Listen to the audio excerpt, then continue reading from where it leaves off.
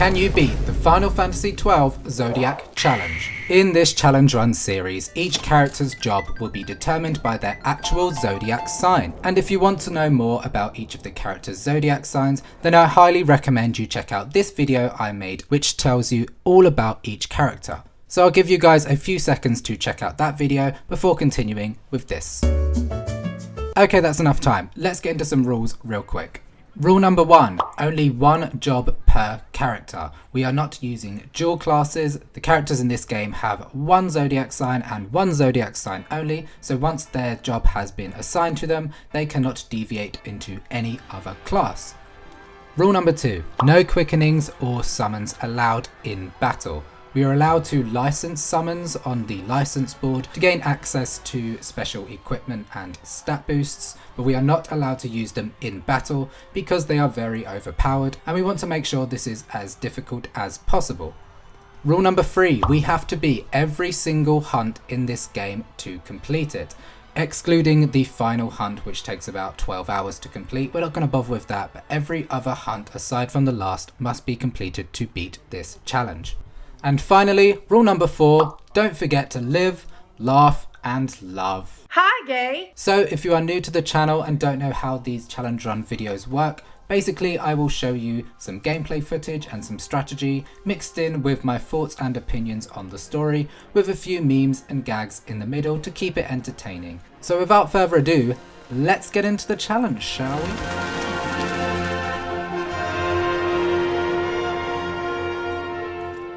Before we get into some gameplay, I'm going to address the big story elephant in the room. It's the thing everybody mentions whenever speaking about Final Fantasy XII and its story, and that is the similarities to the Star Wars franchise. And do you want to know my opinions on it? I freaking love it. I used to love Star Wars as a kid, and this game just feels like a Japanese interpretation of some Western media. And I'm all about it, you know? It's very cool to have a Final Fantasy version of Star Wars with cute anime boys and magical spells. I feel like people tend to say this game lacks originality because of it, and I don't think there's anything wrong with taking inspiration from other stories.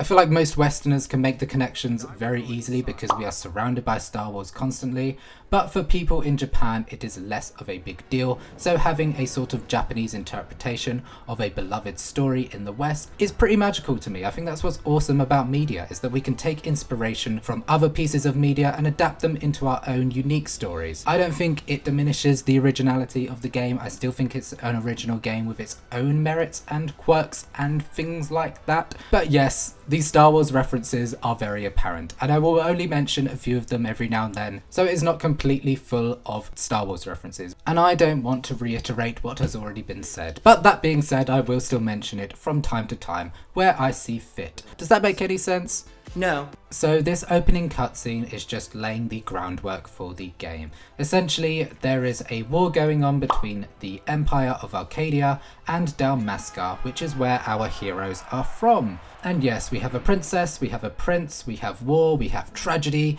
This game is a very big game. It's not just about a small group of people, it is about entire nations and the prevention of war and chaos and destruction. But we will learn more about the story as the game goes on, so let's skip ahead to some gameplay now, and our journey begins with our main protagonist Twink. Rex, sir. And I believe Rex is a Pisces, which means he will be in the class of... okay, he's dead. Captain, See, the game was actually bluffing us, and the main character is none other than Rex's brother, Vaan, who is an orphan from Rabanasta who spends his time murdering rats in the sewers. I guess veganism has not yet hit Dalmasca like it has our world. This is an acceptable hobby, apparently. And here we are introduced to what is basically the main hub world of Final Fantasy XII, which is the city of Rabanasta. And I love this city. It feels bustling, it feels complete, it feels big. And this game takes a lot of inspiration from Middle Eastern cultures. Even the name Dalmasca sounds eerily similar to Damascus in Syria, and it's a very cool vibe which is very different to every other Final Fantasy game. And as you can see here, the people of Rabanasta are upset with the Empire's existence in their city, and people like Vaan feel the need to take what they believe is rightfully theirs. And it's very cool. I feel like people have a lot of issue with Vaan as a protagonist in this game, but I really like him, as he shows you how a regular person is affected by war. Vaan kind of acts as a mirror to the audience, someone that they can relate to, as the rest of the characters in this game are princesses and knights that are far beyond anything we could ever be. So for that reason, I kind of like Vaan. What?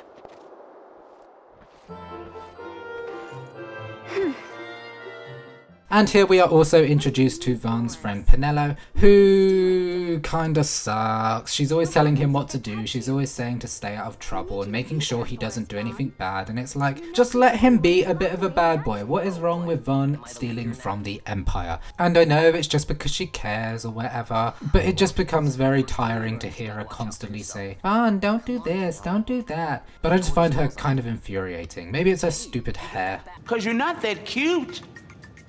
And your hair is uneven. You look dusty.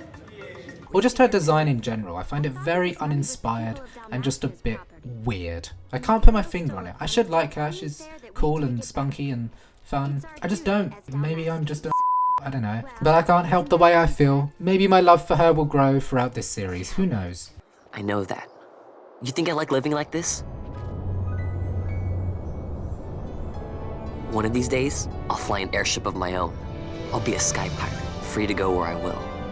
Vaan has big dreams of becoming a sky pirate because he's an Aries like that, but you gotta start somewhere. So we start off by killing this tomato, who just so happens to be the cutest little tomato I've ever seen in my entire life. And it hurts to kill him, but we have to make Vaan's dreams come true. And to do that, we have to slaughter vegetables. We started with the meat, now we're on to veg. What else is left for Chef Vaan to cook up? Oh yeah, and we also assign Vaan the white mage class because he is an Aries, as previously mentioned. This'll make a nice souvenir. Oh. That does it. After this emotional scene, we get the first ever FMV of the game. And usually the FMVs in Final Fantasy games are like the best part. They're super high quality, crazy cinematic masterpieces. But something about the ones in Final Fantasy XII just feel very empty.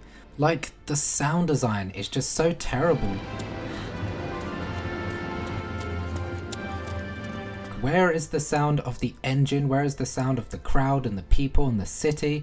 It's all just very quiet. And I don't know why, but it just leaves the epic moments in this game to feel very hollow, and nothing ever really seems to just like pop, you know? The game just feels way too subtle compared to other Final Fantasy games. And that's probably my biggest critique of the game, is that there is nothing that really makes it stand out. His Imperial Highness Lord Vaan Solidor. Oh yeah, and it's here that we get introduced to the main antagonist of the game, Vaan, and I don't know why, he just kind of reminds me of Lord Farquaad. Like, something about this scene reminds me of the introduction of Lord Farquaad from Shrek. Some of you may die, but it's a sacrifice I am willing to make. Whatever, let's move on from this. If I find something and it fetches a good price, how about I buy you all dinner? Oh, please. You know as well as I do the first thing you'd buy is an airship.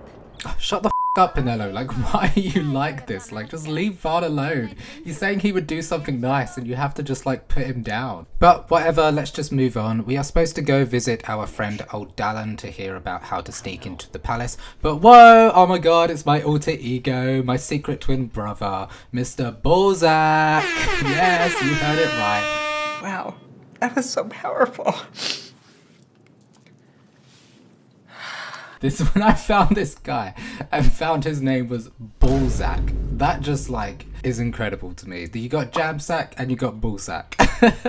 And I love him, he's my favourite. Yeah, we're going to do a task for Uhlan, and then, oh look, it's Penelo, and what's she doing? What are you doing here? I could ask you the same, though the answer's pretty clear.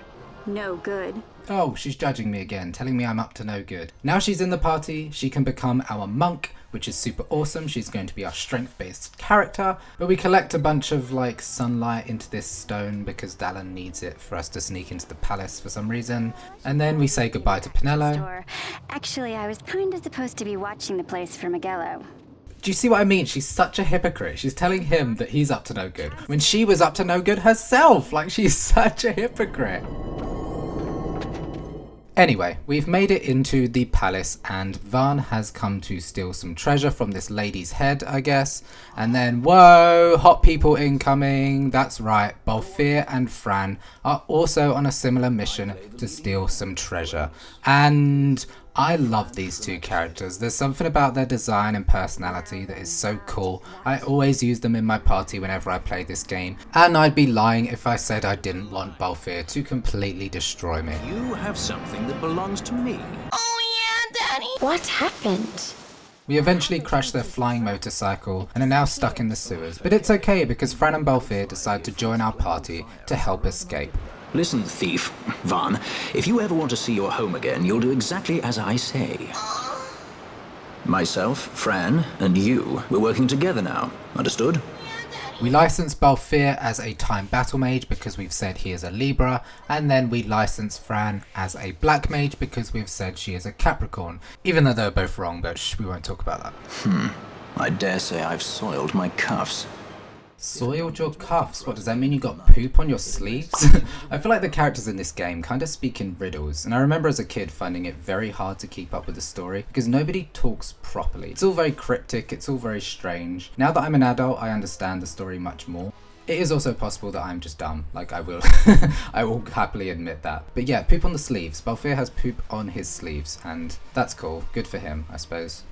It is here that we learn how to use the gambit system in this game, and I'm going to talk about it real quick because I feel like this game gets quite heavily critiqued on being boring because of this battle system. Basically, in this game, your characters will perform actions automatically and you set up conditions for these actions using this gambit system. For example, if one of your characters is below 70% HP, then your white mage will cast Cure on them.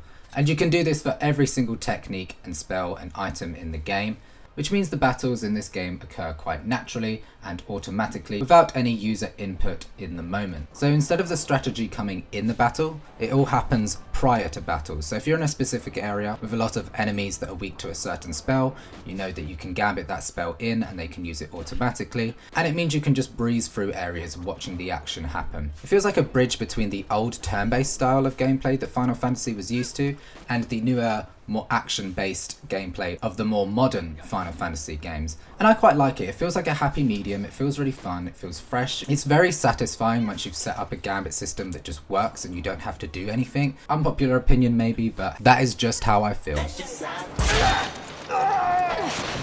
Who would be next? We are then introduced to Princess Ashe, but she is under the alias Amalia, and for some reason nobody recognises that she's the princess, even though you'd think you'd know the princess of your land, she'd be like a celebrity, right? But they don't question anything, they're like, yep, her name's Amalia, and she joins the party briefly, and we kill these guards, which really aren't too much trouble at all, because it's still the beginning of the game. The situation requires I accept such help as I find. You see what I mean about the language in this game? That's a very roundabout way of just saying, I need some help to get out of here, so I will come with you guys. I guess it makes sense for Ashe because she's a princess, but every character speaks like this. And it means you have to take time to really think about every single sentence they're saying because it's never going to be plain and simple. And finally, almost 15 minutes into this episode and we have a boss battle. Apologies for the long rants on the story and stuff, but the game takes a while to get into it. And the first battle we have here is the jelly monsters, and I can finally talk about some strategy. So I had Vaan use steal automatically on the nearest visible enemy, so I quickly turned that off, otherwise he's just going to keep stealing and steal nothing. And I say this is the first boss battle, it's really easy. You can see their fire is dealing a lot of damage. Thanks to Fran and her black magic spells, this fight is super easy. If we didn't have her, maybe we'd have a bit of trouble, but it's the first boss of the game. It's really not going to be that hard. So I do love the dramatic deaths of some of the enemies in this game. Like, this jelly has no business doing all of that. Like, I love that you watch the jelly monster shake and rumble and then it's all spewing its guts out and then it melts and you watch it slowly drip down the sides and it's all gooey and gross. Also, what's cool about this game is after you defeat a boss, you get this cool little end battle screen where they all like do a cool pose and you get to see your team just looking all badass and stuff. And I wish they would still do stuff like this in the newer Final Fantasy games. It's so camp and fun and silly, and it just makes you feel cool and epic. Yeah, it lingers for a while. I didn't realise you could press start to end it.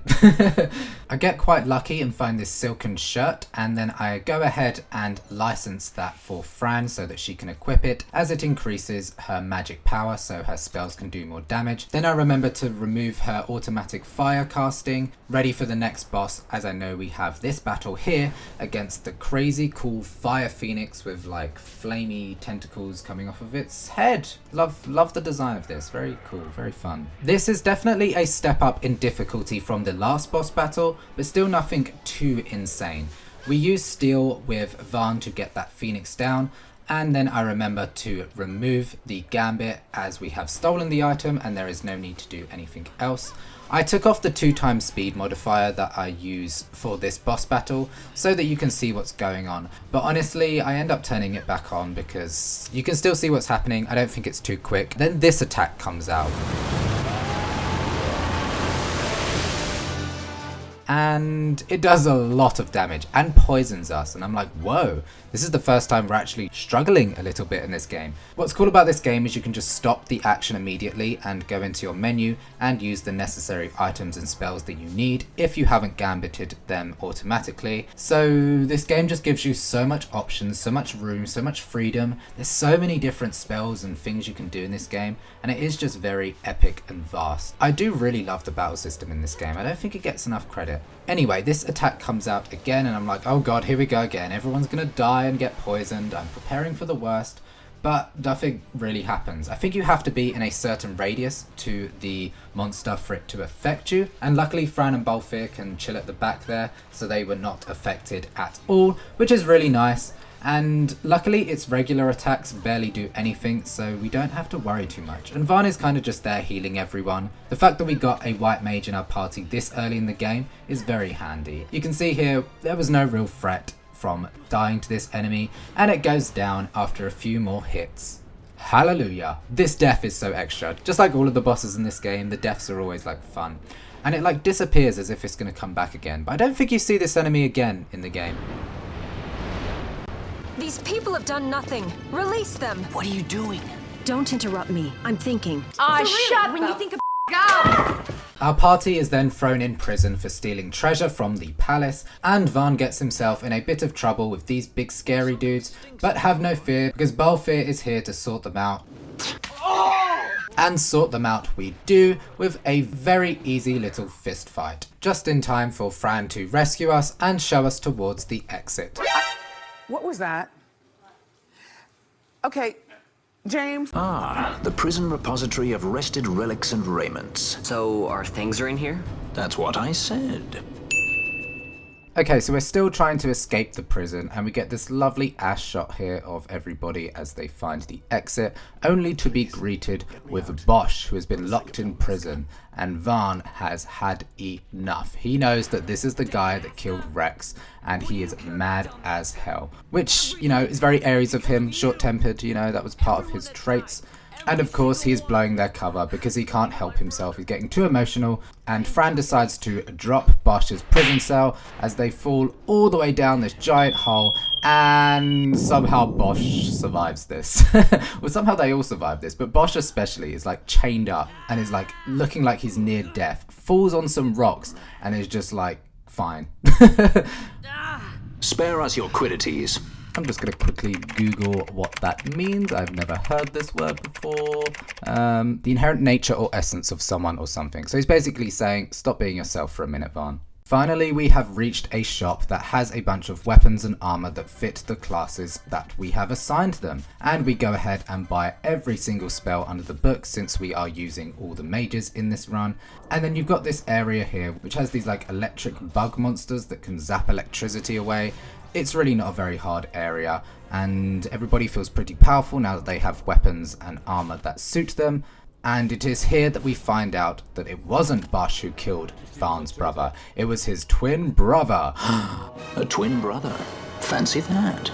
That's convenient. The evil brother motif is a bit of a cliche, but hey, Basch and his twin brother have a pretty cool relationship and story throughout the game, so I'm not too mad about it. Oh yeah, boss battle time, and now we've got the giant queen electric spider thing, and it's got all of its little tiny minions, and this boss battle is quite hard just due to the sheer amount of enemies that are on screen. And you can see here I've forgotten to remove Vaan's steel gambit, and I do remember in a sec. And we have actually been shopping and bought the foe's HP 100% use steel gambit. That's a bit of a mouthful, I'll admit. So basically, at the start of every fight, Vaan will use steel, and as soon as someone deals damage to the enemy, he won't use steel anymore. This just assures that he uses steel at the beginning of the battle, and then as soon as he's stolen the item, he won't use it again. Yeah, I've given it to Vaan mainly because his damage output is pretty weak. As he is mainly healing people, it means when he has no healing to do, instead of just dealing really small amounts of damage, he can at least be getting some items. And yeah, this boss battle is not too hard. You saw its big attack come out and nothing really happened. And our party is really strong apparently, because it goes down very easily. This is still the beginning of the game, and I promise you, once we get into some of the hunts, this game becomes much more difficult, because I like to try to defeat them way before they're supposed to be defeated. You'll see how much trouble we go through later on.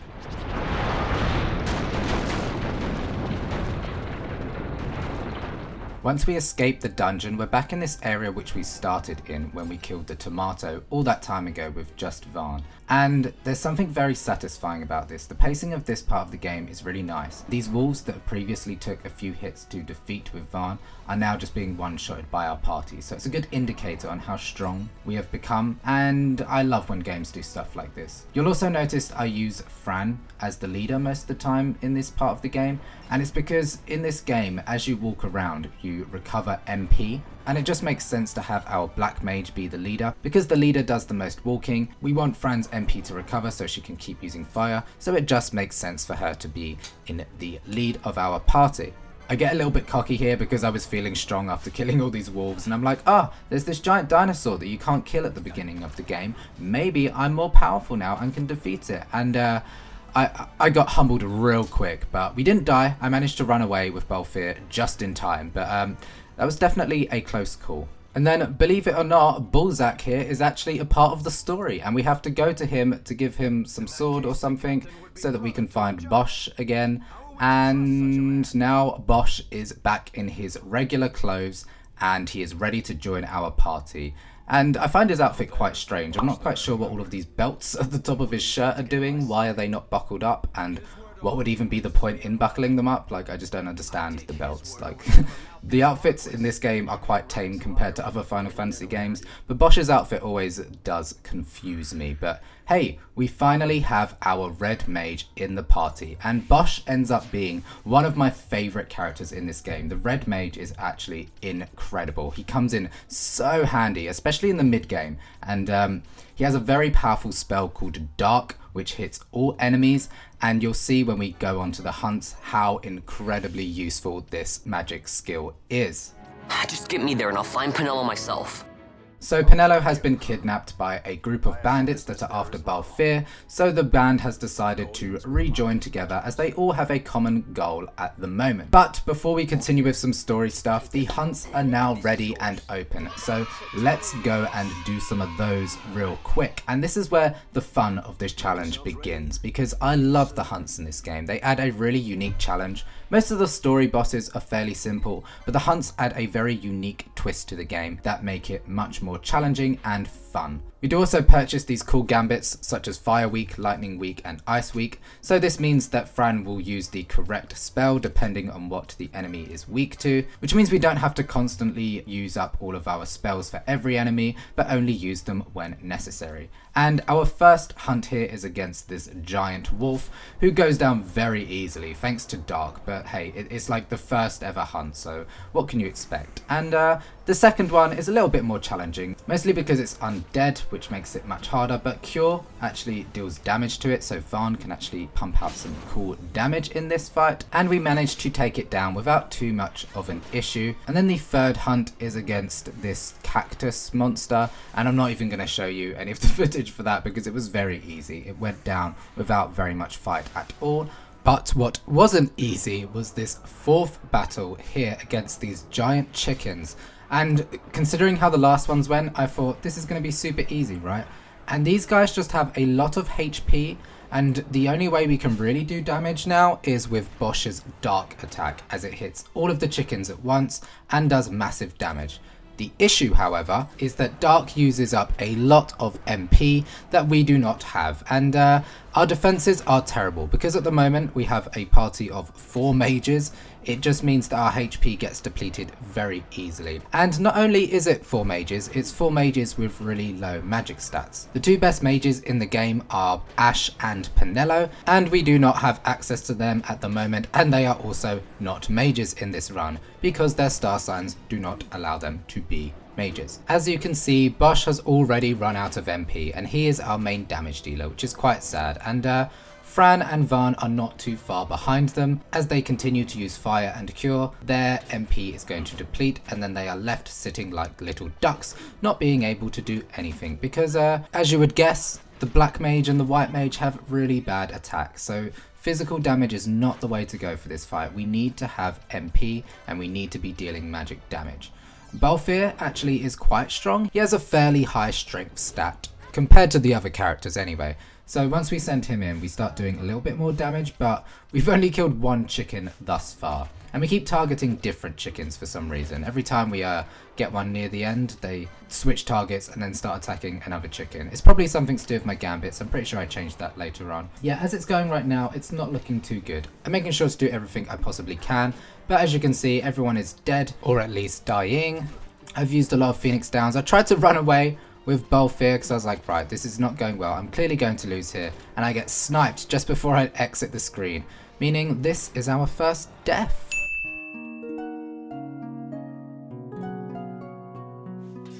Straight back in with attempt number 2, and this time I was like, right, now is the time to use strategy. I was saying earlier how I never use the techniques that time battle mages have because it's hard to gambit them, and it turns out immobilize is a really useful technique, and I'm so glad that I had the brain power to think to use their spells. Who would have thought the spells in this game were actually usable and that you're supposed to use them on enemies to defeat battles? Usually when I play this game, I just use the quickenings to defeat all the enemies because it's so overpowered and it just means every boss fight is just like a breeze, but it's really not fun, and I've had so much fun playing this game this way round instead and having to actually use my brain to think of things to make the fights easier, and I've loved it, honestly. You can see I keep running around with all of these characters whenever they're not performing actions. That's just so that their MP can recover just a little bit. And I noticed too late that Balthier is petrified, so I'm like, okay, quickly throw a remedy at him or something, but I was too late and he got turned to stone, so Balthier is just out in this fight. And I feel like this one could have been a win, but I just played it a little bit too sloppily, and it's not over yet. We do still have Basch, Fran and Vaan, our 3 black, white and red mages, and as long as we are dealing dark damage, we could be okay. So we just need to make sure Basch is alive. I'm controlling Vaan and running around with him because I feel like health is very, very important. So we need to make sure he always has enough MP to be casting Cure. But he is casting Cure like nobody's business because these enemies are just dealing way too much damage. And again, I try to run away, but they're too quick for me, and I get sniped by the giant chicken again, meaning this is our second death. Attempt number 3, and this time I'm going to use up some of my license points. So I give Basch and Vaan the Martyr ability, which allows them to recover MP when they take damage, as well as increasing Vaan's HP. And then moving on to Balthier, I increase his HP, as well as give him more attack power, just so that we can do some more damage. And you can see there with that first hit, he's doing a good amount of damage. 170 is not bad at all. It's still not as good as Dark, obviously, but it's good enough. And this time I'm like, right, we need to get everybody immobilized. Basically what immobilize does is it stops them from moving. They can still perform actions, but they can't move towards you, and all of our characters can hit from far away. Balthier has a crossbow, and Fran, Vaan and Basch use black and white magic, which can be casted at a distance. So as long as they're all immobilized, we can just stay back and watch the battle happen. So that was the strategy I was going with, but Immobilize doesn't have a very good chance of being inflicted on these guys. I think it's because Balthier's magic stat is so low that it just keeps on failing, but we do get quite lucky in this, But it doesn't last too long. We got it on the big chicken first, and then after a few minutes he was out. Not even a few minutes, it was like a few seconds, honestly. But as long as the little chickens are down, I feel a lot better. So I'm just focusing on those first before I take on the big boy chicken, because that means once we have just one chicken left, we can just focus all of our damage on it and we don't have to worry too much. It can inflict petrify on us though, which is a problem because remedies don't cure petrification, at least not yet. You actually have to license a special license thingy that allows petrify to be cured by remedies, and we don't have that at the moment. So if any character gets petrified, they will turn to stone and they will just be out of the party. We do get quite unlucky that it hits Vaan, because Vaan is the only one who can heal us. So as soon as Vaan is out of the game, we're going to have to rely on potions, and the timer seems to be ticking quite quickly, and eventually he dies. So that means it is up to Balthier, Fran and Basch to get the job done. But I'm feeling good. Basch is slowed, however, which is annoying, and we have no way to cure slow off of us. We can't cast haste yet either, that comes way later in the game. Also, Bosch's MP has run out, so he can't use dark. Luckily, we haven't been using Fran, so she's just coming in with fire. And fire doesn't do too much, but it does a lot more than our physical damage does. And with Balthier and Fran, I'm feeling like we can get enough damage to get this done. I tried casting slow on this guy as well, turns out he's immune, and that's just good to know, I suppose. But yeah, this time I get Immobilize out again, very luckily. We got very lucky with Immobilize in this. It could have failed several times and it didn't. And this final Immobilize here is incredible because this chicken is just sat here chilling, and we can just keep wailing and wailing on him. You can see though his health bar takes a long time to go down. He's got a lot of health and it goes down very slowly. And it feels like as his HP gets lower, he also raises his defenses. But eventually, after a few more attacks, it finally goes down. Whew, that was intense, but really, really fun. I had a great time with that battle. That was the kind of challenge that I needed. Finally, it is time to move on to the Sky City of Brugerba. And immediately we are met with Lamont, who is actually Larsa because everybody in this game uses an alias, and Vaan being Vaan does this. I don't know what's in that mine, Lamont, but you're in good hands. Right, Basch? You're a dead man. Don't forget it. And no names. Of course. You stupid. We do a quick bit of shopping to increase everybody's stats, and Basch now has Protect, which is awesome. He can use that automatically when somebody's health gets below 70%, which is really, really nice little handy bit of tech. And here in the Lusu mines, we have these undead enemies, and I didn't realize that they are actually healed up by Dark, so Basch is just going to be useless for this part. His attack damage is pretty low, and Dark is the only real thing that he can do that does a lot of damage.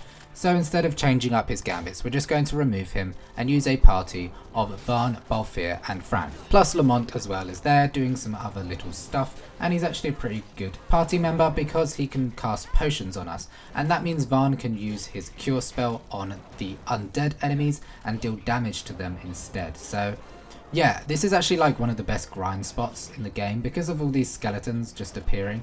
It means you can get a huge chain and get some really cool items from them, as well as some nice experience and license points. I don't hang about here too long because I don't want to be too overpowered, but we do a little bit of grinding. What do you know about the Draclaw laboratories? Tell me, who are you? Not everything is going too well though, as Balthier has caught on that Lamont is not who he says he is, but before they have time to question him too much, we are ambushed by Begamnon and his goons, and you can run away from this fight, and I thought, hang on, let's try and see if we can beat them, and immediately I see how much damage they're doing and I'm like, nope, run away now. It would not seem they follow. We've lost them. I guess Penelo managed to escape somehow, and Larsa ends up being the brother of Vaan Solidar and is henceforth the Prince of Arcadia, which is a bit of a gag. I'm gaggity goop to the goopery goop goop goopity goop goop goop. And for some reason he decides to take Penelo with him. I don't really know why. He couldn't have just like left her there. But we now move on to the best part of the game. Here we go. Time to meme it up. Oh yeah. I'm Captain Basch von Rotzenburg of Dalmasca. I'm Captain Basch. Basch lives. I'm Captain Basch von Rotzenburg of Dalmasca. I'm Captain Basch von Rotzenburg of Dalmasca. Don't listen to Dorf lies. Basch lives. Basch lives. Basch lives. I'm the Basch von Ronsenberg. Stop it! I feel like I've been pretty harsh on Penelo and her character, but I don't think she is all terrible. I actually really like this scene with her and Larsa, and I really like their relationship with each other. I feel like she kind of humbles him and forces him to change his perspective a bit. I feel like Larsa has probably led a very privileged life and isn't exactly aware of what the people of Dalmasca go through living underneath the Empire. He assumes they're all happy and love the Empire, when the reality of it is that they are scared and frightened and confused. And Penelo kind of invites him into this way of thinking, which is really cool. And yeah, the sound design usually in this game is pretty bad, but they do a really nice cool thing here. After Penelo says he frightens me, the music pauses, and it's just like quite a nice dramatic effect because it's so real. He frightens me. Why?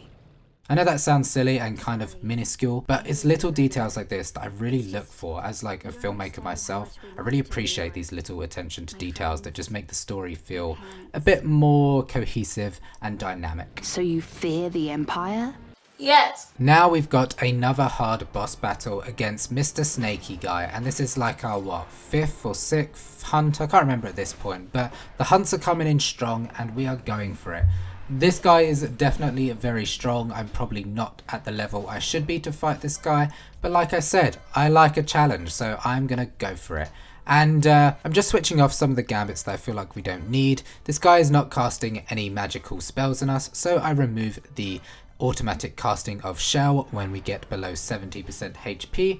And this little skeleton dude to the left of us is a bit of a problem because it means we can't use Dark without healing it, and we want to use Dark on the snake because it does the most damage, but it's going to keep healing up this skeleton, which means our party is going to keep taking more damage, and it's a bit annoying that we are, you know, having to deal with this stupid skeleton when we just want to fight the boss. We don't want anything to do with the skeleton, but he is there unfortunately. And then I kind of run in the wrong direction and another enemy starts attacking us, and I'm like, okay, I think it's time to just sort of run away from these enemies and try get the snake on its own.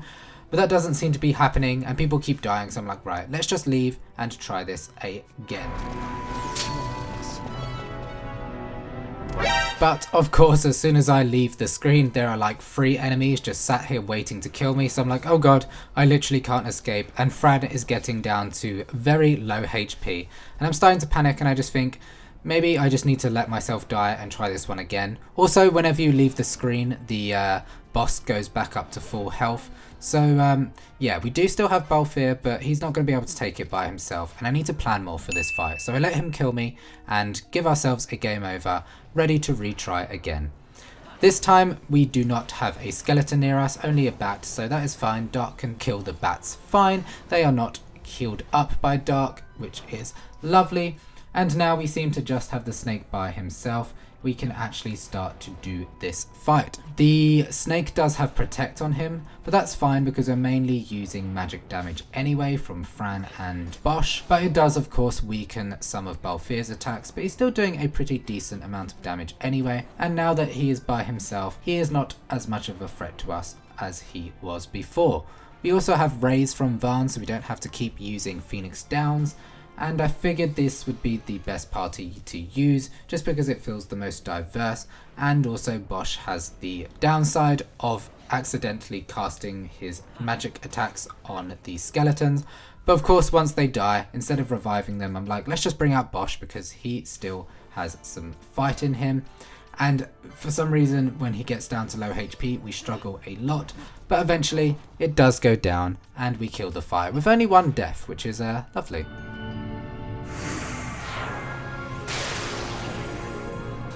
The next hunt can be found also in the Lusu mine, so I'm like, hey, let's go for that one. And this guy is far from lovely. He has a lot of health, a lot of defense, a lot of strength, and is also surrounded by skeletons.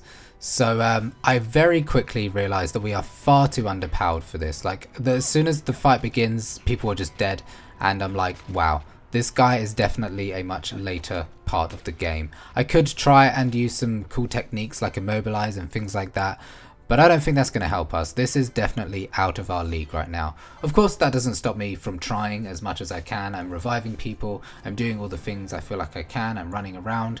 The only issue with running around is that it summons more skeletons. So you kind of have to be stationary for this one, which doesn't help because we need to recover our MP. And we also need to dodge some attacks and revive people. But yeah, this was another obvious game over right here. I do actually give it one more attempt just to see if there was something I missed, like a little strategy. I managed to get slow on it this time, but that doesn't help at all, and we die again.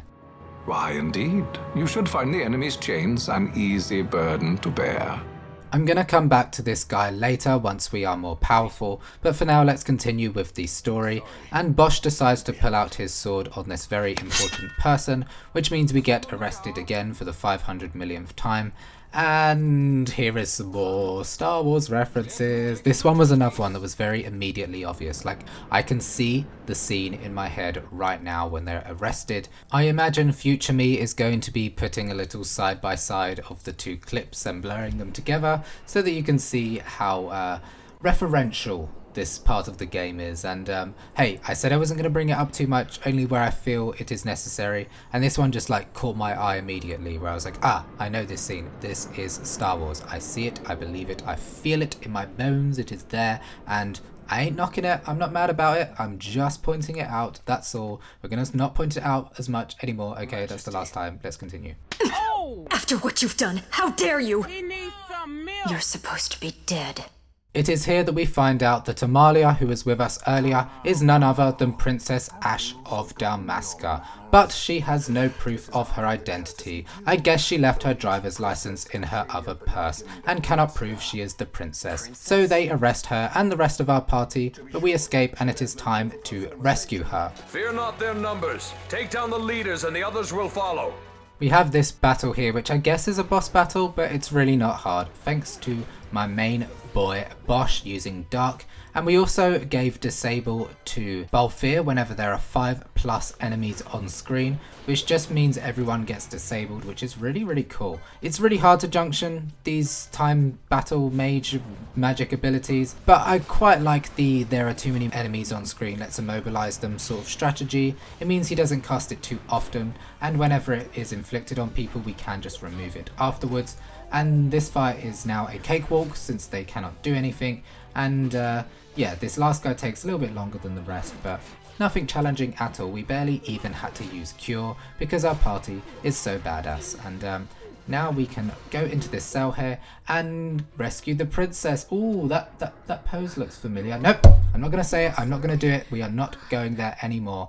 Ashe is now a part of our party thanks to our rescue mission. And we go ahead and license her the Uhlan class. So finally we have a physical damage dealing character, and she's got loads of license points to use up, so we go ahead and increase her HP exponentially. I have the mind of a I have the mind of a mastermind. What's that? I don't know. So we actually have a tank in the class, somebody who can take damage and absorb all of the incoming damage that comes to us. And then soon after that, Penelo is here too, and she joins our party, and we've already assigned her the monk class. That means we have a full party, and we're getting towards the end of this video here, so please do not forget to like, comment and subscribe. These videos take a very long time to make, they are time consuming, but of course hella fun. If you want to leave a tip, feel free to leave a tip on YouTube, and I will shout out your comment at the end of the next video if you do so. Yeah, we go ahead and spend a lot of Penelo's license points.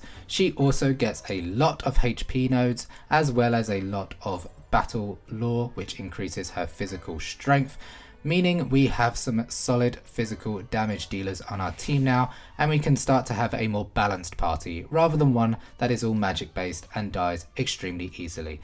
And that leads us to the final boss of this part. Yes, that is right, we are now going to fight Judge so-and-so. What's his name? Judge Geese? Is this Judge Geese? I can't remember. But we're against this judge here. And I really wanted to change my party up. I wanted to have Basch in so that he could be dealing dark damage to all of the enemies in this radius. But in this game, if you are being attacked and your name is in red at the bottom, it means you can't switch out because there is an action being performed on you. And because of the amount of enemies that are here, it means that there are always actions going to be cast on all of our characters because there are so many of them, and none of them have a break to allow us to do anything. So we are stuck with this party of Vaan, Balthier and Ashe. It's not the worst thing in the world. 2 physical dealers and a white mage means that we are probably going to not struggle very much at all. Luckily we had Vaan in the party, but if another party member died we could have just switched him in anyway. Or we actually got a little frame there where we could switch someone out, but it was Vaan and we don't want to switch Vaan out, and judging by this guy's health bar we don't actually need to switch anyone out. I thought this fight would be a lot harder than it was, but I think spending all of those license points on Ashe's HP and strength means that we are not going to struggle in this battle at all. And how many times am I going to say struggle? I'm clearly running out of things to say. Clearly the struggle is real. He goes down eventually, his helmet comes off to reveal that he is an ugly old man, and that is the end of part 1, guys. Yeah, I've had a really good time, and I hope you guys have had a good time. But now that we have escaped imprisonment, Ashe is going to go find her uncle to see if she can get some help on how to defeat the Empire. But before that, let's go back and kill that giant turtle that we failed to kill in the last episode due to being too weak. And now that we have some physical damage dealers, I'm feeling pretty confident that we can get the job done. I'm using a party of Penelo, Balthier and Vaan to begin with.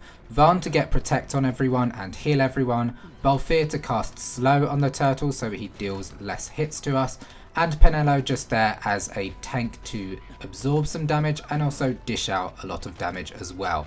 And already I'm feeling a lot better. We have grinded a little bit thanks to just doing the story and fighting lots of enemies and gaining experience and license points.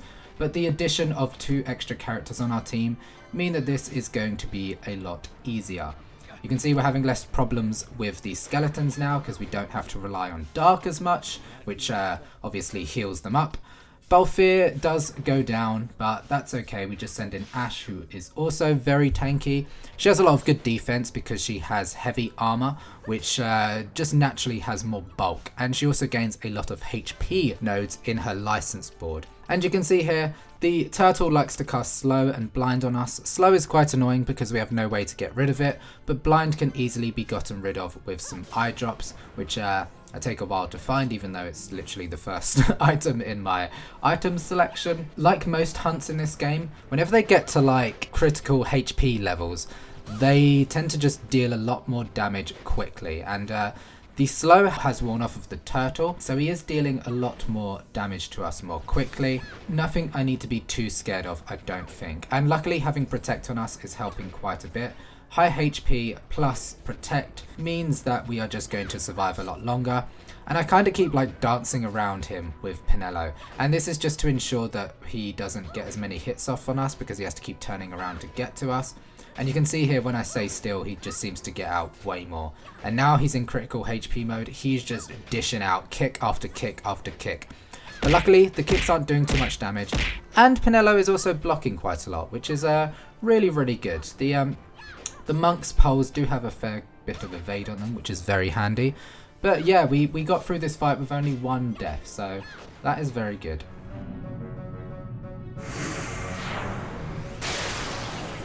We then get rewarded for completing the quest, and our little turtle friend has shrunk back to its regular size and looks adorable as all hell. You cannot simply rebuild your kingdom with the only proof of your birthright stolen.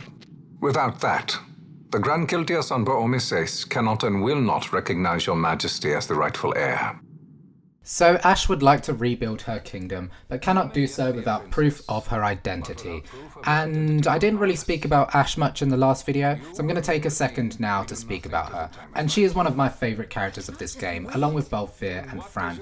And the reason for this is that she's just a strong, powerful woman with strong determination because she is a Taurus. She is asked to just patiently wait here and sit and do nothing, but she decides to take measures into her own hands because she is so dedicated to the cause and cares so much about her kingdom. She's like, well, I'm not just going to sit around and wait for things to happen. I'm taking Balthier's ship and I'm going to go and find the Dawn Shard and prove my birthright.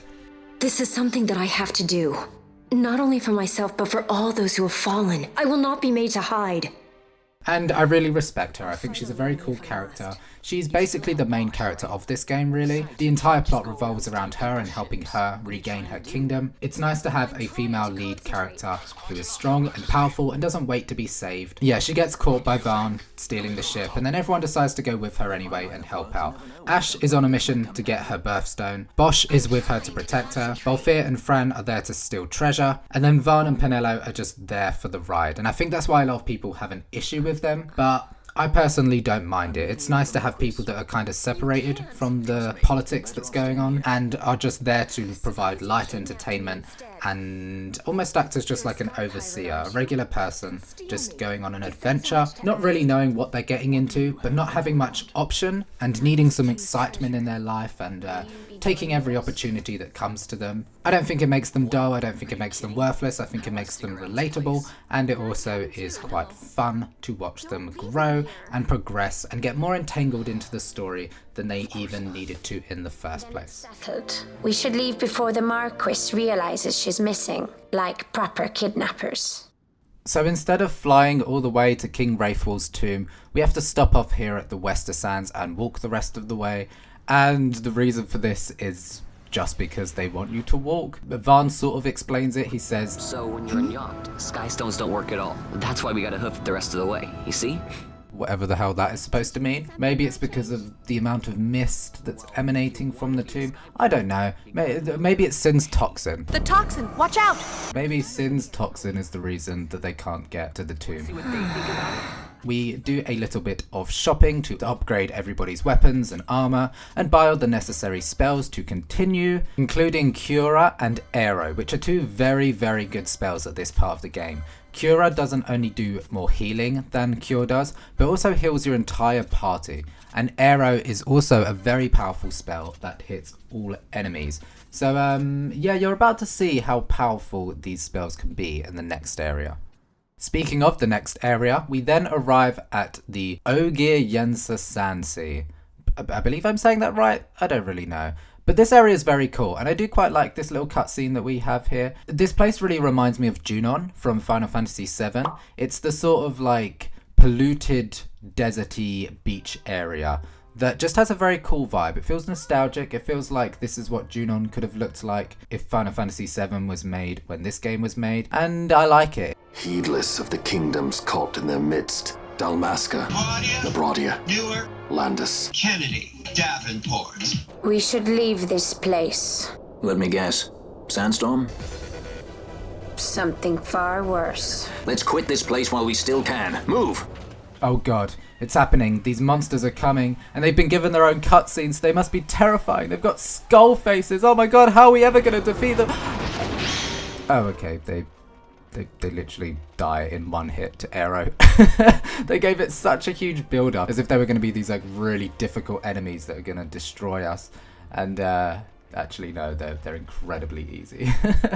So you can see here we're using a party of Fran, Basch and Vaan. Fran and Basch can both use Aero, which means they are making good work of these enemies, and then Vaan is just there to heal us. The black, white and red mage are the standouts at the moment, especially in this area. I almost have no need for my physical damage dealers. I was very excited to get them in the party, but it turns out magic in this game is just very powerful, and I end up using the mages much more than I use the physical damage dealers. And that's very different to how I usually play this game, which is nice. It's made me look at mages a bit differently, and it's made this part of the game an absolute breeze to run through, and we gain quite a lot of levels and license points just because it's so easy to get through this place. We can also pick up lots of good items because they're the only enemies sort of in this radius. You can see here we're just picking up loads of gold loot because our chain is getting very large. If you kill the same monster several times in this game, you build up a chain and then you get better rewards when they die. So yeah, you can see when we get these gold droplets, it means we've got the best treasure from them.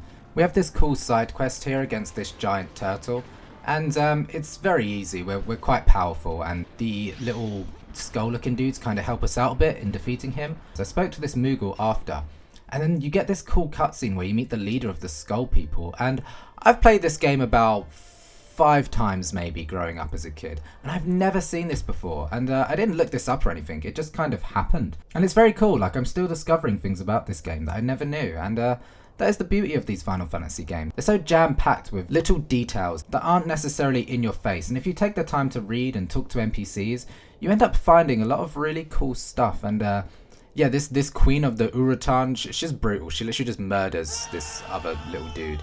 Yeah, it's quite sad. I like the way she runs though, that's very nice. She has like a little scurry, which is quite cute. But yeah, we get these berries, which I don't know what I do with these berries though, to be honest. I've got them, but I don't know what to do with them. And now it's time to move on to King Raithwall's tomb, and we have this really cool boss battle against this giant phoenix. And once again, this fight is not hard. You just saw how much damage Dark did there.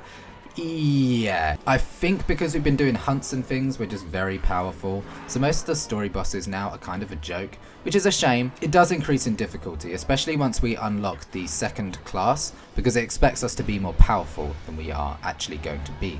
For now, we defeat him very easily, and then I go off and do some hunts. And I have this hunt here against this giant flying bird. But annoyingly, there are these land birds that are getting in the way, so we need to kill them first. I forget that flying enemies can't just be hit with regular swords and staffs. You have to use magic on them, or you have to use like a crossbow or a gun or something long range to hit them. And it takes me a while to realise that. Until then, I'm just sort of like testing out what he is or isn't weak to. I'm using Arrow, and it turns out Arrow is healing him.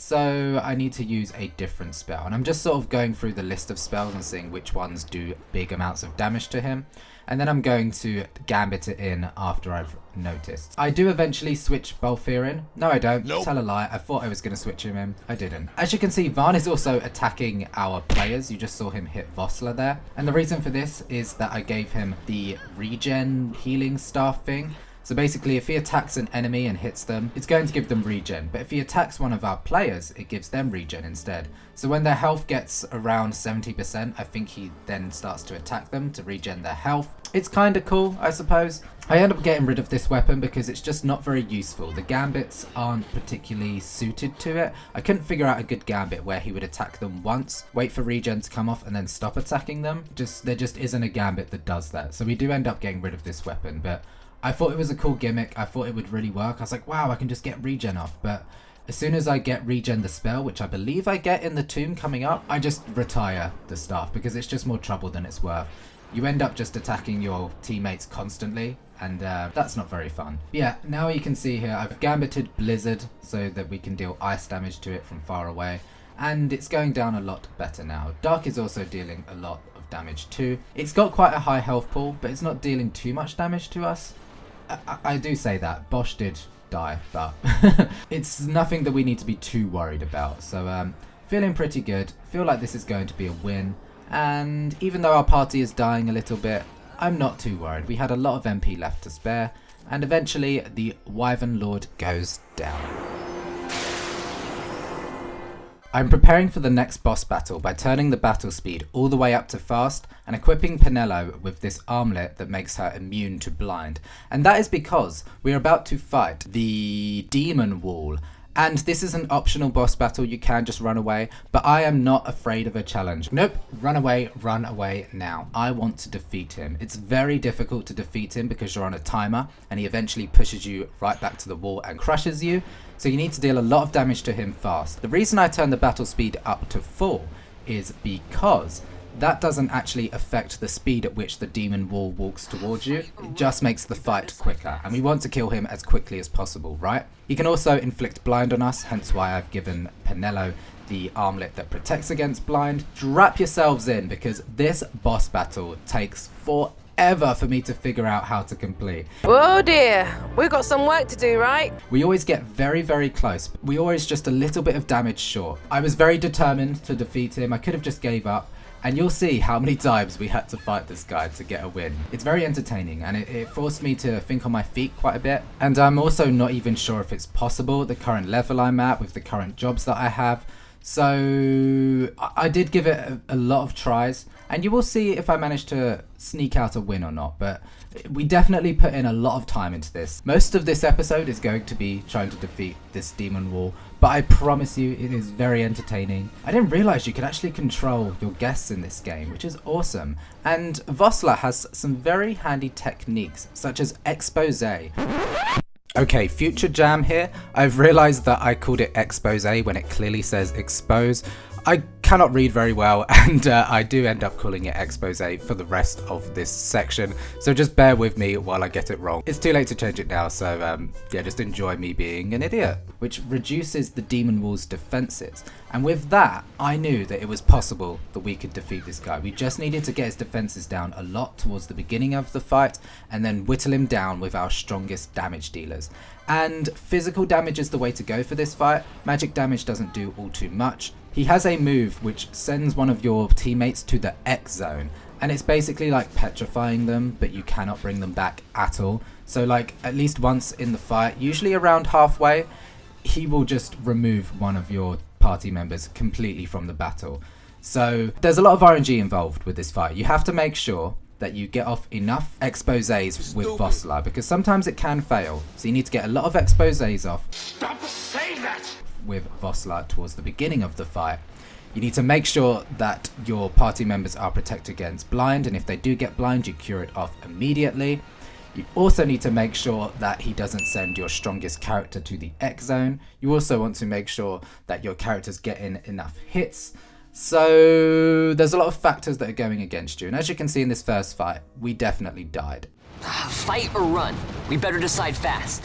So I decided to try again with the same sort of setup and hope that the RNG is a little bit better this time. I'm using a party of Vaan, Fran and Penelo for this one. I do switch out Fran eventually. I thought she was like one of the best damage dealers because of Aero, but it just doesn't seem to do too much damage, and she also has very bad survivability, so it is just better to use the strength-based characters, I believe. Penelo has died already, but we quickly revive her, and everybody is blind, which is a shame. You can see this fight is already a lost cause. I do keep trying.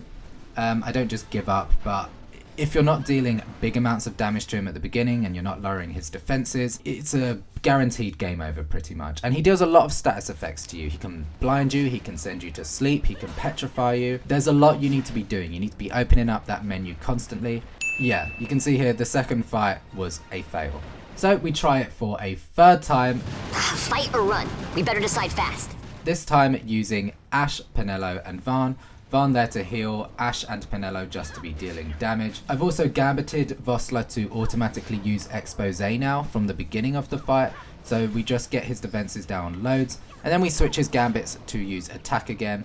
As you can see, Vosla has unfortunately fallen asleep, and I have not noticed. So I decided to swap in Balthier because I'm like, maybe he can deal a bit more damage, and then that is when I noticed that he is asleep, so I believe I'd cure his sleep off of him. I'm just going through some of the time BattleMage's techniques to see if we can use stop to halt him, and he has reflect on, so reflect comes out and it hits Vosla. So now I know that we cannot use any of the time BattleMage spells. I'm like, right, that kind of eliminates that. We do just need to deal big amounts of damage quickly. Vosla has been sent to the X zone.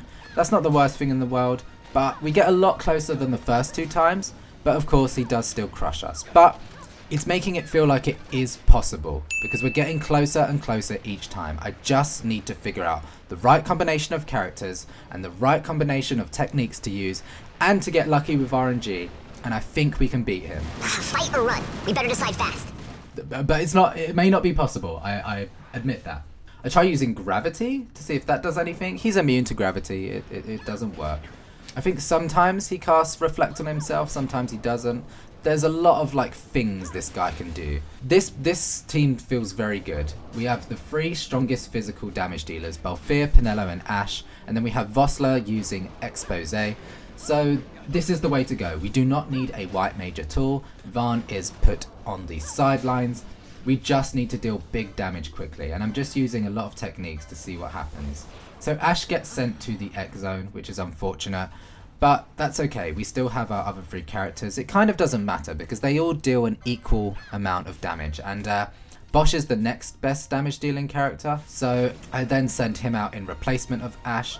And this one is going a lot better. It could even be a win. Yeah, I stopped using Expose because I feel like his defenses have been weakened enough and we just need to deal more damage to him now. So Vosla is now attacking, Basch is attacking, Balthier is attacking, and Penelo's attacking. And his health bar is going down rather quickly compared to the beginning of the battle. Penelo's kind of the best character at the moment because her pole can deal multiple hits. Sometimes she gets 4 hits in a row. And when that happens, like, we're sitting pretty, you know, we're laughing. I noticed that Vosla is asleep this time, so I go ahead and use the Nukai sand, and then I'm like, nope, that is not what I need to use. I am wrong. It's the Prince's Kiss, but it's taking me a very long time to figure it out because they changed the name of what, you know, cures sleep in every game, and in this game it's called the Prince's Kiss, and that makes sense because Sleeping Beauty, I guess, I don't know. But look how close we got in this fight. He had like less than a quarter of health left. I'm so sure that we can defeat him.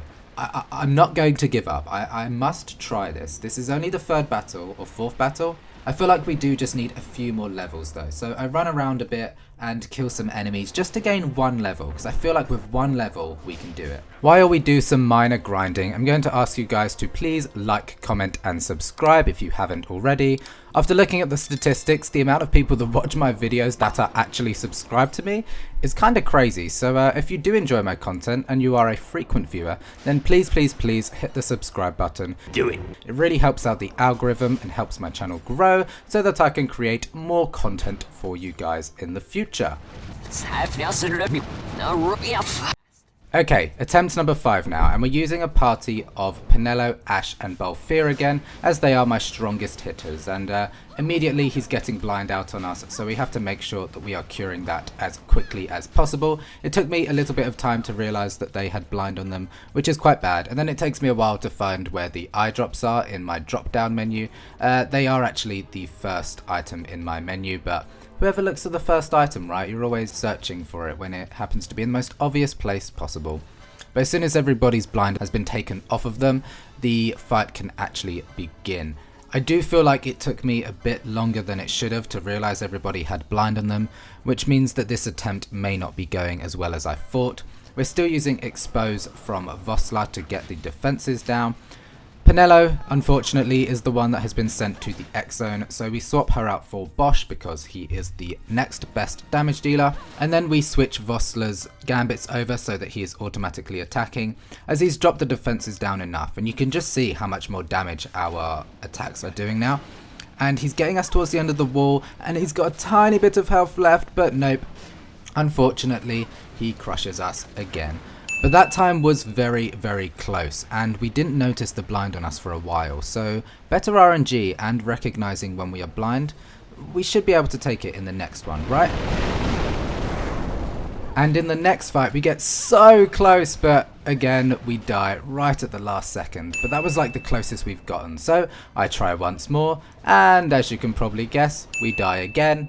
And then we die again, and I feel like we are just so close. We just need some really good RNG and just a little extra push. So I noticed that Balthier has some license points, so I give him some battle lore to increase his strength, and then attempt this fight one more time. Fight or run? We better decide fast. Okay, so this is now attempt number like 9 or 10 at this point. I actually have lost count, to be honest, but we are now a little bit stronger than we were before, and I'm using laser focus to see when people are blind. As you can see, Balthier and Ashe are blind, and I immediately go to use some eye drops on them. Balthier's attack has increased quite a bit now, so he should be doing enough damage to get through this fight. Vosla has also been blind, so straight away we sort that out. Penelo is the one that gets sent to the XII, which is a little bit unfortunate. I think Ashe is probably the best one to be sent to the XII, but either way, it doesn't really make a huge difference who they choose because they all do pretty much the same amount of damage. And as you can see here, his health bar is getting pretty low quite quickly. Basch gets put to sleep.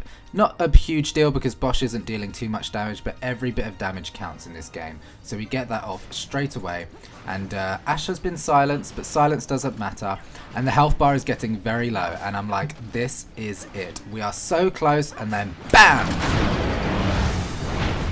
We finally do it. So it is possible to defeat the demon wall at my current level at this stage in the game using the party that I have. It took a lot of fiddling around. It took a lot of swapping around the gambits and party members and things like that.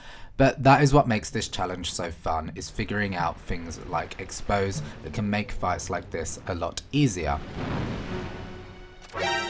But of course, it is not over yet, because there is a second demon wall when you go into the next room. And I was like, oh Jesus. Oh, Jesus. Gross. I forgot you have to do this twice. But fear not, this fight is infinitely easier than the first one. The road that you have before the demon wall crushes you is very, very long. This demon wall also doesn't deal as many status effects and isn't as strong, and has a smaller health bar. After all of our preparation for the last one, I was like getting ready for another difficult fight, and you can see there our hits are just doing way more damage than they need to be doing. We don't even really need exposed, to be honest. I had it there just in case. I quickly turned that off because I'm like, clearly we do not need that. We can just go in all damage. He barely even gets halfway through his bridge before he goes down. So that's 2 demon walls defeated. We can finally get on to King Wraithral's tomb. So this is the first of a few of these dungeons that you go through in this game, and they all have their own unique puzzles and things like that, and they're some of the more interesting parts of the game because they force you to think on your feet. They're quite difficult, and you have to navigate them in a certain way that is much more difficult than when you are just in the open world, and I really like them. There's a hidden bit of treasure here, which is a Scathe mode, which is just like an item that deals a lot of damage to an enemy, so that's nice to have. I will probably end up forgetting that I have it and never use it through this entire run, but maybe I'll remember in the future and actually use it at a pivotal moment. But that's just a nice little reward for going the extra mile and doing some extra puzzles. As this is the first tomb that we go through, the puzzles are not difficult at all. It's just a case of going through the tomb and finding the specific switches to hit, and then finding the exit. And we do so very easily. And the battles in here aren't too difficult thanks to our black mage Fran dealing lots of damage to them. And then we get this cool little cutscene where the game tries to explain to us more about what mist is, and it's basically like the hippy dippy version of the live stream from Final Fantasy VII.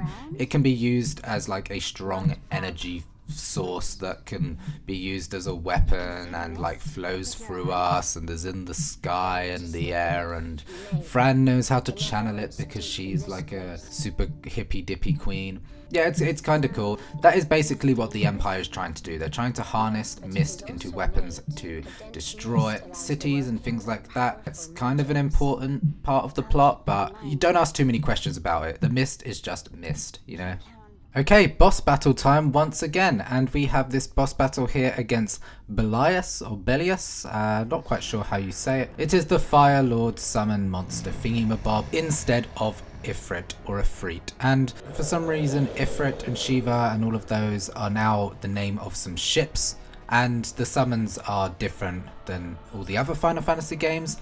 It's something to do with the world that we're living, the world of Ivalice. They just have different laws and different summons compared to the other Final Fantasy games. And the summons in this game are kind of a bit whack. Like, they're not the most fun. They use up your quickening bar, and it's much better to do quickening damage to the enemies than it is to summon a random monster, because they don't really do too much. Summons in this run have been banned simply because I just want to make it as hard as possible, but honestly they're not very good, so it wouldn't matter if I were to use them anyway. He's very easy simply because we are just quite powerful. He can cast oil on you, which means fire damage does more damage to us, but if we could beat the demon wall, we can beat this guy, and he goes down quite easily. As previously mentioned though, we are allowed to license summons so that we can gain new techniques, but Mr. Belias here does not give any new techniques to any of our party members, so we do not license him to anyone. But hey, cool that we got him.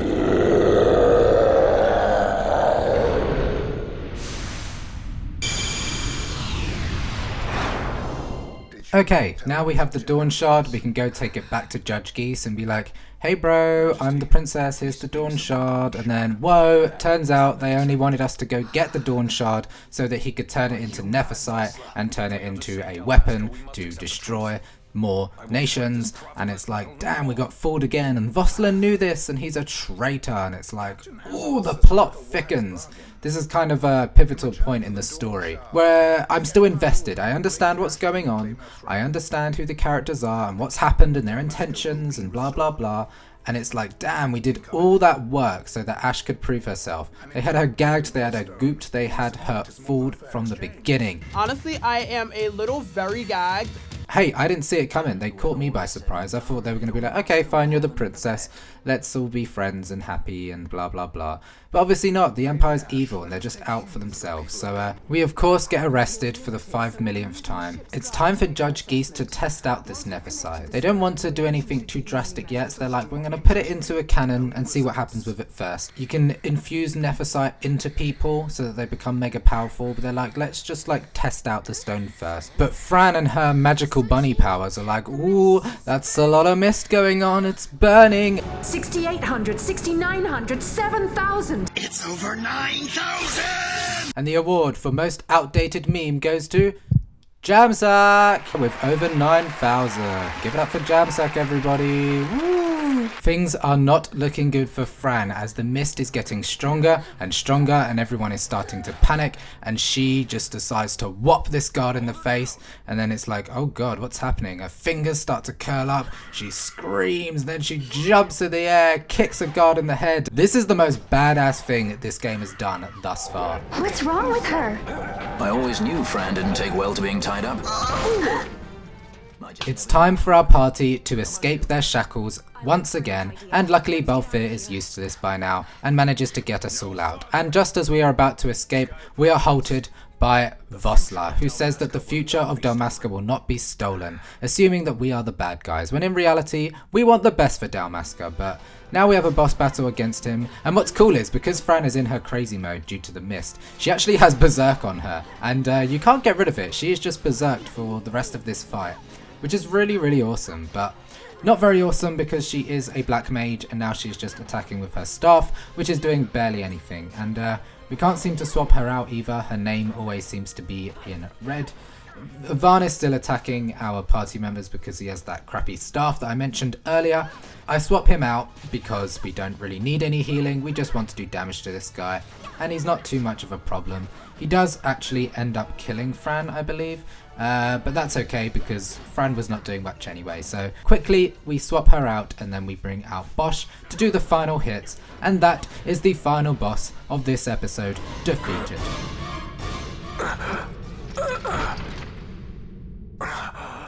Uhlan makes some questionable noises in front of Basch while he's knelt down, but now that we have defeated him, it is time to finally escape. And we need to escape quick because that Nephesite is going crazy in the machine. I don't think they realized how much power the Nephesite had, and it's going to cause a massive explosion, getting rid of Geese and everybody inside. But don't worry, our heroes do manage to escape. And now it's time for me to escape back to reality until next week, of course, when this adventure continues. On this big table with all these old men talking about politics and things. On the last episode, we just narrowly escaped with our lives after the airship we were in blew up due to the Dawn Shard being used as a weapon and exploding, but like not really exploding because we still have the Dawn Shard. It's just kind of like used up all of its energy or whatever. And here we are. Ashe is having visions of her late husband, Lord Rustler, because of the Dawn Shard just playing tricks on her mind or something. This is like a common occurrence throughout the game where she sort of like sees him. He's not really real, but she can feel him and she can sense him. And she's having a lovely, nice moment with her husband, reminiscing and missing him and all of that lovely stuff. And then, guess who walks around the corner? Oh, it's your local pervy 17-year-old boy Vaan, who's just like, hey, what's going on? Can I join in? I don't know why he peeks around the corner like that, but I just found that very funny.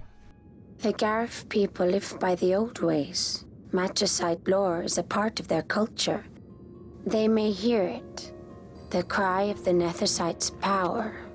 So here we are setting up our next motive. We want to learn more about the Dawn Shard and Nephesite and the mystical powers that we do not understand, and Fran informs us that the Gareth people of Jahara may be able to help us as they are more in tune with stuff like this. So hey, we now have an incentive to go on another adventure. We get a nice reminder of why we're all in this fight. Balthier is after some good treasure. He's not quite sure yet what he wants, but he's going along for the ride just in case. And he takes Ashe's ring as like compensation until he finds something better. And we get another reminder just of how useless Vaan is when Balthier asks him this very fair question, which he does not have an answer to. What is it you want, Vaan? What are you looking for? Me? What am I looking for? I guess... Well, you know...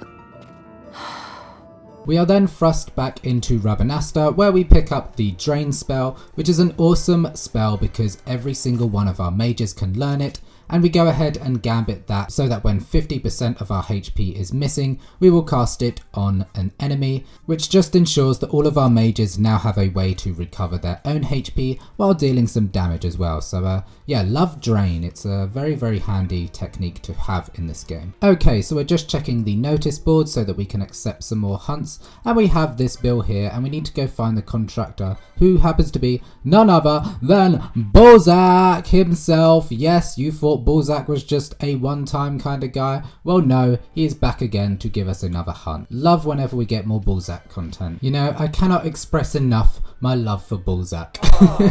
He really is the highlight of this game for me. We are running around the Giza Plains and then, whoa, jump scare, giant frog of death appears, and this is actually one of our hunts, and we've managed to get slow off on him, which is really awesome. I believe it's one of our weapons. I think Basch's weapon, can inflict slow. I can't really remember, but one of these characters can, and that's very handy. But we do actually cast Dispel on him because he has Protect and Show on him, and we want to do some more damage. But that of course removes the slow, which is a little bit unfortunate, as he instantly casts Regen on himself again. So we go ahead and cast a spell again, and then it is time to cast Slow on him, because I kind of liked the idea of him being slow. And every time we cast a spell, he seems to just immediately cast Regen again. So there's honestly no point in casting Dispel. We're just going to let him have Regen for this entire fight. And he's very bulky, he has a lot of health and defense. Luckily, he isn't doing too much damage to us. Like you saw there, about 144 damage. I'm not too scared of this fight. It just feels like a normal enemy that's a bit more beefed up, you know. We're probably a bit over leveled for this guy. Maybe if we'd fought him earlier, he would have been a bit stronger. He does manage to actually kill Basch, which is, you know, good for him. But Basch is not one of our strongest characters anyway. In terms of HP, he's probably like our most powerful in terms of just like utility. But oh, he does actually get Ashe down as well. So yeah, maybe he's stronger than I thought. He is killing a few of us now that I'm realizing it. But that's just the nature of these hunts. They get a little bit more difficult as they get to HP critical, but I'm still not particularly afraid of him because, you know, we're dealing enough damage and we still have a lot of healthy characters. In terms of favourites at this moment in time, that still goes to Basch just due to his ability to do a lot of everything, but I'm starting to really enjoy using Balthier. Having the high defense and utility that he does makes him a very powerful character, and we're starting to see a rise of Balthier becoming one of my new favourite party members. Now that the giant toad is dead, I'm ready to move on to the next hunt, which involves this little mini game where you have to chop down these trees to create a pathway towards this giant tortoise.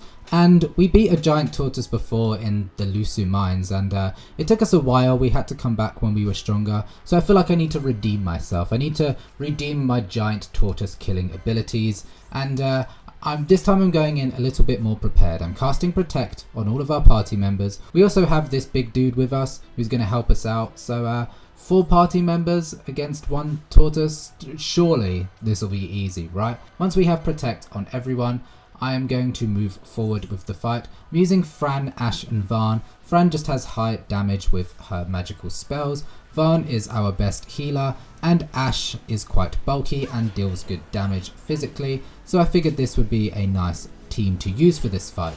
And you can see there our hits are just not doing very much, so I'm like, okay, we're going to use Dispel because the Protect maybe is the root of all of our problems right now.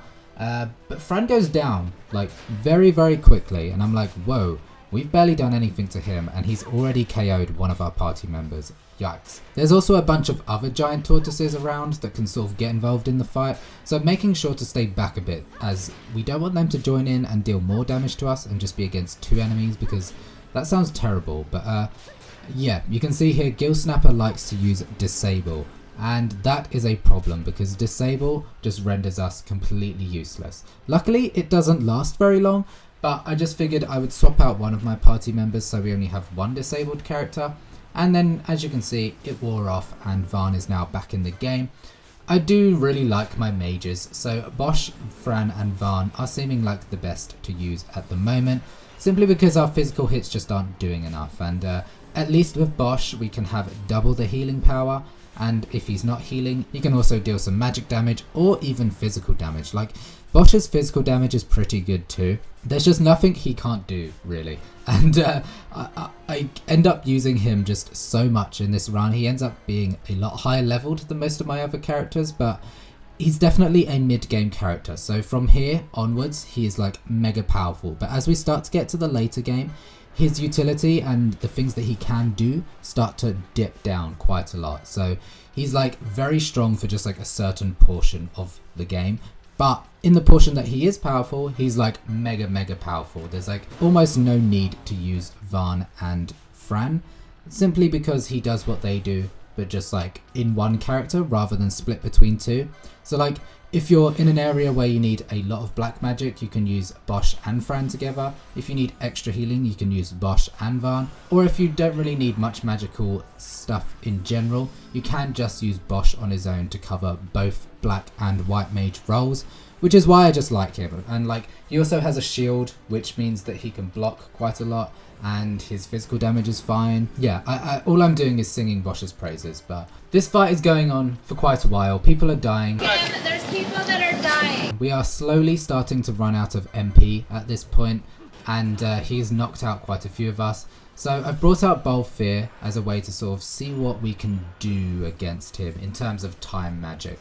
This is usually how I go about all of these fights. I just go in blindly with just like a team of my favourite characters, and as soon as things start to get difficult, I bring out Balthier and start testing out whether I can use Disable or Immobilize or Slow, and you can see there, Disable works on him. But it's just very hard to get off. Balthier has like the lowest magic of everyone in the game, and the chances of Disable working and all of the time BattleMage magic skills working is determined by your magic power, and because Balthier's magic power is so low, it just means that it's very rare that we ever actually get off any of his abilities, and we have to keep casting them over and over again, wasting time when we could be dealing damage, which makes it very difficult. But they're actually super handy. Like, as soon as you get Disable off, if you're very lucky, you are just like laughing because they cannot do anything, and you have a lot of time to just dish a lot of damage and revive people if need be. But yeah, you can see here this first attempt was a fail. So I try again, and we get his health down a lot lower this time. He's nearly on HP critical. I feel like we can do this simply because of how close we got in this one. I'm just quickly reviving everyone. You can see once he gets to HP critical, he just starts spamming Blizzara, and Blizzara does like over 1,000 damage to most of our characters. And a lot of our characters don't have 1,000 HP to spare, you know? Ashe has the Dawn Shard on her, which is why she's silenced, and it just gives her like loads of magic defense. You can see she only takes 500 damage from Blizzard. Yeah, that doesn't seem to be enough. Even with her high HP and massive magic defense, this guy's too powerful, and coupled with Disable as well, like this is a very challenging hunt at this point in the game. So I do leave it there at 2 deaths, and then we head over to the Osmone plane, but I will come back to this fight soon enough, don't you worry.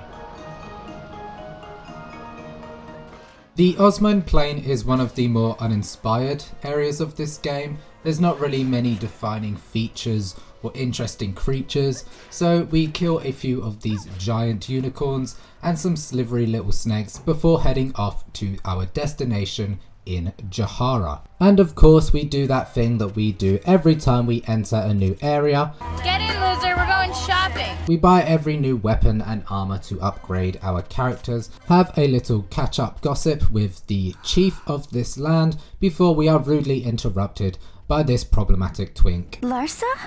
And I say problematic twink, he's actually like a pretty decent character. Considering he is the little brother of the main antagonist of the story, he actually wants peace between Dalmasca and Arcadia, and is willing to escort Ashe along her journey to Mount Omises, where she can prove to the king of the land that she is the princess and then become the queen, and call for peace between the two nations.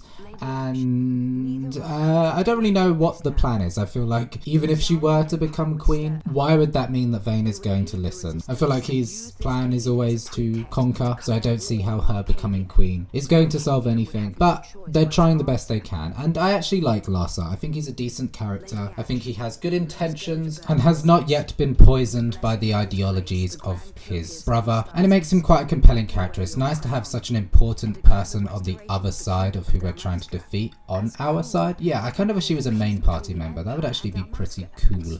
And I feel kind of bad for calling him a problematic twin, because he's definitely not that. How dare you say that? Ashe is having visions of her ex-husband again, and she's like, Rustler, you're here. I must run after you. My love, come to me. Oh, it's Vaan.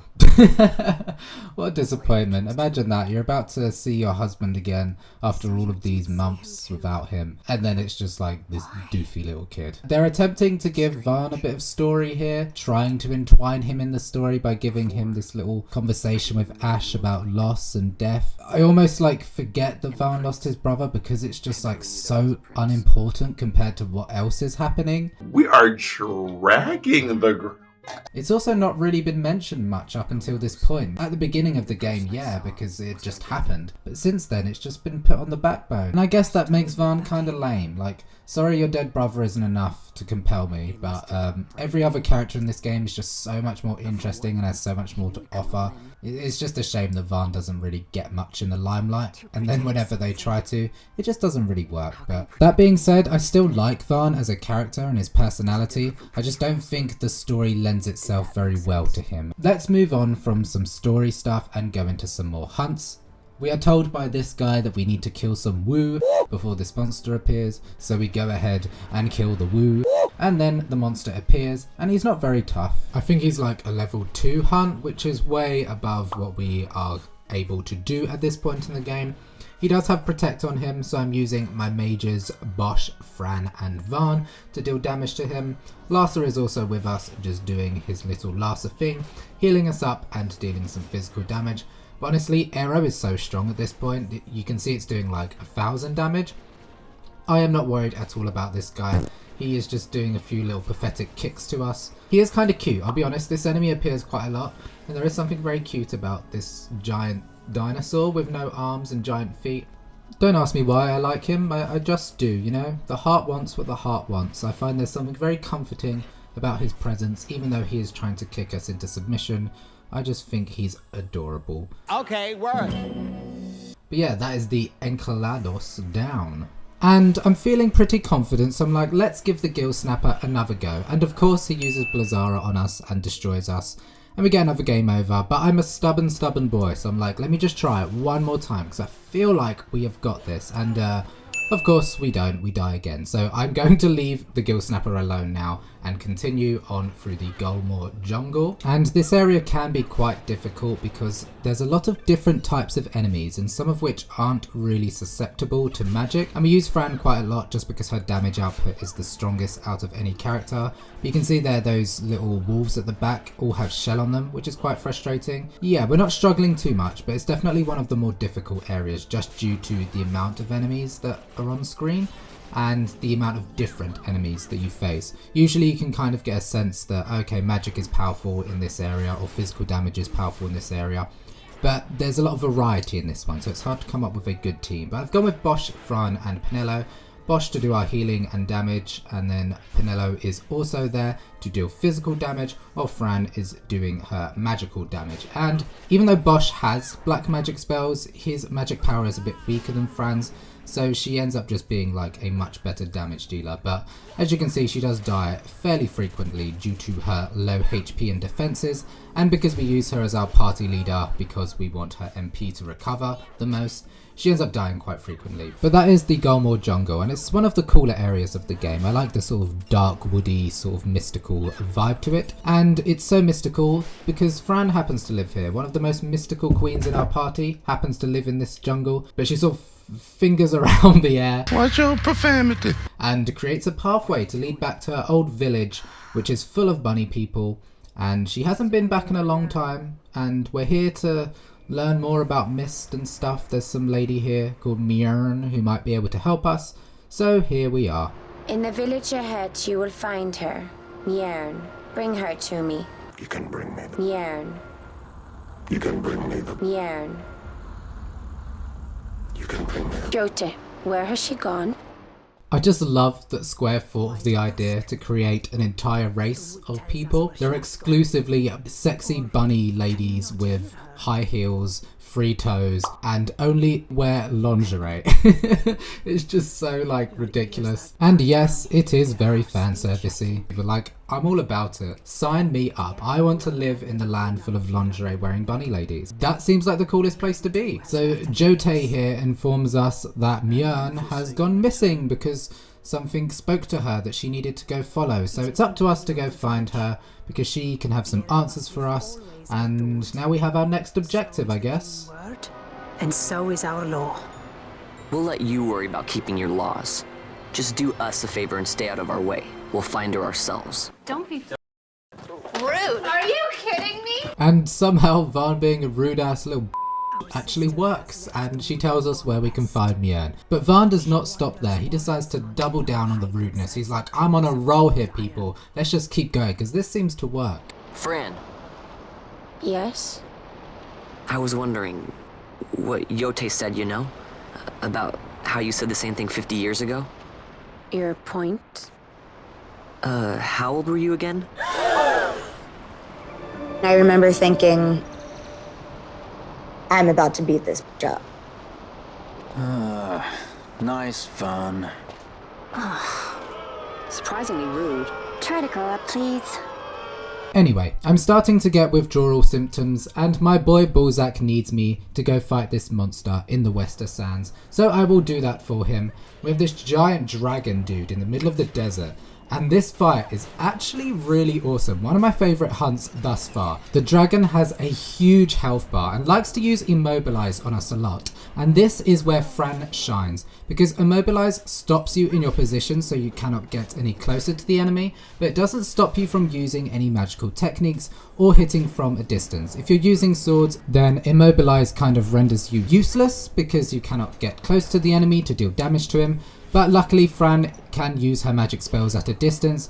This guy happens to be weak to fire magic, and Fira is happening to do around 2000 damage, which is way more than any of our other techniques are doing. You can see physical hits there are doing between like 200 and 500 damage. One of our characters is actually healing him. I believe it's Basch. I think Bosch's weapon is maybe ice or something, which is not very good because this guy seems to be healed up by ice. But yeah, Fran is the way forward for this. I don't believe Basch has Fira yet, which is why I am not using Fira on Basch. Oh yeah, you can see that his mace is a water mace, so that is why it is healing him. So Basch is kind of useless. I do actually swap him out for Vaan because Vaan can now be our dominant healer and can still do damage to him when he's not healing. But it's all about keeping Fran alive. Fran is the gal in this. And this guy also likes to cast a lot of status effects on us, such as Confuse and Immobilize and Silence, and it can be quite frustrating. He also casts Protect on himself as well, so this guy does a lot, has a lot of health, deals damage, but doesn't feel too broken. It's not one of those frustrating fights where you have to like change up all your gambits and there's like some weird stupid gimmick to it that just like is really frustrating or annoying. It's just a solid, strong fight with a very exploitable weakness, and it just becomes a game of let's keep Fran alive as much as possible because she is the only one who can actually damage this guy. This is quite a long fight, so while it plays out in the background, I'm going to ask you guys to please like, comment and subscribe if you haven't already, as this just lets me know that you guys are enjoying the content and want me to make more. You can also leave a tip on YouTube using the thanks button if you have the money, don't worry if you don't. And we also have memberships which you can sign up to on my channel. We are also going live every Wednesday night at 9 PM Greenwich Mean Time, which is the UK time. I don't know why it's called Greenwich Mean Time, but 9 PM UK time. And we're playing Final Fantasy XIV for the first time. If you've got the time, hop on stream with me. It's super fun. You guys are all hilarious and I love interacting with you guys on stream. So please join on if you can. I would love to meet with you and interact with you more. But that is enough of the self-promotion. Let's get back to the fight. And there's really not too much to talk about. We just need to keep Fran alive. But her MP and HP is being drained like nobody's business. And I'm trying to have Ashe be our leader in this fight simply because she has the most HP and she has a lot of good defense and magic defense. And I'm hoping that he will target her, because oftentimes the enemy does target the party leader. There is actually a spell called Decoy which forces the enemy to target a specific party member. I don't use it, I'm not sure if I have it at this stage of the game or not. Green magic is awesome. It's like in its own category which all your mages can learn, and I don't really know why it's called green magic, like what is green about using drain and immobilize and things like that. It's kind of just like its own random little thing, but oh, imagine if we had like a green mage. I imagine the green mage would be like a stoner and it just has like really lazy spells like sleep and forces the enemy to reduce its defenses because it passes at a joint, and then it's like super chill. And they need to get the green mage involved. That would actually be quite fun. I don't know why they don't have a green mage or why they even have green magic in the first place. I feel like all the green magic spells could just be, you know, put into categories that already exist. Like drain could just be a black magic spell. Decoy could be a white magic spell, you know. Bubble could also be a white magic spell. But hey, I'm not mad at it. Green magic is cool, but I'm missing my green mage. I want a Laganja Estranja class in this game. Because if it ain't green, I'm not interested, okay? That would be awesome. I'm going to skip forward to when this guy's at HP critical because it's taking a very long time. And the dragon is whipping the hell out of Ashe, just hitting her multiple times, slapping her about with that tail. It's a very aggressive looking tail. I don't quite like how that jiggles, but he's getting down very low now. It's not long left to go. But even when his health is on like a tiny sliver, it still takes us so many more hits to get him down. But it is coming to an end, and that was a very long one. Probably the longest hunt thus far, but not particularly challenging, just very long-winded. So it's time to report back to my buddy Balthier, and he gives us some cool rewards. And I'm hoping for a kiss, but we don't get a kiss. And Balthier? They ask you how you are, you just have to say that you're fine. Just when you're left not really me. fine. You just can't get Balthier, into it. why? We need to ride our chocobo to get to the Hini mines, as it is the only way we can access them, which is quite nice. It's quite fun to be on a chocobo again. But once we are in the mines, we then have this giant T-Rex, and I'm like, I am not going near that T-Rex. If it's anything like the one that we fought previously, I'm staying far away. And then, whoa, jump scare. There is a dinosaur in my face, but turns out he's super easy compared to the last dinosaur we fought, and we make our way through the mines pretty easily, just murdering a few easy little bats before we make our way to the end of the mine, where we catch up with our good buddy Murin, but she's being all crazy and runs away behind this giant dragon, which looks awfully familiar. It looks exactly like the dragon we just fought, so I'm like, oh god, here we go again. It's going to have another huge health bar. I'm going to be sat here for another 4 hours just trying to whittle down his health.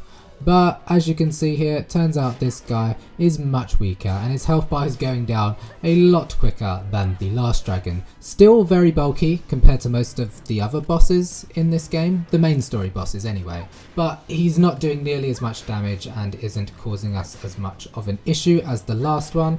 So I'm just going to skip this fight as nothing eventful really happens, to be honest. I promise you, you are not missing out on much content of me just standing there while all of our party members attack.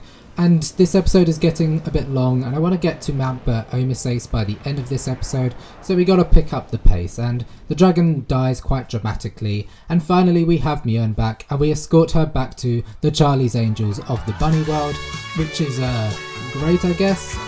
This is the part where I've kind of fallen off a bit from the plot. I can't really remember why we need to find this Mjolnir person and what good it really does for us. She gives us this tier which allows us to get through the woods. I guess it's just like on the way to Mount BattleMage, and we just needed to run this errand to get through because these are the only people that could help us, blah blah blah blah blah. Who really cares? This part is kind of like a side quest just to give Fran a bit more of a backstory. And it's kind of boring. It's not the most exciting part of the game, but it is still cool to see sexy bunny ladies, I guess. But that is wrong. You're wrong. So we've taken a wrong turn into the Feywood, which is quite a creepy area full of dead trees, and I don't really know what's around here, so I'm just gonna have a little wander. Oh my god, like, what is wrong with the traps in this game? Like, they're so loud. Every time I trigger run, I genuinely jumped out of my skin when this happened. I don't play Final Fantasy to have a heart attack, you know what I mean? These games are supposed to chill you out. But now that we have gone back into the jungle and are on the right path, we come across this next boss battle, which is this giant green... Oh, it's... another dragon. Of course, another dragon. Is this the episode where Jam fights 1,000,001 dragons? Yes. I guess it is, because a lot of the boss battles and enemies in general are quite recycled through this game. They kind of have a model for a specific type of enemy, and then they just reuse it over and over again with different skins over the top of it. And I'm not too mad at it, but it's just a bit strange and weird that the last 3 fights I've fought have been giant dragons with massive health bars. But I will say this one is definitely the most interesting of the 3. It's got the most tactic involved in it, and it's one of the more enjoyable fights compared to the last dragon anyway, which was just like simple and easy. This one can spawn some other enemies that like to get involved in the fight. These giant little, that makes no sense. These big tree dudes kind of come, but they're super easy. And just like the other dragons, this one causes status effects on us, which can be quite problematic. But lucky for us, we have our black mage Fran casting arrow constantly, and we have our white mage Vaan, who is there to cure any status ailments off of us. And then Penelo is just there for the ride, I guess. And now we have the big attack coming out. Yes, he jumps in the air and... Nope. Oh no, he doesn't jump, he just sort of like screams and goes roar, and then all these pollen goes everywhere, and it causes 1,000,001 status effects. We're blind, confused, and poisoned, and every status effect you can imagine, we are that. Which is quite a challenge, I suppose. We now have to deal with the fact that all of our party members are just a little bit messed up. So instead of curing it off of them, I just switch out into Basch and Ashe because they are not affected at the moment because they were not in the party. And that is what is cool about this game. It makes more sense to level up everyone, because as soon as something like that happens, instead of trying to revive them or cure all of their status ailments, if all your party members are strong enough, you can just switch into your other healthy party members until they go down and then switch back again. So you have like a lot of options. You can just play the game using 3 characters the entire way through, but I wouldn't recommend it because it just means that you are limiting yourself on what you can do in these boss battles.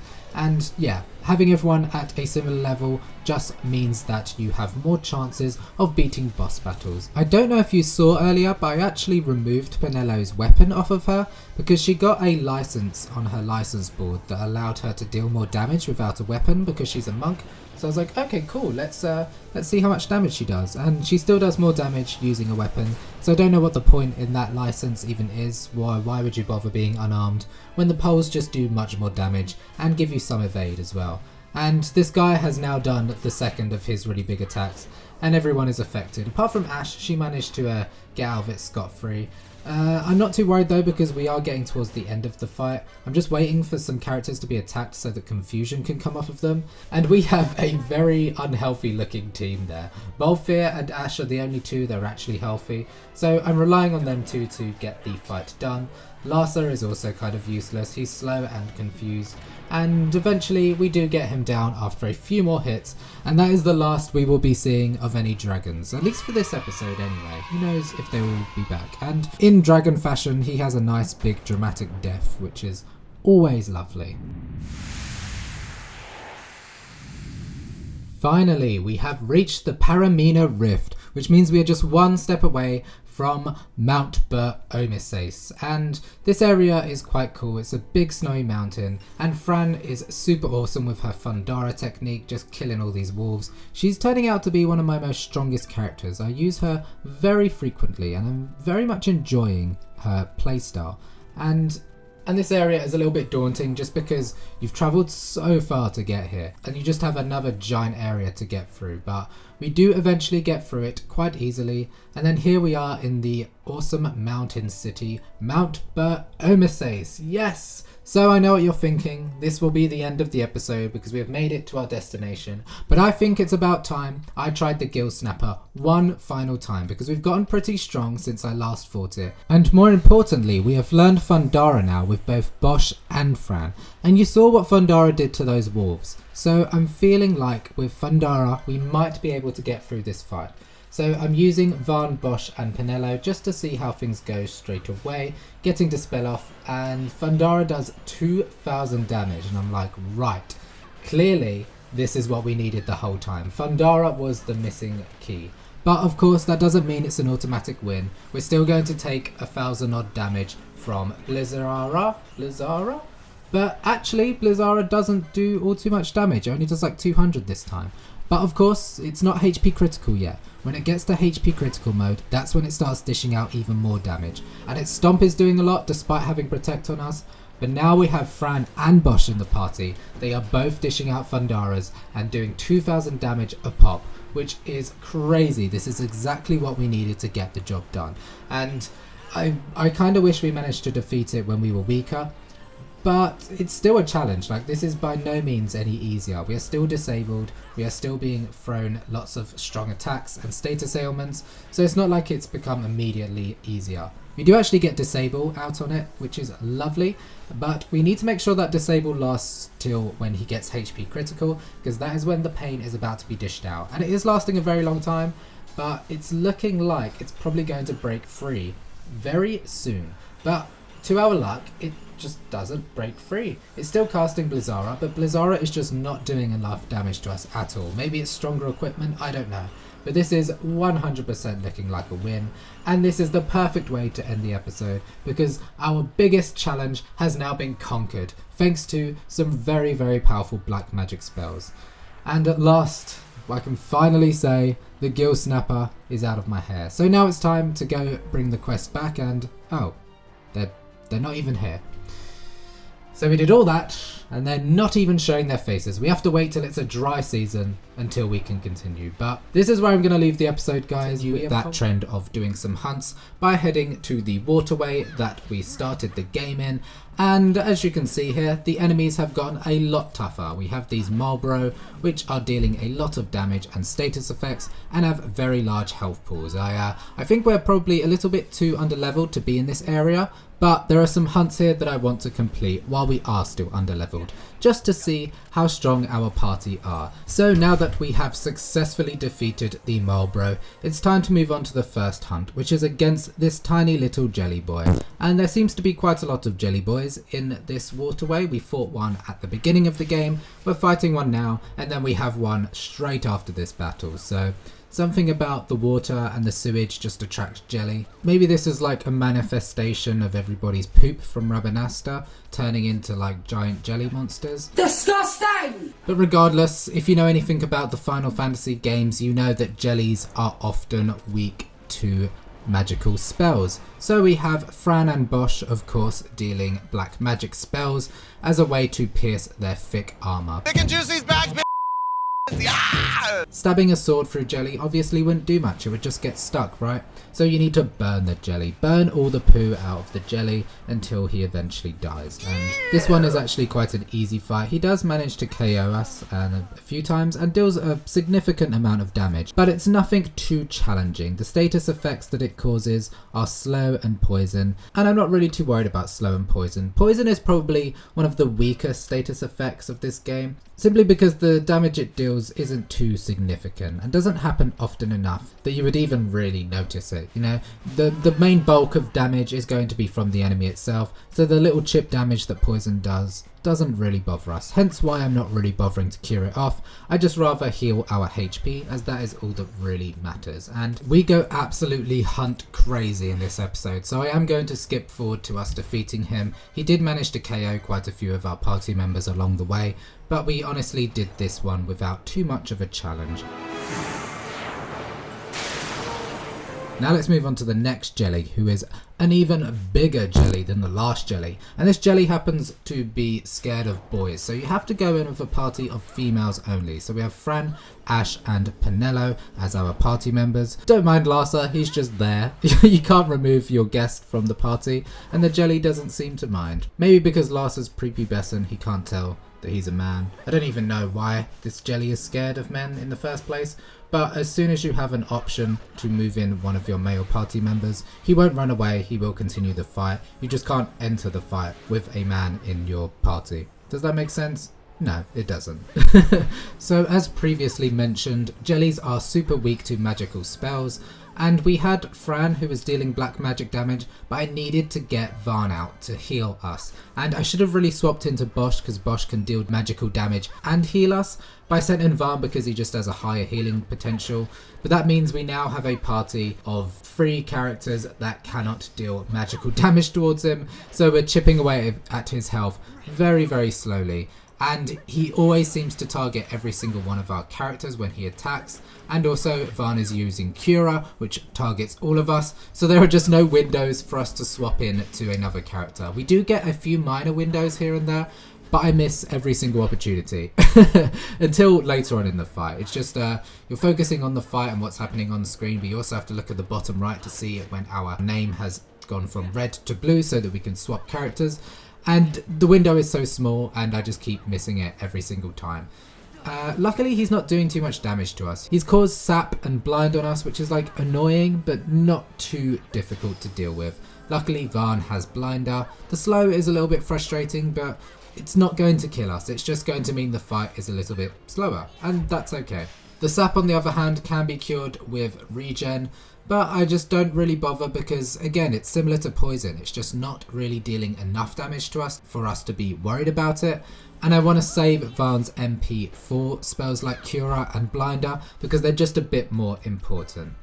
I'm just going through and seeing if we have any magical techniques we can use. Vaan has Drain, which is pretty good, but again, I don't want to waste his MP because it's so vital that he cures. Luckily, our physical attacks aren't doing as terrible as I thought they were. Vaan is obviously our weakest of the bunch, but Penelo is dealing some surprisingly good amounts of damage, as well as Ashe as well, doing some nice damage. Ashe does unfortunately die, but I was about to revive her and then I thought, hang on a minute, this is a perfect time to swap into Basch. So we leave Ashe's corpse in the reserve and send Basch in to deal some fire damage.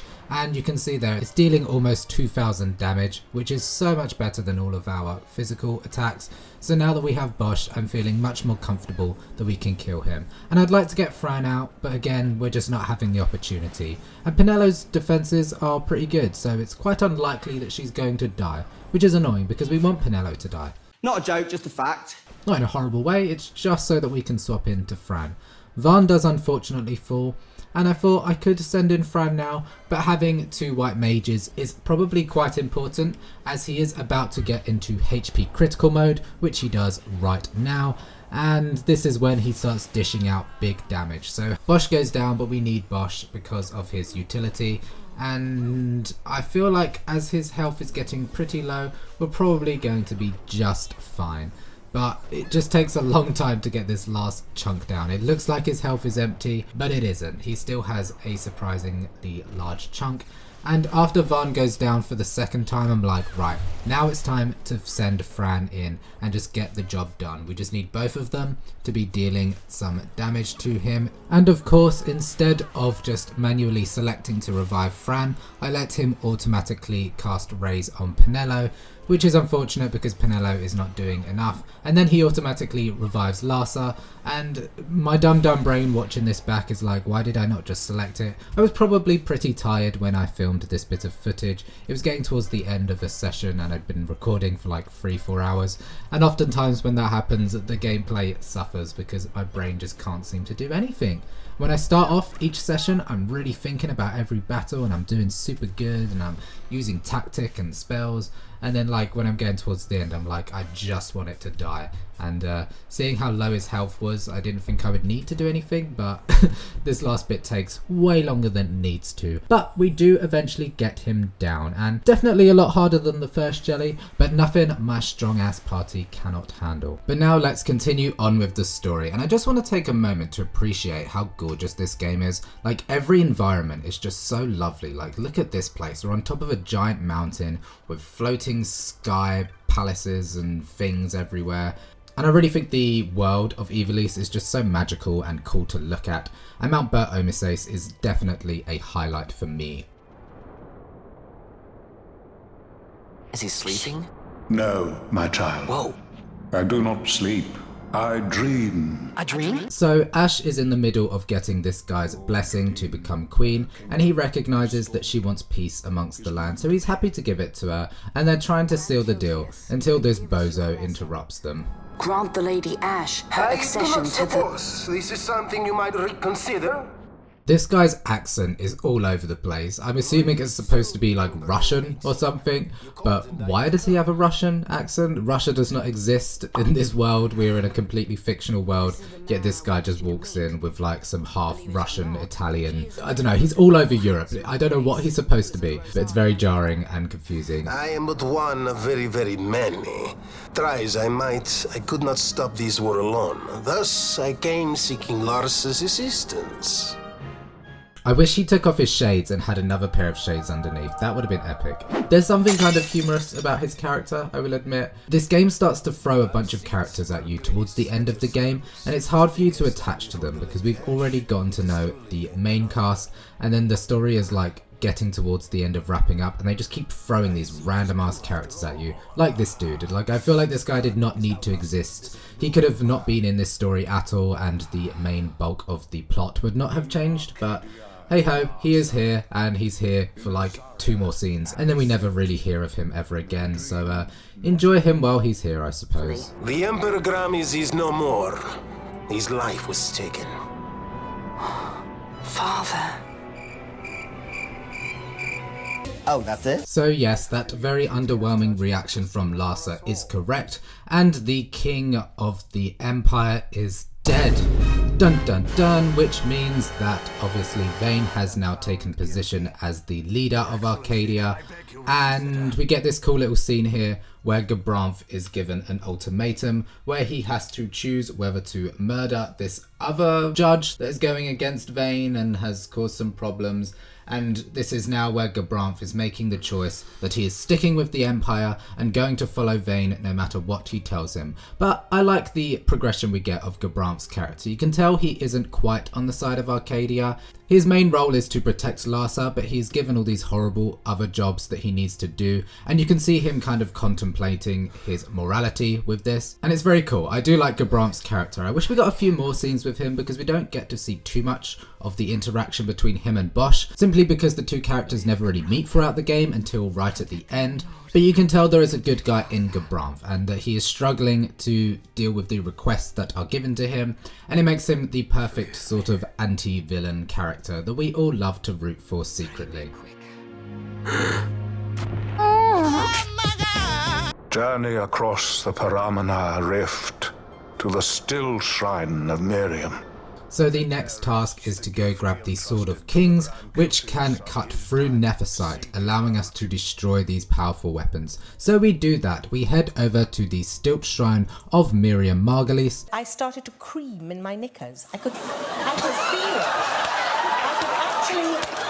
And this is another really cool dungeon. I love the dungeons in this game. They just have some really cool puzzles in them. You can see here we have this switch that when activated triggers these zombies to come out from under the ground, so we have to kill them, but luckily they are quite easy. I'm just using a party of Fran, Basch and Ashe at the moment just because they need some levels, and I just wanted to see what kind of enemies we'll be facing in this tomb and just decided to go with these straight away. But as you will soon see, every time I activate the switch it just summons more zombies. And at first, I remember playing this as a kid and just being like, why does this keep happening? Why is it every single time I press this, these zombies come out and nothing changes?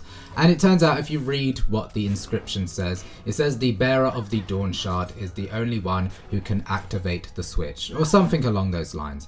And luckily Ashe can equip the Dawn Shard and activate it. So we switch over to Ashe, who already has the Dawn Shard equipped on her, and press the button, and then bam! The eyes in the back glow up there, and suddenly some new doors have opened for us, and we can continue with the rest of the dungeon, which is just very, very cool. It doesn't explicitly say it to you, it's kind of written in a riddle, and I quite like that. It kind of forces you to think on your feet and be like, oh yeah, obviously this place would only be active to us if we had something like the Dawn Shard, because it proves that we are part of the dynasty and are able to go and visit this tomb. This is probably the coolest of these dungeons that we visit. I think there's like 3. You can see there the statues come to life and you have to defeat them. It's very, very awesome. But let's continue on now to this boss battle here against this, I don't even know what you can call this masked floating totem pole thing with blade hands. It's quite creepy, but I don't really know what it is. It's very cool though. And this fight is quite interesting because it has this magnetic field, and what this magnetic field does is it means that people with heavy equipment cannot be used. They're just super, super slow. You can see their Balthier is just like slow as anything, and his defenses are just not working at all. I don't really understand it, but yeah, can't use heavy armor in this fight. But as you can see, our party is mega, mega powerful, and we are dealing massive damage to him. And he uses his big attack here, which is quite cool. He does like this slash, but it really does not do too much damage to us at all. We're using a party of Penelo, Basch and Fran at the moment, and they're just whacking him with sticks and poles and maces until eventually he goes down and has one of the most dramatic deaths I think we've seen thus far. Not only does he die, he decides to fall into a pit of lava as he screams for help as his body decomposes and explodes. Yeah, very cool. But once the boss battle is over, we walk over to this chest, which gives us the Sage's armlet, or the Sage ring even. And the Sage ring is incredible because it halves our MP cost, which is a super, super handy accessory which we use for the entirety of the game. I just wish we had 3 of them so that Basch, Fran and Vaan could have them, but I give it to Basch simply because we use Basch the most and he casts the most spells using black and white magic.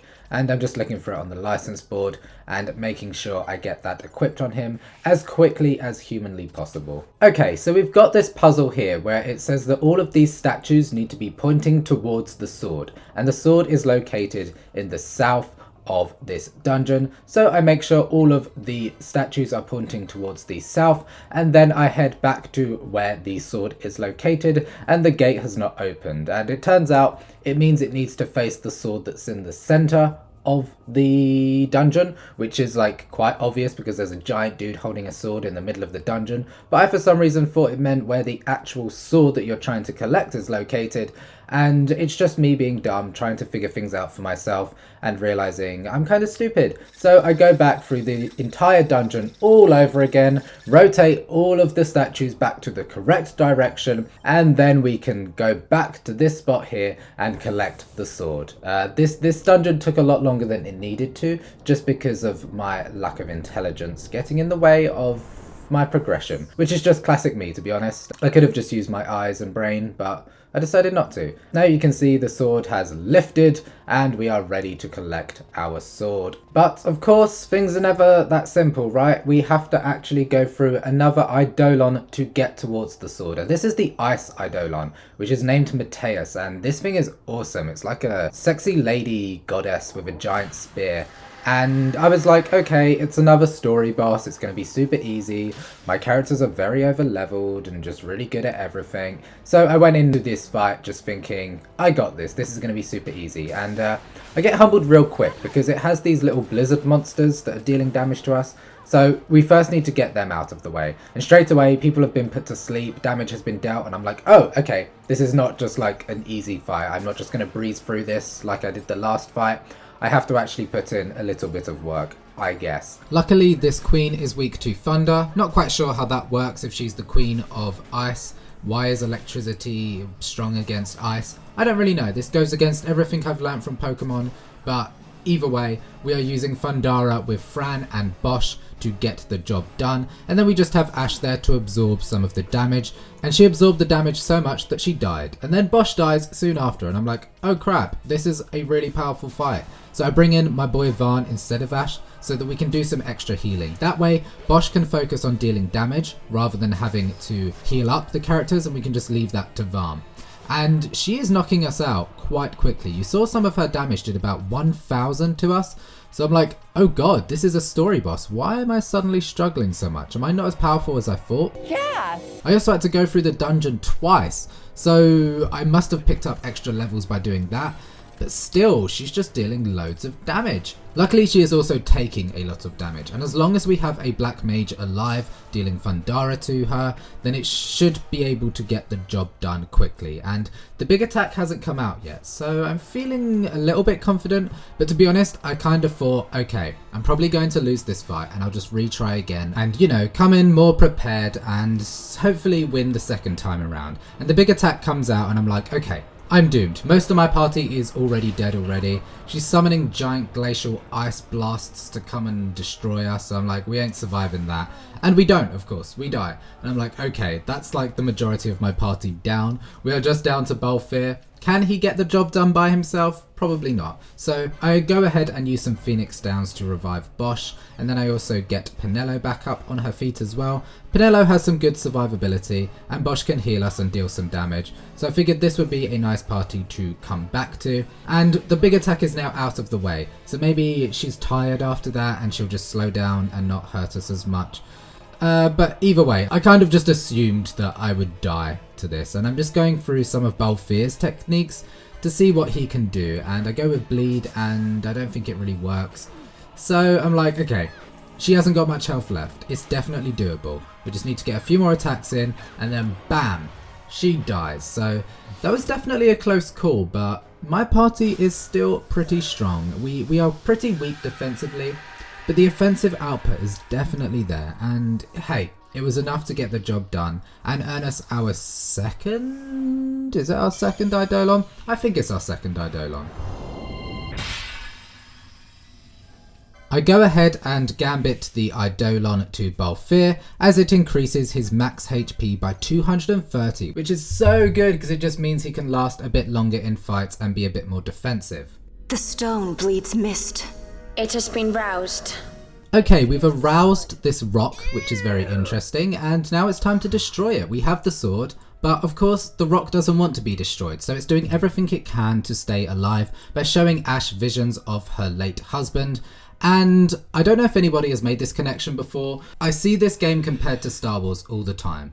But this is literally Lord of the Rings. Like, everything about this is Lord of the Rings. Instead of it being a ring, it's a shard, a dawn shard to be in fact. Everyone talks about how enticing the power of Nephesite can be, but the effects that it has on your mentality can be quite devastating. And it's exactly the same as Lord of the Rings. The person who possesses the ring goes crazy over the amount of power that they have, and it starts to play tricks on them. I'm sure people in the comments will tell me that there's a Japanese sort of story similar to Lord of the Rings that inspired Lord of the Rings, and that this game is likely taking influence from that rather than Lord of the Rings, because that's what people said about Star Wars. So I'm assuming there are other things that I don't know that play into it, but the comparison is undeniable to me. What the ring symbolizes in Lord of the Rings is exactly what the Nephesite symbolizes in this game. So I'm not mad at it. I like Lord of the Rings, I love Star Wars, so I'm happy to see these sorts of comparisons translated through Final Fantasy. But let me know what you guys think about it in the comments. Is it a good thing? Is it a bad thing? Is it just me reading too much into it and the comparisons don't actually even exist? And while you're down in the comments, you might as well like the video and subscribe. And then once you've done all of those things, you can also send a tip using the thanks button on YouTube, and I will make sure to shout that out at the end of the next video, or join as a member to get early access to my videos, as well as other lovely perks. But that is enough of the self-promotion. Let's get back to the story now. There it is again. Now we are seeing the effects of what Nephesite can have on a human's brain, and you can see he is possessed by this scary ghost dude who does give him superpowers and superhuman strength, but it also corrupts him and makes him go a little bit crazy. And we learn more about these creepy ghosts later on in the game, but for now we need to destroy this judge because he has just killed everybody in Mount Omises, including the dude who is going to turn us into a queen. What you say? Queen. And that's no good, so we need to sort out this judge immediately. And I'm a bit scared because he has the power of Nephesite on his hands. He's probably going to be quite difficult, or so I thought. And you can see it's just him on his own. Nope. And no, it's not, because actually a bunch of guards come in. So that means we'll have to get rid of these small dudes first. And I use Darkra just so that we can deal damage to multiple targets at once, and I think that's the best course of action. And instead of junctioning it, I'm just going to keep going through and selecting Darkra each time, and then going over to Fran and using some of her multi-target attacks such as Fire, and just do it that way because it's just much easier to fight against one dude than it is to fight against 4. So we'll just get the little dudes down, and this guy's health bar is already a quarter of the way gone, so I'm not too mad. It's kind of a bit of a letdown. You had all of this build up towards how powerful Nephesite can be, and you know, the power that it gives people when they have it, and then you have this super easy fight. And I say super easy, Basch does actually die, but I still don't really feel much threat of danger because now the little guards are down. It's just 1 against 3, and I don't think there's much he can really do to us. He's quite quick though. Whenever he attacks, he usually gets in like 4 hits, which like immediately KOs whoever he is going for. But hey, for some reason Vaan also is berserked. I can't really remember why that's the case, but he is, and that's cool I suppose. So I immediately switch Vaan out because the only reason we need Vaan is for healing, and he can't seem to heal at the moment because of his berserk status. So it's going to just have to be a party of Balthier, Fran and Ashe, just constantly stabbing him in the face until he eventually goes down. His defenses are actually not too bad, and as it gets towards the end of the fight here, he gets a little boost. But like I said, we are fine to be honest, and yeah, I get a Phoenix down on Basch right at the end, but I didn't really even need to do that because he goes down very quickly to 1 more attack from Balthier, and that is Judge So-and-so down. I can't remember this guy's name to be honest, we're just going to call him Judge So-and-so, and it's time for another awesome death. He's like, no, I've been defeated, oh the Nephesite is making me go crazy, and then poof, he just explodes and all of his juice goes everywhere, and yeah, that's that fight I guess. My leave, I take. Not if anything to say about it. I have. I kept dying to this hunt here against this snake because he was just dealing too much damage to us. And I was actually on live at the time, and you guys told me that if I go to the Giza plains I can pick up the blind spell, and apparently this guy is super susceptible to blind, and you have to wait 5 minutes for him to arrive, so I'm just standing here staring at people's butts until eventually he does appear, and straight away I get Fran to cast blind on him. And another cool thing about blind is that it lasts the entire battle, so as soon as you have blind on him, the blind will last the entire fight. So that's really cool, because the main issue we were having with this fight was that he was just dealing lots of damage very quickly, and blind kind of just halves that. He does still manage to get a lot of hits out on us, so having blind doesn't completely make this fight useless. It still is a challenge nonetheless. He's also weak to slow, but it's just very hard for us to get slow out on him because of Balthier's terrible magic stat.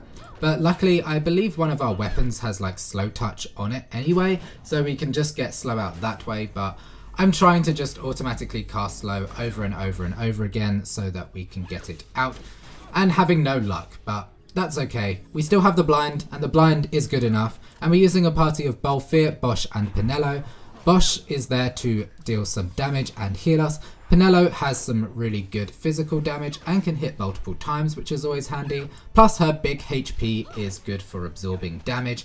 And then Balthier also has really good damage at this stage. You can see a critical hit does over 1,000 damage, and he gets critical hits out quite frequently because that's just what the long range weapons in this game do. And his health bar is now going down quite rapidly, which is very, very exciting because I had a lot of trouble with this guy the first time. I was like, we are way too underpowered for this. There's no way we can defeat him at this point.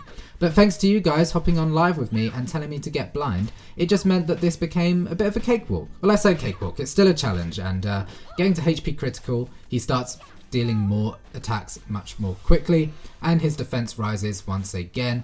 And yeah, if you guys ever want to hop on live with me, I go live every Wednesday night at 9 PM GMT, which is UK time, and we have a lot of fun there. I'm currently playing Final Fantasy XIV, but I might switch it up and play some other games for you guys.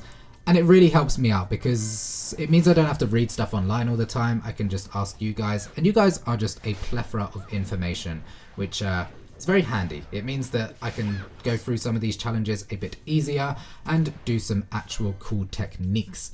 This guy is now down to his last little sliver of health, but he's just KOing us like nobody's business.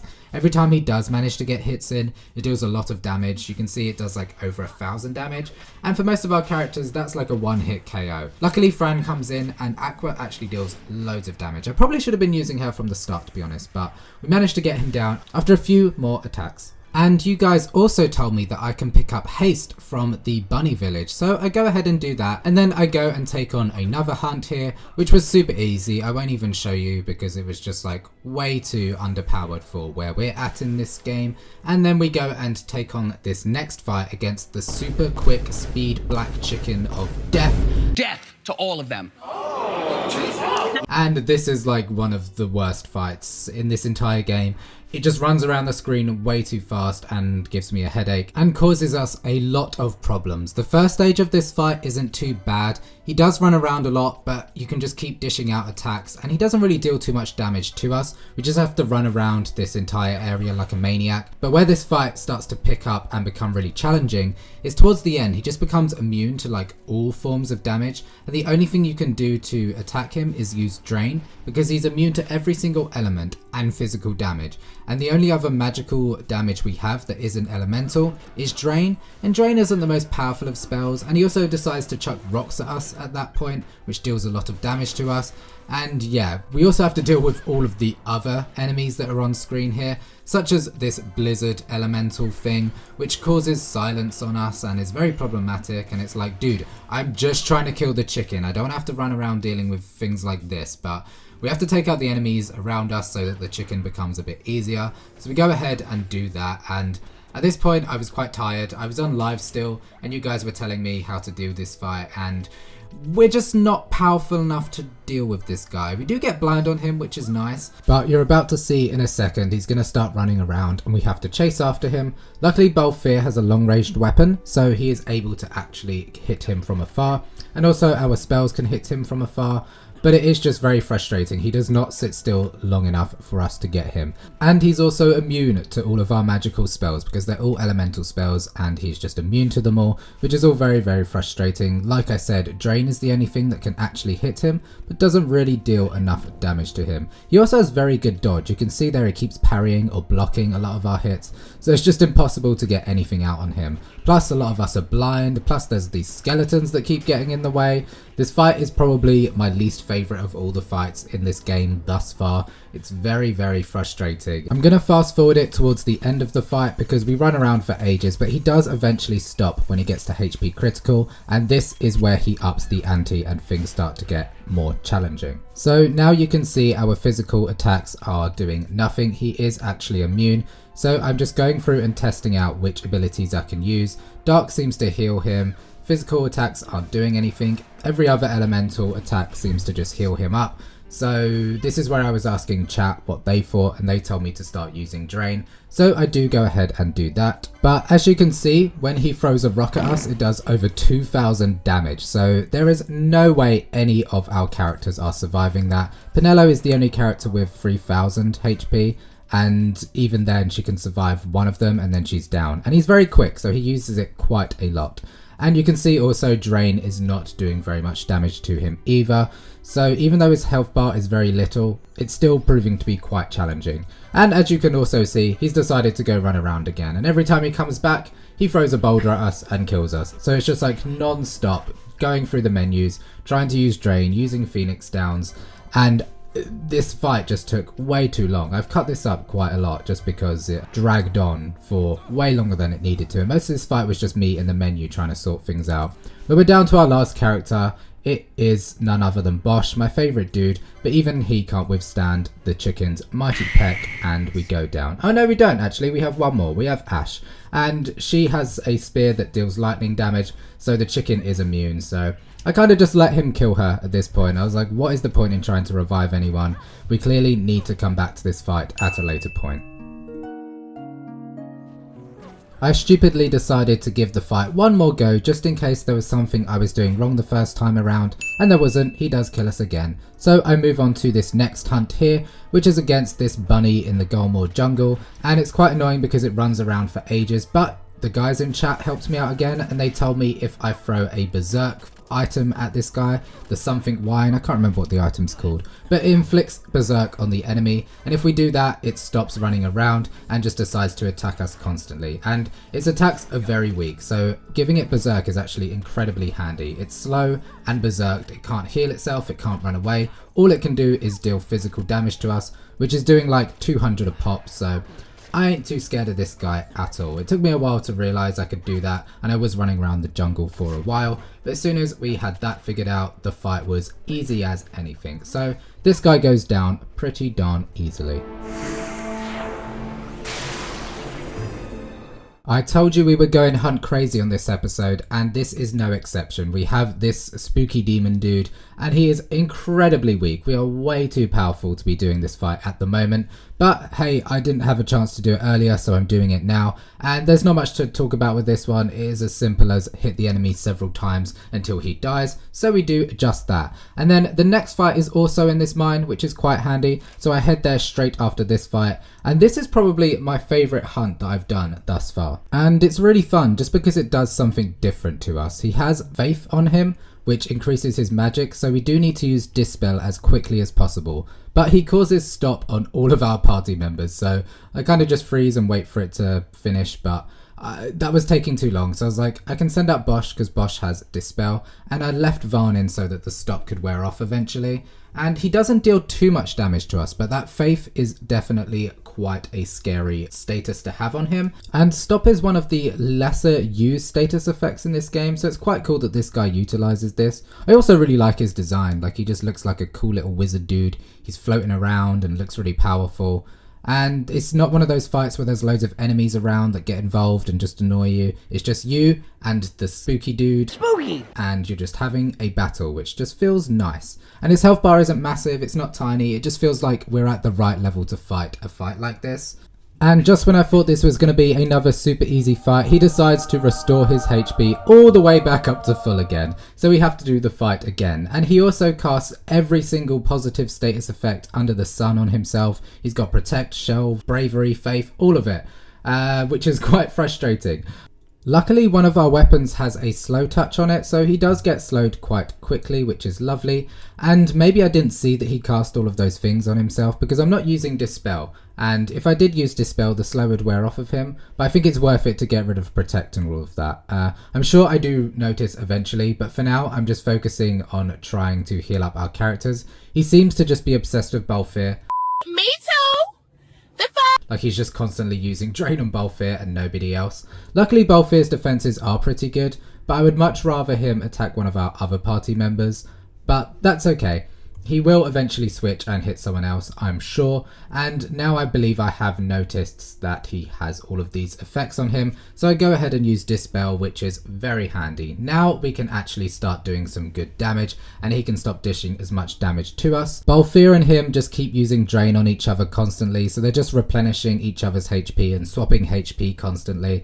And that is what is causing this fight to be a little bit longer than it should be, is that not only does he replenish his health when he gets to HP critical, but as the fight continues, he's using drain on all of us to get even more health. So we need to be out damaging his healing potential, and we are getting there slowly but surely. It definitely ramps up in difficulty after the first wave, but he does cast things like reverse on us, which is quite interesting, and Vandara, which deals a lot of damage. And it's just nice. It's just like nice to have an enemy that does lots of stuff. And I felt like this was like a very good challenge that wasn't like really overly challenging, but still challenging enough to be interesting. So I've got a party now of Balthier, Basch and Penelo, and I'm just trying to dish out the hurt now. Balthier has those shots that can cause slow, which is very handy. He's also got good defenses, he's got some good tech, and he also deals a lot of damage. Penelo is just there as a big meat stick. She is just whacking him with her stick and dealing damage. She can't really do much else, and I think that's why I don't really like the Uhlan and the monk in this run, is because all they can do is dish damage. They don't have any extra utility. It makes them quite boring, whereas the other characters, all of our mages, have like damage that they can do, but also a little bit of extra substance to them as well. And our hits aren't doing nearly enough damage compared to what he is healing, and we're getting him right down very, very far to the end of his HP, and it's just taking a little bit longer than it should because of his drain dealing so much more. But luckily he's going for Blizzara now, which is dealing a lot of damage, but it isn't enough damage to take us all out, and we get him down without too much of an issue. And I loved that fight, that was awesome. So we go ahead back to Jahara and collect our rewards, and we get this cool armor which I give to Basch, which gives him loads of magic defense, which is incredible. And I think I'm going to leave the episode here for now. We got a lot of hunts done in this episode, which is awesome, and then we are ready to continue on with the main story quest in the next episode. So we have this side quest that we need to complete in order to grab a key to get us back into these mines that we were in previously, so that we can complete a hunt. There's a lot of things you need to do for this side quest, and there is no way I would have been able to do it without the help of Google. I wouldn't have even known that this is part of the game, but apparently these guys are being held hostage, according to this guy, by these cactuses. Even though the guys look fine, they're just chilling on the boxes, but yeah, this is actually quite a fun side quest. A fun challenge.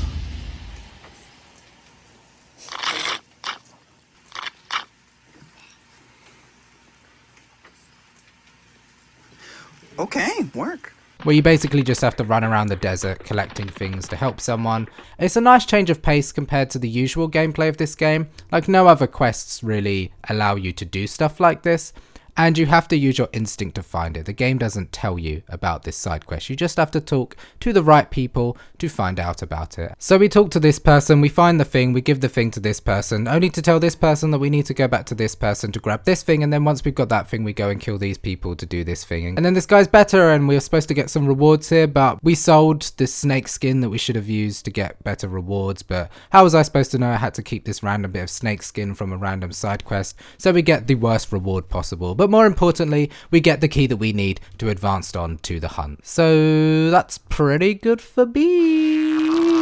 Now that we can access new areas of the Bari mines, there are some stronger enemies than there were before, and a lot of things that cause disease on us, and disease is a terrible status effect. Basically what disease does is every time you take damage, instead of it reducing your HP, it actually reduces your max HP, so you cannot heal up your health after you get attacked. So every time you revive yourself, you will be revived with one singular HP, and that is just terrible, and we have nothing to cure it off. So every time we get disease, we have to run all the way back to this save sphere here and cure the disease off of us, and then continue on with the quest at hand. And it's very frustrating. Later on in the game, we do get items that get rid of disease, but at the stage we are at the moment, we cannot get rid of it. And I don't think we should really be in this area at the level we are at the moment, but I'm here now. I did the side quest and I want to defeat this hunt, so I'm going through it and just seeing if I can survive. You're very brave, Ken.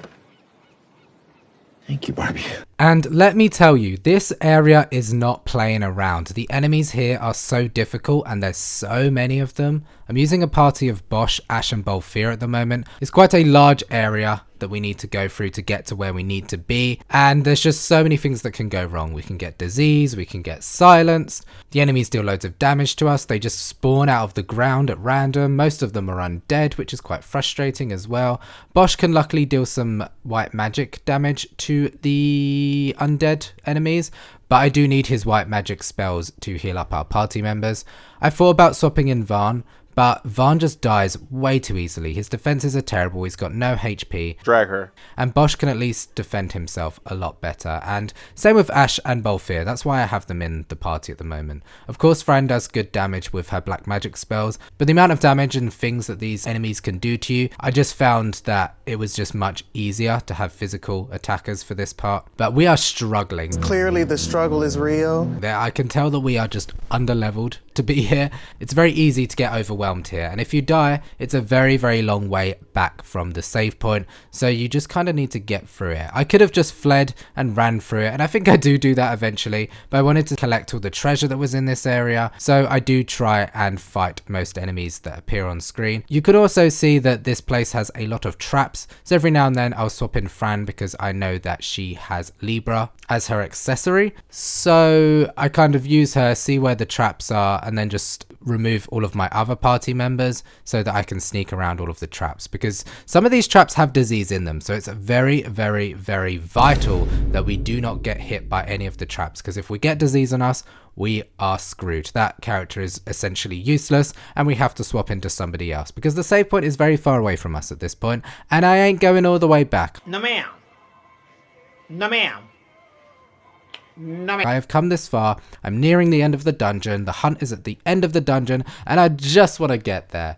I haven't even thought about the hunt itself, because the area is so difficult that I'm like, how are we even going to stand a chance against the monster? But we do eventually make it towards the end of the dungeon, and I hit this save crystal, ready to fight the hunt. And after how difficult this place was, I was expecting the worst with this hunt, but turns out he's actually fairly easy. The only annoying thing about this fight is these skeletons that keep popping up, and they have reflect on them, so every time Ashe is dealing fire damage, it's being bounced back. I believe Ashe is casting fire because this is a flying enemy, and I didn't actually realise, but spears and poles can hit flying enemies, so you don't need to cast black magic spells on them.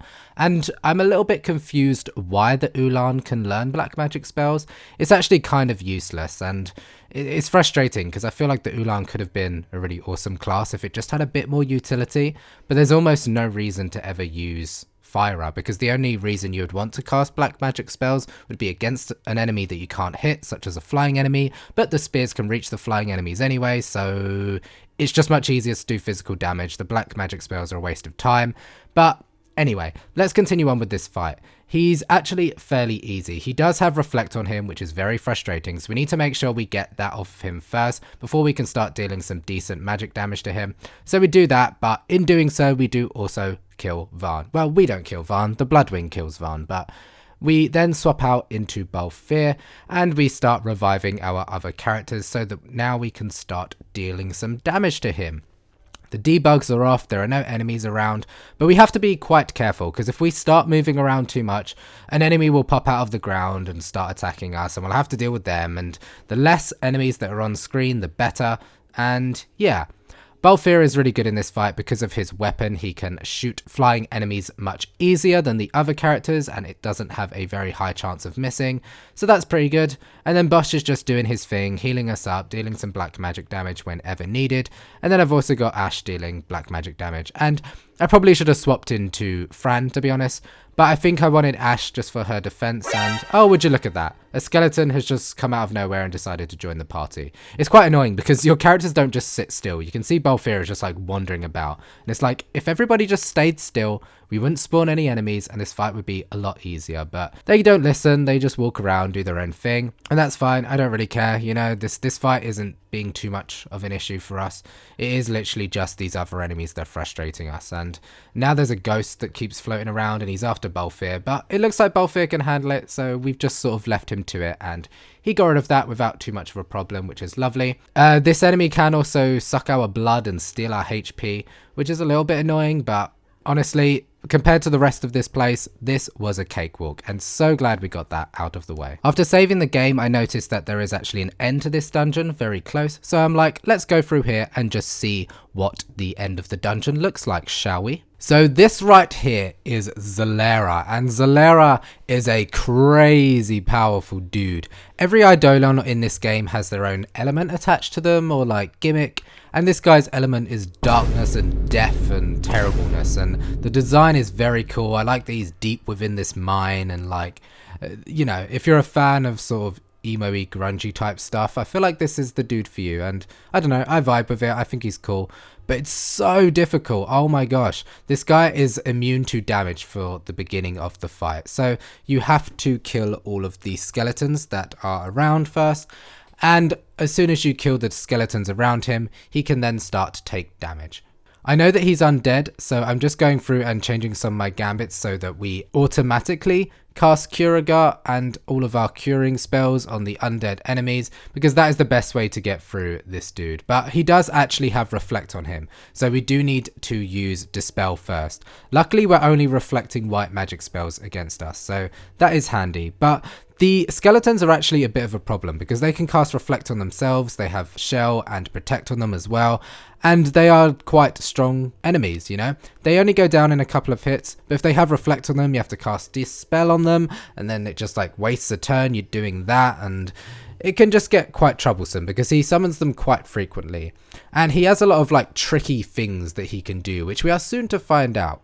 Like I said, I went into this completely blind, and I wasn't sure how tough this guy would be, but he is probably the most challenging thing we've been up against thus far, and that says a lot because we've been against quite a lot of hard stuff. So I'm just using steel to see what I could get from him, and it turns out I got a pebble, and you can see there one of the skeletons does actually have Reflect on them. In fact, both of them do, which is annoying. And you can see Ashe has been disabled. Yes, that is a thing with this fight. Oftentimes, depending on your level, Zalera will cast Disable and other annoying status effects like Sleep as well, and also Death.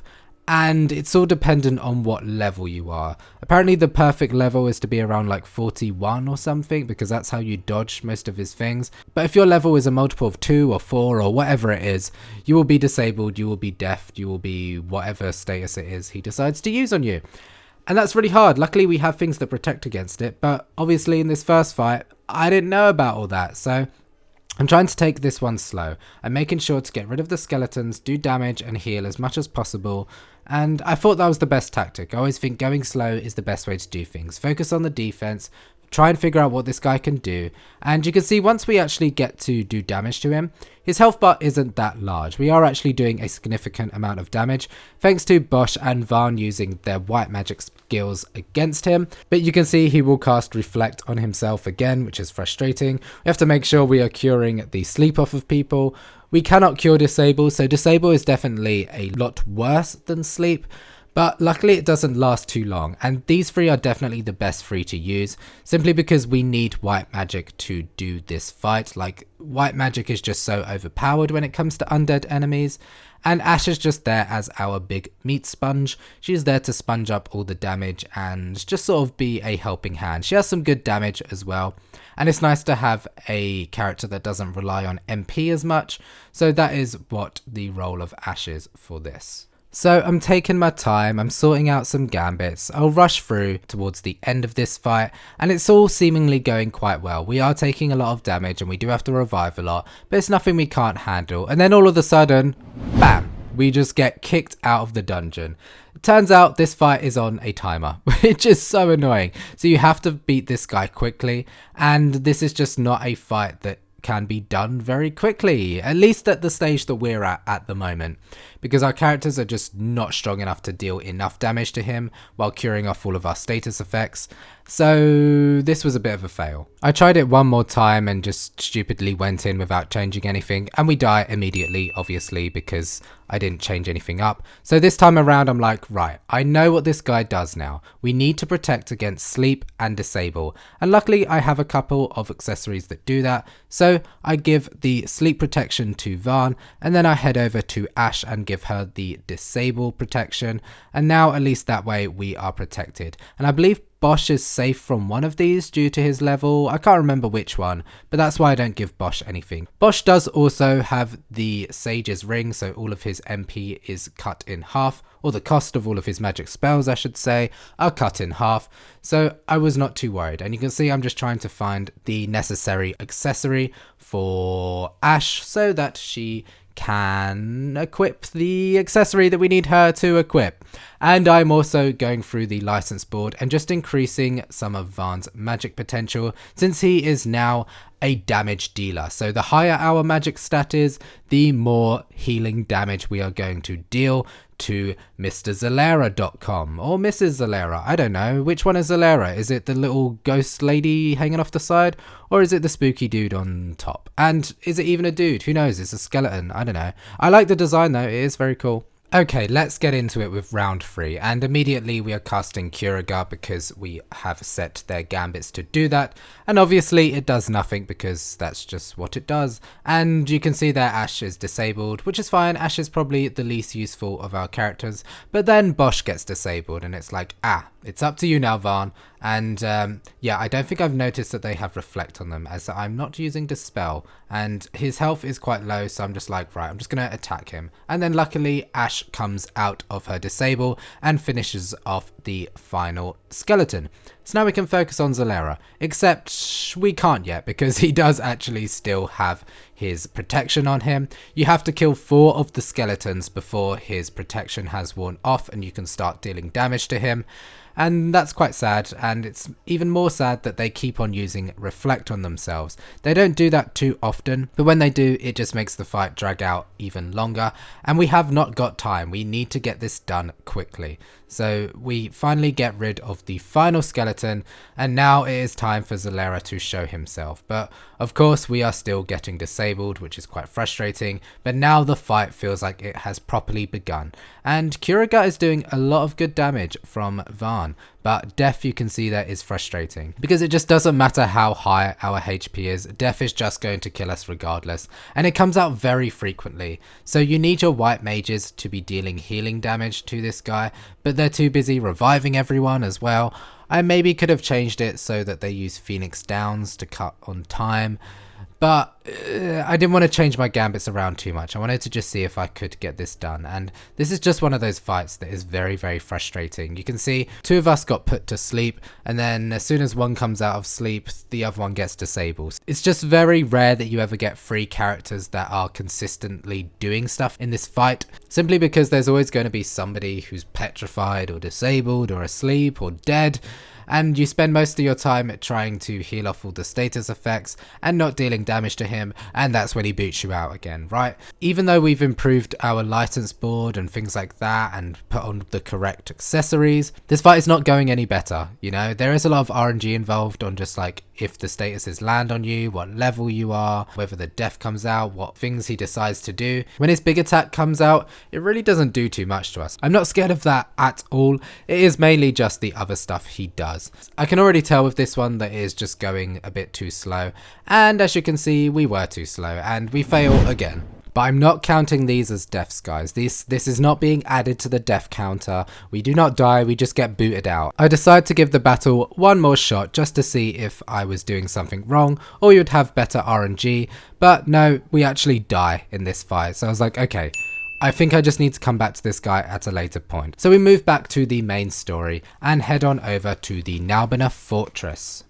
And I'm actually a massive liar because we are not getting on with the main story. We're doing a few more hunts, and we have this one against Atomos, which is another one of those cutie little dudes with the no arms and giant legs, and we kill that very easily. And this next one is against these crazy alien looking dudes, and immediately I'm like, oh my goodness, there's a lot of them. They are attacking us quite a lot. I was not prepared for this.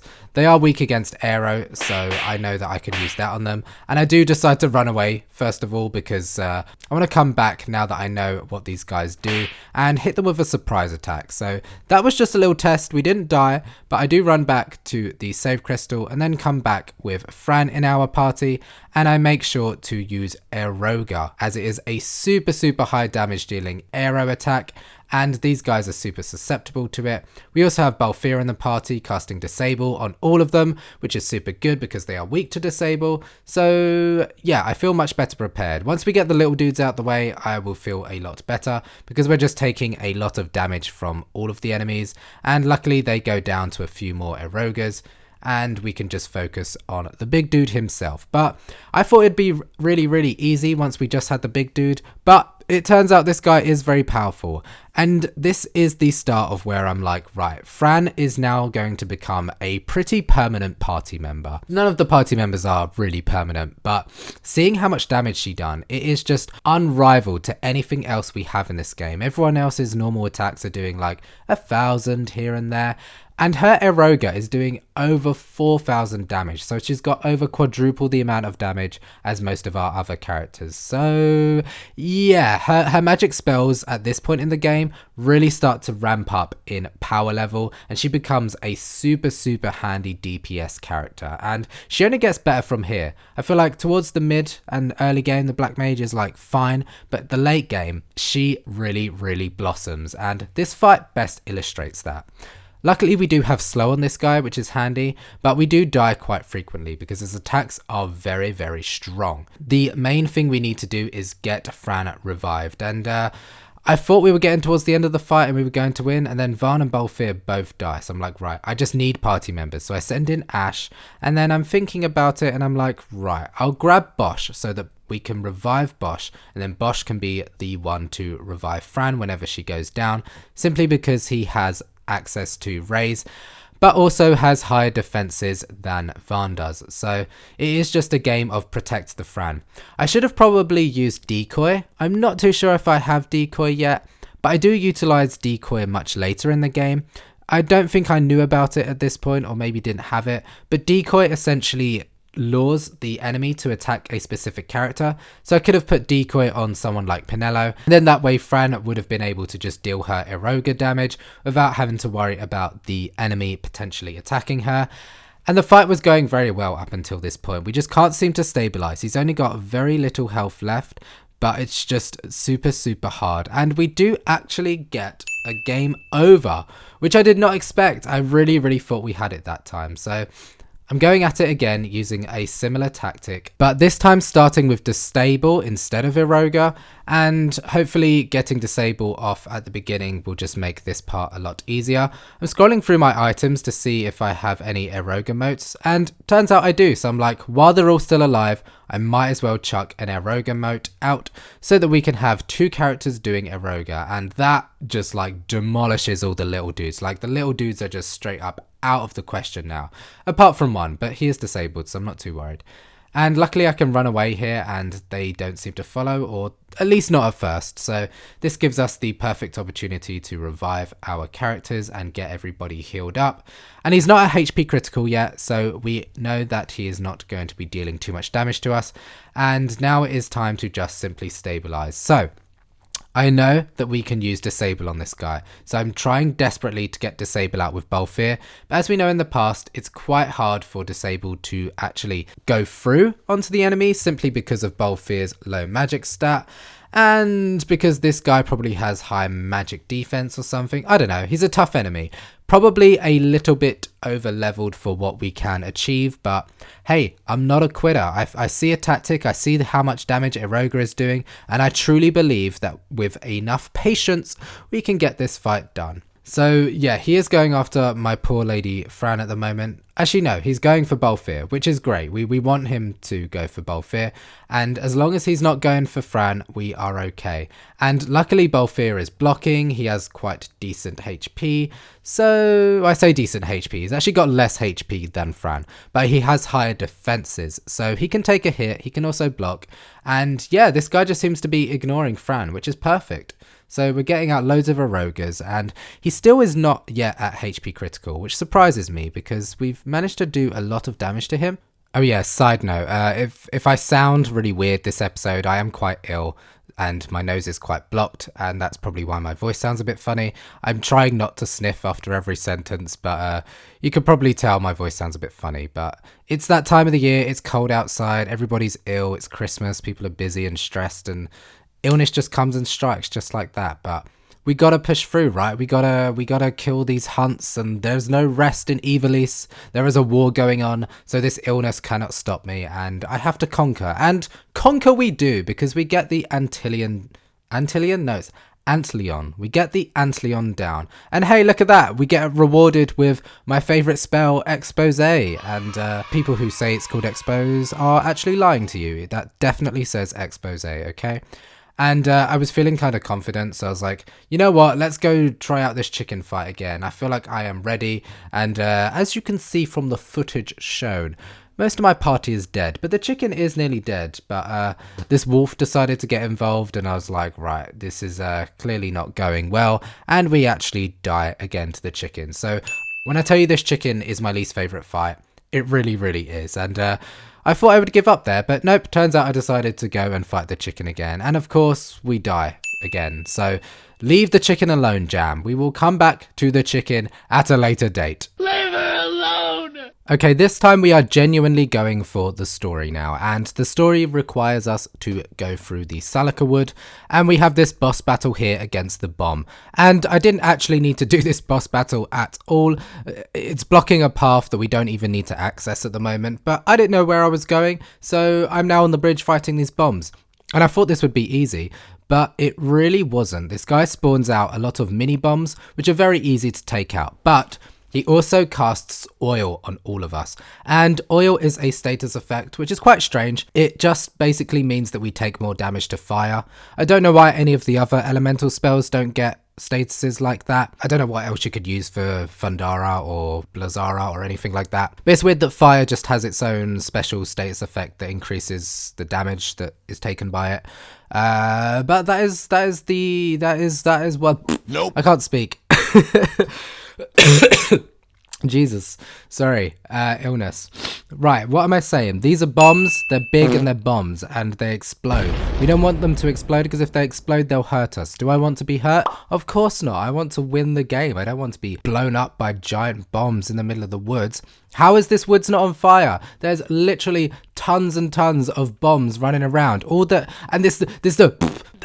would take is for them to walk up to a single tree and the whole wood would go down. How did this guy survive in here this long without burning everything down? I don't know. Who cares?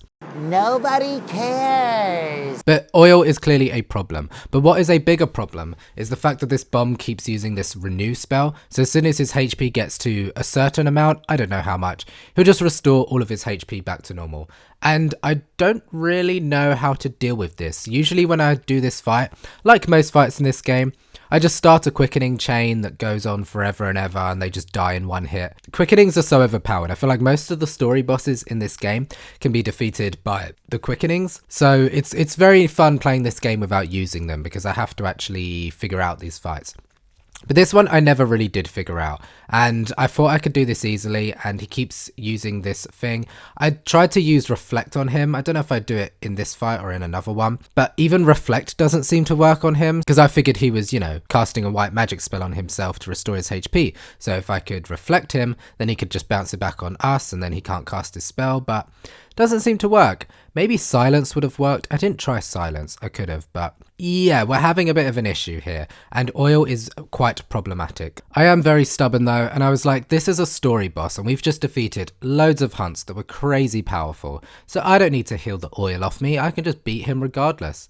And hey, I'm about to get humbled, so don't you worry, I will get my just desserts soon. Is that a saying that makes sense? I don't know, I don't really know what that means, but I've said it now, so I will get my just desserts.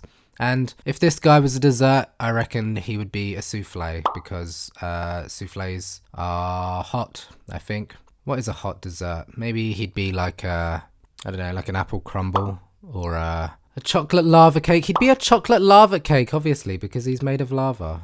I wouldn't like to go and eat dessert with this guy. I don't think I would go on a date with him. Like, if he asked me on a date, I would think about it, and I'd probably very politely decline, because I don't want to offend him, because he could blow up and kill me. But I would just say, oh, that's really lovely, you'd like to go on a date. But sadly, I just, I'm busy, I'm washing my hair that day. That's the best excuse. If you ever want to get out of any situation, just tell them you have to wash your hair that day. You can say the washing your hair takes a full day because you have to shampoo, condition, blow dry, style, gel, hairspray, you know.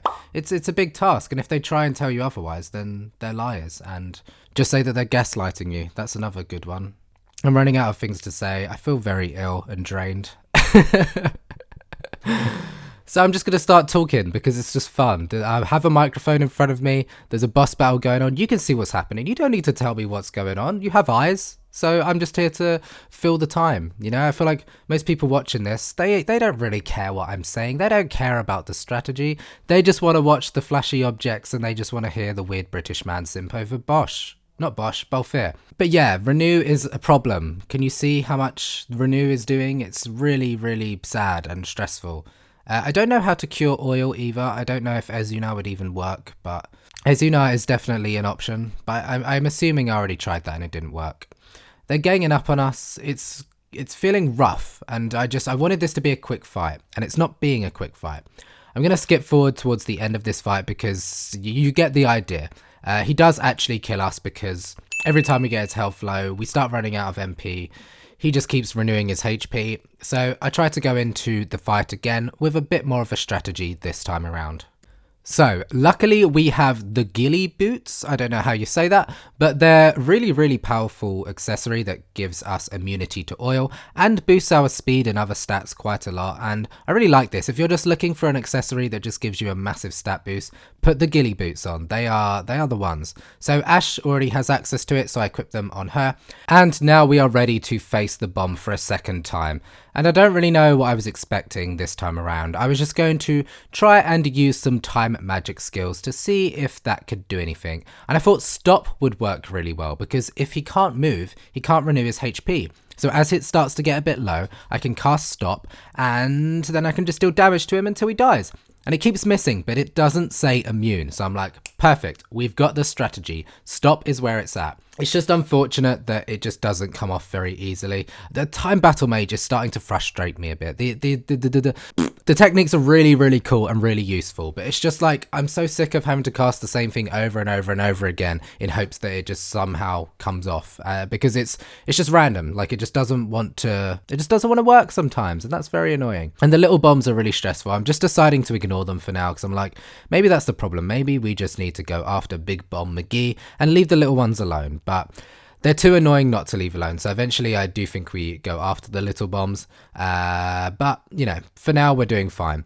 The only one who has oil on him is Balthier. And that's a little bit unfortunate for him, but he's a tough boy. I'm sure he can take it. This is where now I decide to go for the little bombs and just get them out of the way. He uses renew whether there's little bombs around him or not, so you might as well get rid of them. Or just wait for them to explode, I suppose. That is another option that we have. So now I'm going to go ahead and try and use disable to see if that does anything. And of course it misses. Again, like why wouldn't it miss? Because that is just like what all of the time BattleMage spells does. They just miss all the time. And I'm getting desperate. I'm like, what else can I do? I don't know what I could do to this guy. I just need him to die. I'm looking through techniques, I'm looking through spells, and I'm like, something's got to work. I decided to cast Decoy on Ashe just so that he can leave Balthier alone, because I need Balthier to cast his spell. So I'm like, just go after Ashe. Ashe's main purpose is just to be the meat shield. We just want everyone to be attacking her, essentially. And he's running around trying to summon loads of dudes. And I'm like, whoa, his health bar's getting pretty low. And then all of a sudden, he just dies. So I don't know what I did differently that time. The RNG was just on my side for some reason. But yeah, we killed the bomb completely unnecessarily. And he blows up the woods, but of course nothing catches on fire. It just creates a pathway somehow. I don't know, man. I'm tired. This game is stressing me out. Like, nothing makes sense. But hey, at least we did it. I wish I could have told you more of the strategy with that fight, but we just got weirdly lucky, so that's cool. While we are here, I'm like, let's just do this hunt. There's a hunt round here against this giant electric unicorn. Kind of looks like XII, right? And we actually get an advantage on it. So I'm like, oh, okay, well, we've got the high ground, Anakin. It's over, Anakin! I have the high ground! So let's cast slow on him. So we get him slowed straight away, which is like awesome. And then Disable comes out from Balthier's weapon, and I'm like, oh, okay, he can't do anything now. And the rest is history, really. We are now just attacking him until he dies, because he can't move. And even if he could move, he's too slow to move. So this is pretty fun. It was a very, very simple fight. Not much to report on there, but after that bomb fight, I was lucky to have something so simple. So goodbye, XII. Thank you so much for being really easy. So now I'm just running around the woods finding...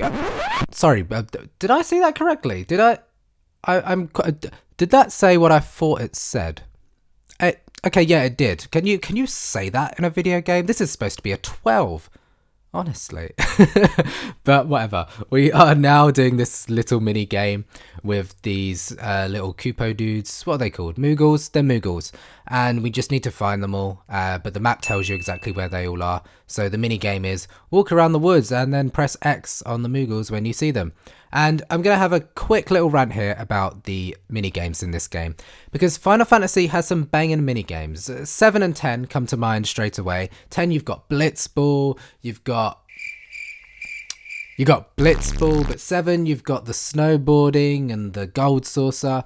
And the mini games in this game is just like so bad. Like, they don't add anything to the story. They're not entertaining. It's either the I'm Captain Basch von Ronsenberg of Dalmasca, or it's finding Moogles, or it's, you know, collecting charge from the sun crystals or whatever.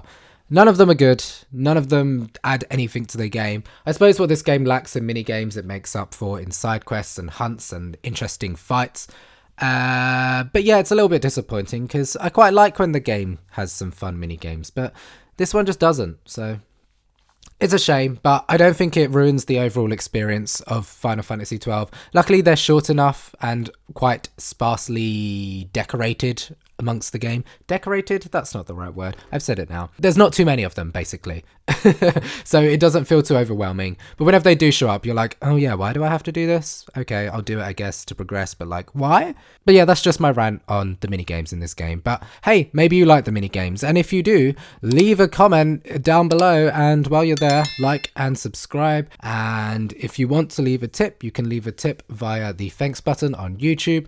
Or you can also join my memberships on YouTube, where you get priority replies on live streams, as well as other lovely bonuses such as early access and a mention at the end of every video.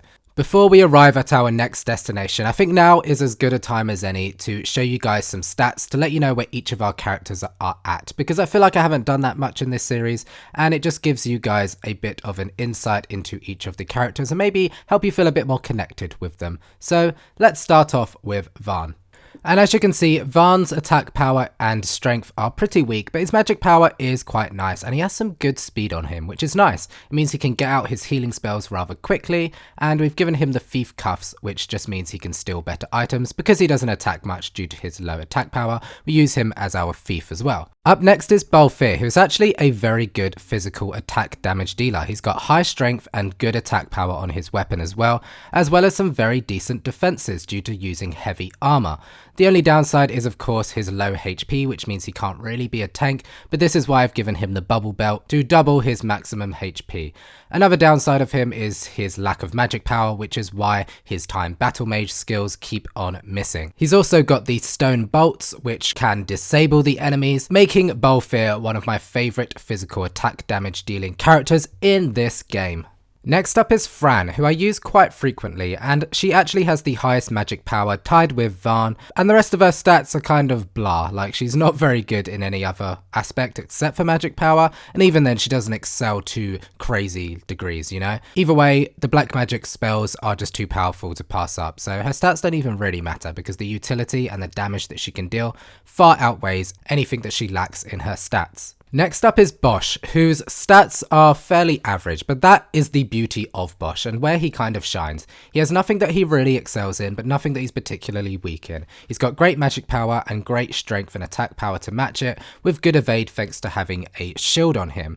making him just a very all-round good character. And that is the downside of the Red Mage, is that they don't excel in anything, but it's nice to have a character that can just do it all, and do it all pretty well, to be honest.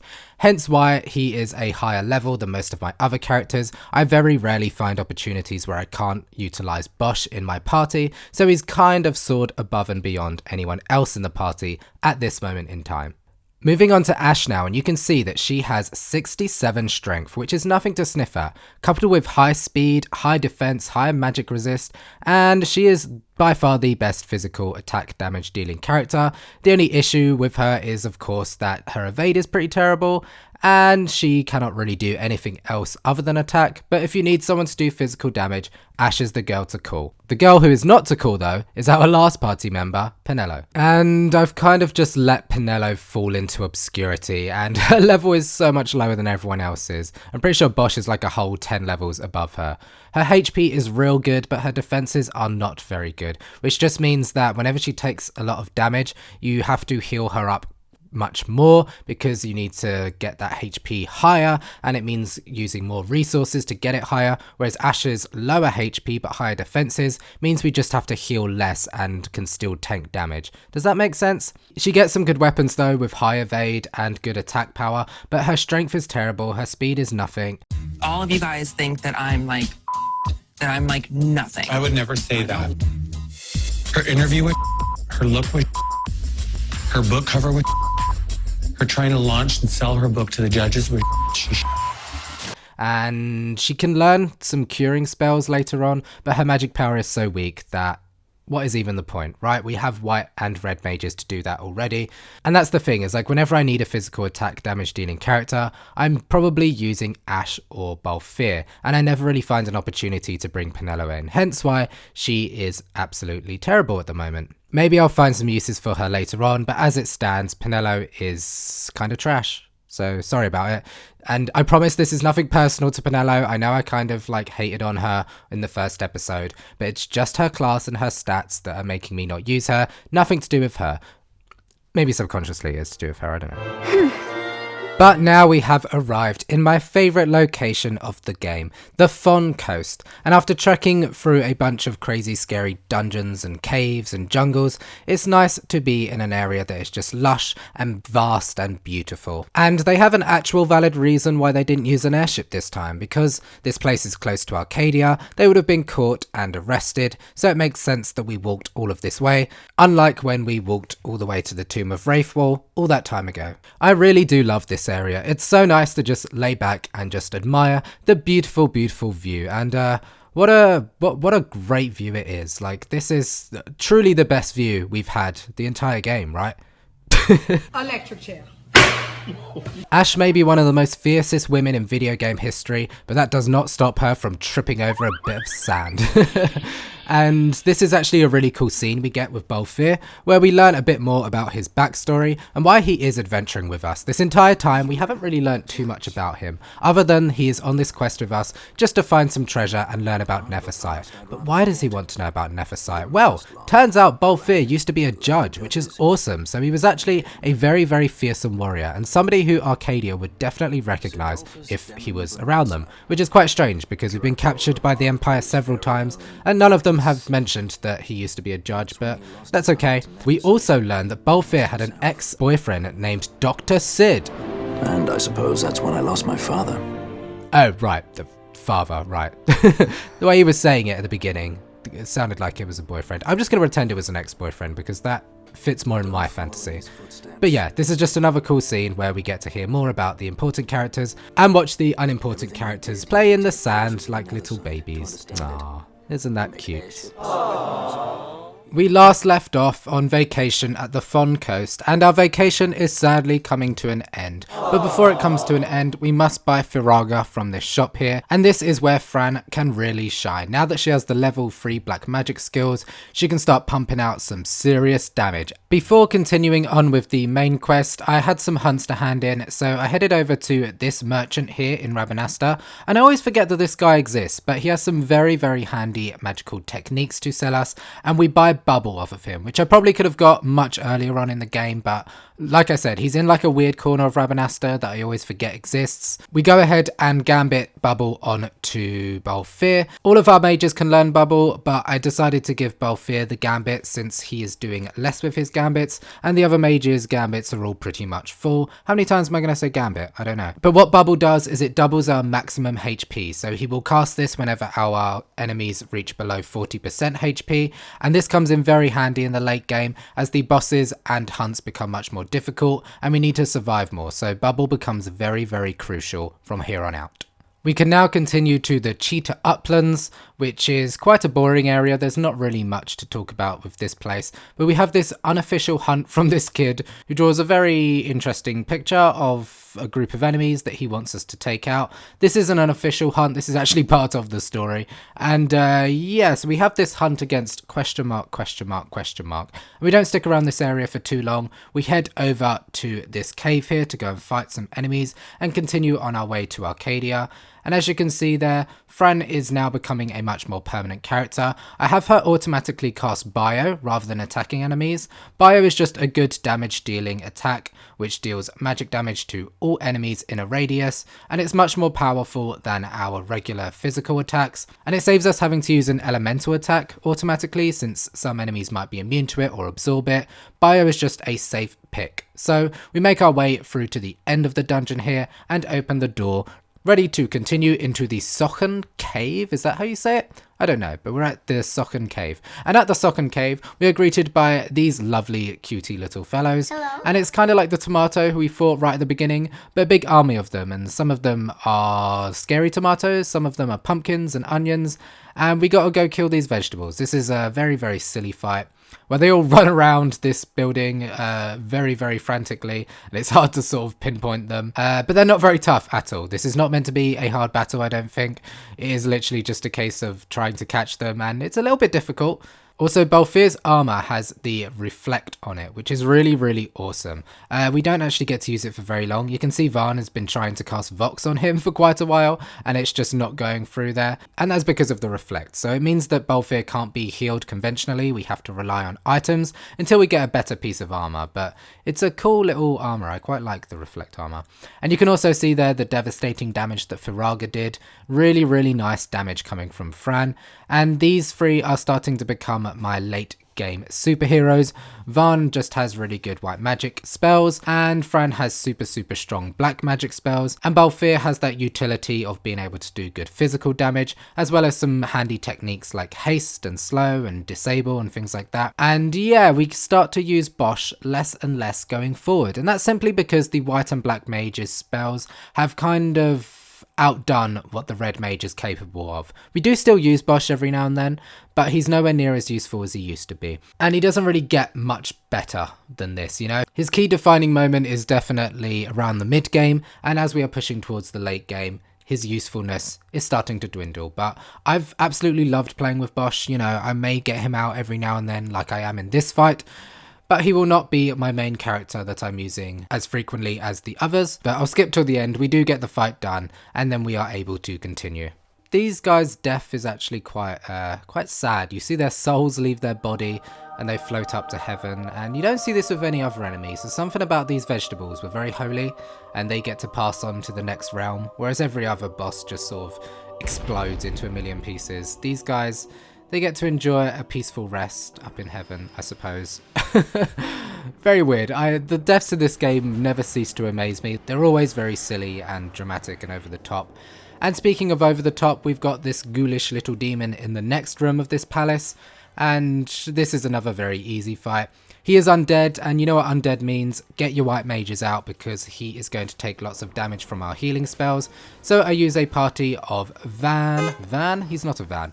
Vaan and Basch and Fran. Fran is just there to be there, just to see what she can do. And then it is mainly Vaan and Basch that are doing the bulk of the damage.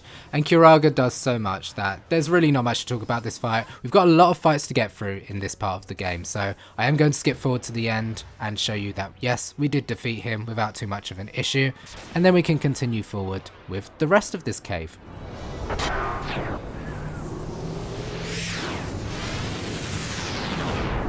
Okay, work.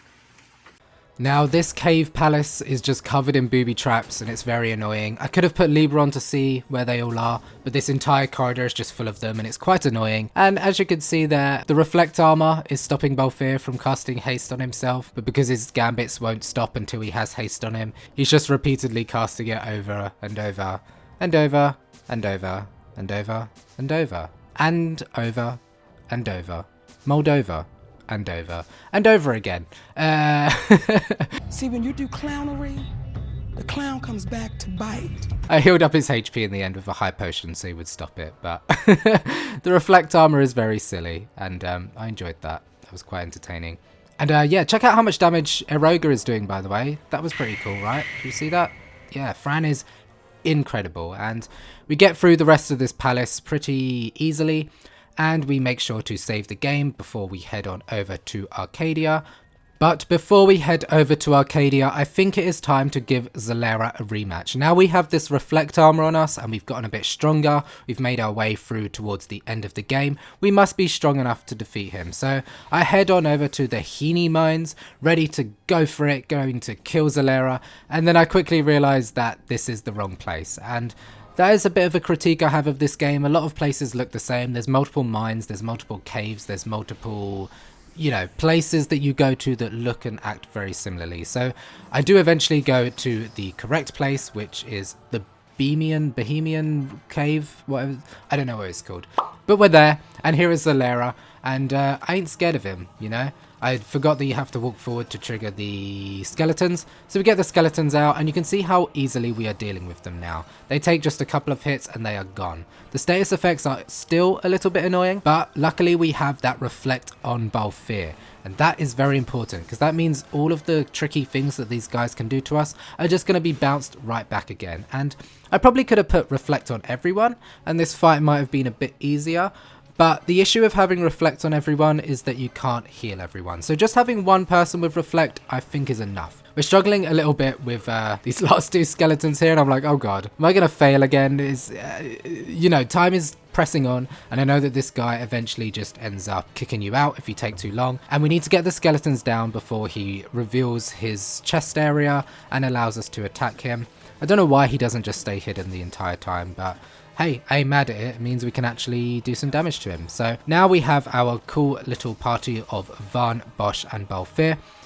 You can see that Balthier actually died to death. So that did not reflect, you know, it didn't work. He did still get hit by it. Quite frustrating, but nothing too majorly wrong with this fight anymore, I suppose. We're doing a decent amount of damage to him. We feel good, we look good, everybody's feeling groovy. You know, we got the boys in the band, the boys are doing the things, they're doing the stuff. It's quite cool having two of the boys be the white mages. I feel like whenever you play these games, the girls are always sort of subjected to being the white mage class because women are seen to be more of like the, I don't know, nurturers. And it's quite nice to have some male magicians, I guess. I don't really know where I'm going with this because I'm just chatting absolute. Here comes his big attack. He's gonna summon the big skull and it's gonna go rah. And I don't actually know what this attack does because it seems to miss us every single time. So you know, that's a thing, I suppose. Nobody cares. As soon as the skeletons come out again, that's when I'm like, ugh, because they're just so annoying to deal with. I just want to go after Zalera. The skeletons are the ones that cast reflect on themselves and on Zalera, which is very annoying. So we have to keep on curing that and things. Death keeps coming out and killing Balthier. Maybe I should have swapped Balthier out. I feel like Ashe maybe would have been a better option for this. Ashe also has the reflect armor on her, since she can also use heavy armor. And I feel like she would have been a very good fit. The death comes out onto Vaan as well, so it's not just Balthier who can be put to death. It's also all of them apparently, because Basch then got affected by death. And this isn't looking too good, you know. We are definitely surviving okay. But we need our white mages to be dealing healing damage to him, but they're too busy healing us up and reviving everyone to actually do anything. And that's a problem because, you know, this fight, it's on a timer and the timer's getting lower and lower and lower and it's ticking away. And I'm thinking, we got to get it done. We've got a quarter of his health left. We've come this far. We've been through so much. Surely we can take him out. And we don't. We actually get booted out of the thingamabob. So, of course, I try the fight again, and we get really close this time, but alas, we do actually get kicked out again. But The Sims 4 version 1.84 has just been updated, so with that information, I'm pretty sure I can defeat him this time around. So, let's see how this fight goes, shall we? Unfortunately, these fights are very RNG heavy. It just depends on whether the skeletons decide to cast Reflect, how often they spawn, how often he uses Death and Disable and Sleep, and who he decides to target. There's a lot of that going on, so it's okay to try this fight over and over again. I know that like eventually I will just get it, because every single time I'm doing this I'm getting closer and closer. So I'm pretty sure I'm strong enough to defeat him, because damage is not the issue. It's very rare that I think we could get a game over from this guy anymore. He will just boot us out if we are too slow, of course. So here we are again with my cool little team of Vaan, Basch and Balthier. I feel like these are just the best ones to use. Balthier also has an accessory that automatically equips Bubble, which is really cool. I think he does anyway. I assume that's why he's got Bubble already. And that is just very handy. Of course that's why he has Bubble, because he has a reflect thing on, so he can't cast Bubble on himself. So that means that Balthier can actually become a little bit of a tank now, so it's quite cool. The Time BattleMage can kind of act as like a mage tank, which is just very interesting because you wouldn't expect it. And it's a very cool class. I love this sort of like hybrid of physical and magical damage that the Time BattleMage is. It's very unique, it's very cool. I feel like with the other mages, you know that they are going to be very high magic power, but like low HP, low defenses, you know, what you would expect from a mage. Whereas the Time BattleMage has the word battle in it, right? Which means it can battle. Wow, that is very interesting. Please tell me more. And battle it does, and I don't know, I just think it's very cool having a jack of all trades sort of character, kind of like the red mage, but even a little bit more useful because of the heavy armor that they can equip. And as you can see here, Zalera's health bar is going down quicker than Sonic when he sees a chili dog. I don't know. It's going down very quickly, and that's pretty handy. I feel like this is the run. This is the time that we do it. This is the time that we win. Been nowhere near 5 minutes. It's gone so much quicker than the last fight did. We just need to get the damage out. And luckily, there are no skeletons, which is incredible. This is what we want to see. And Curaga from Vaan is our MVP, if you will, you know? It's the thing that's doing the most damage. Even when he gets KO'd, before he goes, he does like one final Curaga to get his health down. And now it's up to the last of them. It's just Basch, and then BAM! I don't know what I said through any of that, but look at that. Zalera is dead. This is probably the battle that we retried the most thus far, I would imagine. It's either this or the Demon Wall. But hey, we got there. We finally did it, and we have Zalera in our back pocket. The Eidolon is ours. Also, I've realised they're called Espers, not Eidolons. Every Final Fantasy game has a different thing that they call them. I thought it was Eidolons. I've been corrected. It is actually Espers. And now I'm seeing what we can do. And Fran can get an ability that she can already get. Okay, that's fine. A technique for Penelo. We don't even use her anyway. So moving on to Basch. He doesn't get anything from Zalera. Okay, that's fine. He doesn't need anything.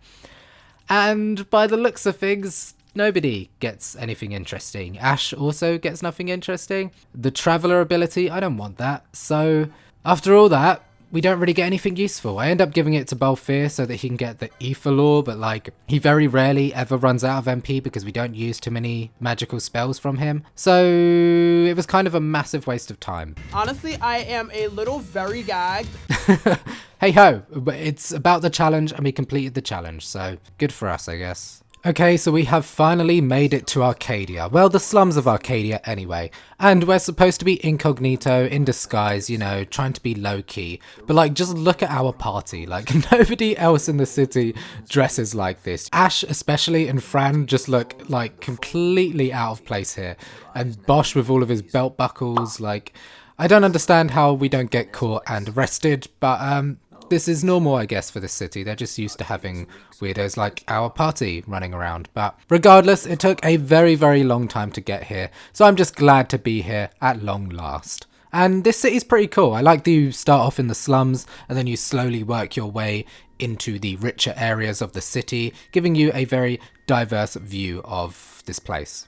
There's a ton of treasure chests around this area and they all have just like rust in them, but I'm a greedy so I'm going around and collecting them all and then seeing if there's... Why is there a chicken here? Why am I talking to a chicken? It's chicken!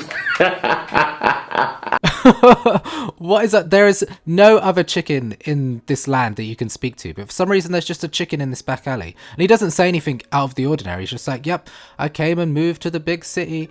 Like, why can you talk, Mr. Chicken? Like, what is going on? Why is this here? I love it. I'm glad it's here, but like, what and why? Anyway, there's this character called Jules who we have to lend money and we have to do this mini game to find out some rumors.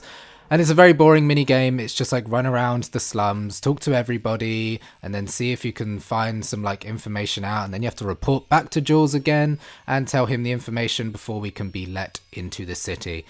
And it's very pointless, it's very boring, but we do it, and then eventually we make our way into the imperial city of Arcades. And this is the capital of the land, so I'm expecting big things, and it doesn't quite deliver. It looks very cool when you sort of look around and see all the tall skyscrapers. It's like, wow, cool place, right? But you're very, very limited in what you can do and where you can go, and that's quite frustrating. You've changed, Vaan. Has he changed? I don't feel like Vaan has changed much. He kind of started off as a doofy kid with big dreams, and he's still a doofy kid with big dreams. And if he has changed, the game certainly hasn't shown us any of that change. He just still feels the exact same as he did before. And so does Penelo, to be honest. We don't really get any development from them at all. Anyway, we need to get these chops in order to hitch a ride on this flying spaceship thing. And that means another minigame. And you guessed it, it's another minigame of wander around the town and speak to everyone until we do the thing. I'm getting really sick of the mini games. Like, towards the end of the game, they're just pumping out more of them, and they're just not entertaining. They're not fun. I'm just like finding people that have a story and then finding the person whose story matches them and then receiving a chop. And you just do this 3 times. Really, really annoying, really boring. It makes this part of the game quite disappointing for me because we've been hearing of Arcadia the entire time. It's the capital city. Can't wait to get there. It took forever to get there. And then we're just bombarded with mini games, and we don't even get to explore the city that much. We're very limited in where we can go, so bit of a disappointment. But the flying cars are at least cool, I suppose. It's quite nice to be in the flying cars. But now we are heading over to the Draclaw laboratories to see what Mr. Professor Dr. Sid is up to, because he's doing some bad things and he may have a connection with one of our party members. Yes, it is indeed Balthier's father, and he likes to play with Nephesite and has gone a bit mad with power. So we need to go and figure out what he's up to and put a stop to it, I suppose. It's all very quiet here, almost too quiet, and there's nobody around until suddenly we are ambushed by this bald man, and he's got a very shiny head and he's trying to chop us up for reasons that we're unsure of. But it turns out he is actually here for Dr. Sid too, and I don't know why he just decided to attack us like that, but you know, he maybe just didn't like the look of us. I don't really know, but yes, this is Red Ass. He's got a red ass, I suppose, and he kind of helps us out later. But for now, we don't really know who he is, if he's a good guy or a bad guy. He's just kind of here.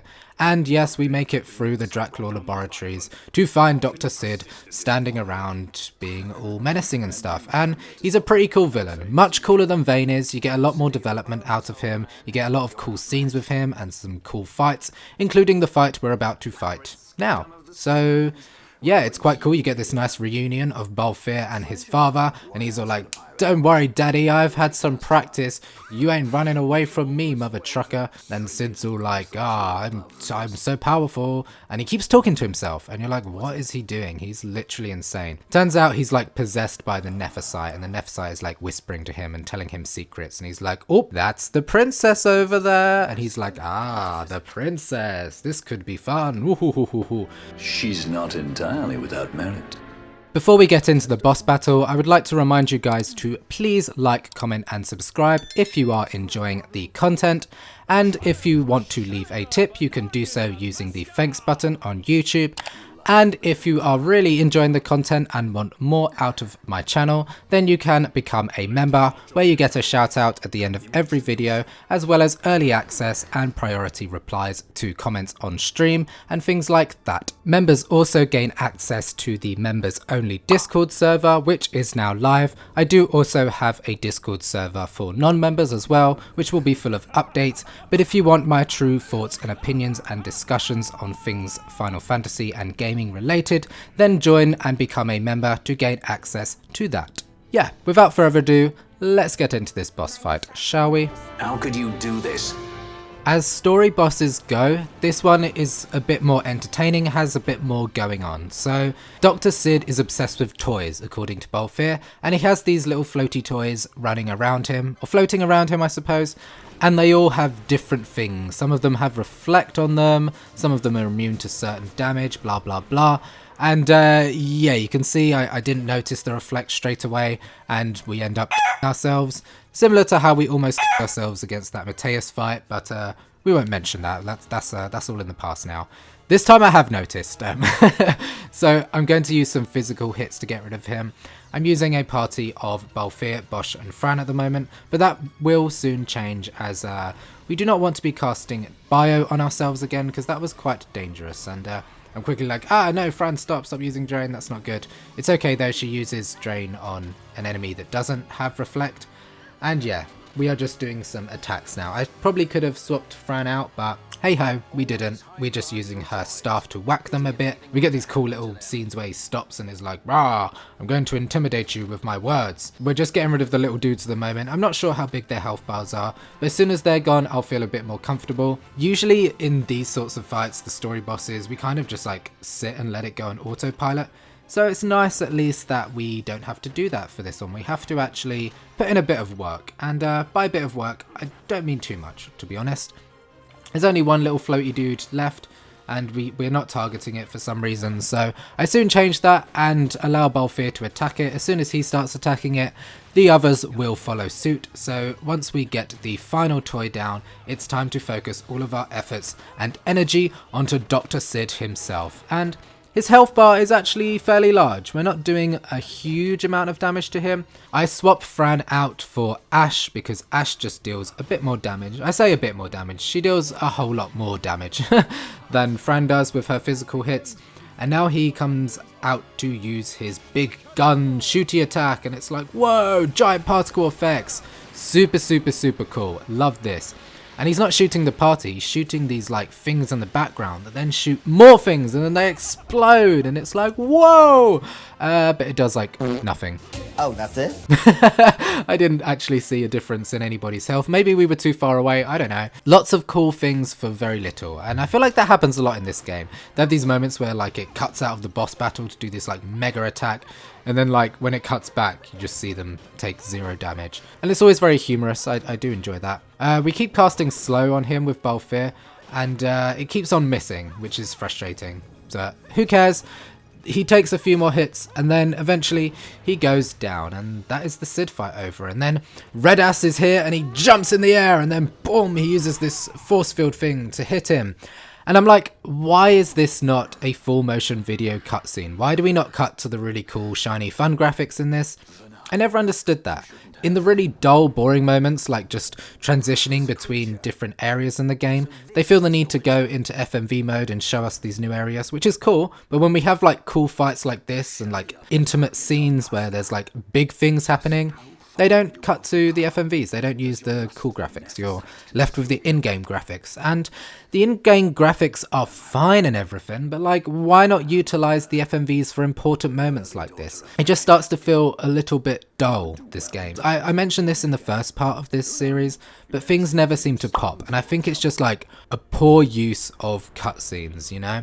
They never allow epic moments like this to feel epic. They don't make it grander than it needs to be. Like, this is a cool moment, but it's just kind of let down by just not really going anywhere.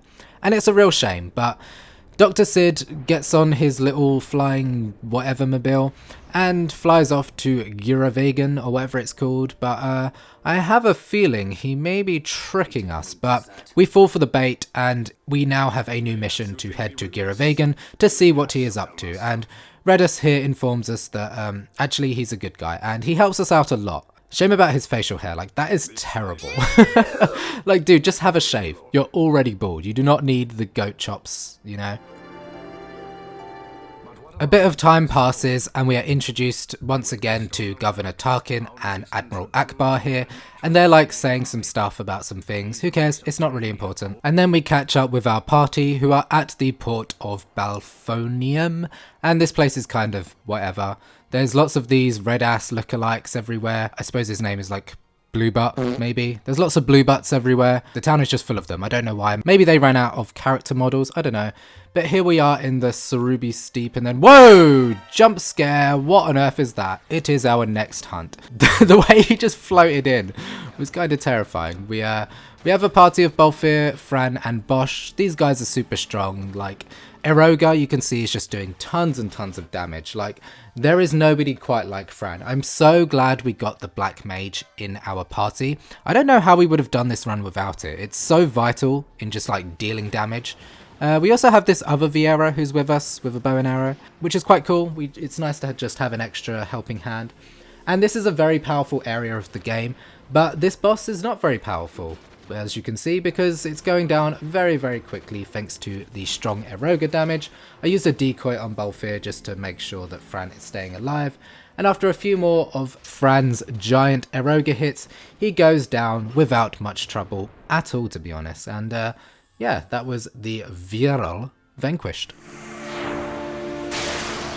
I think it's about time that we took on our arch nemesis, the giant black chicken that runs around, trickster dude. And as you can see, we've been and done a lot of fights. So much has happened since we last fought this chicken, and he's taken a real hefty chunk of damage from us now. We also have access to bio, because as you remember, when we get towards the end of the fight, he becomes immune to elemental damage and physical damage. So the only thing we could use to hurt them before was the drain spell. But now that we have access to bio and Fran has super high magic power, we know that we can get him down with bio. And I kind of hate that we've kind of made this enemy a joke because we struggled so much with it. I would have loved to have killed it earlier on, but it just was not possible. But now it's kind of at the stage where it's just a bit of a joke and it's almost too easy. And I'm a bit sad by that. I don't feel like I've properly conquered this fight, but hey, at least we got him eventually, right? He goes down after a few more drain spells, and thus concluding the end of our trickster journey. We have this next hunt against giant turtle monster number 5000, and he goes down pretty easily, so we're rushing through the hunts fairly quickly. And then we have this dude over here, and he is a big bulky boy, and he's just cast bravery on himself, which is a little bit spooky. Because bravery increases his physical strength, and our defenses are something that we lack quite a lot, mainly because we're not using dual classes. Often when you use dual classes, you'll have another class that has a lot of HP, gambit thingies, license thingy-mabobbies, and we don't have that, so most of our characters die very easily, and as you can see from that powerful attack, yeah, they die pretty easily, so we need to get that bravery off of him straight away. So Dispel is essential in this fight. Luckily his HP isn't too high. We already have him about halfway dead, so I think there is a chance. We just need to watch out for that really big fire plume attack that he does, because that seems to just knock us out in one hit. So my party is Balthier, Fran and Basch. Vaan just dies far too easily, and Basch can do everything that Vaan can do.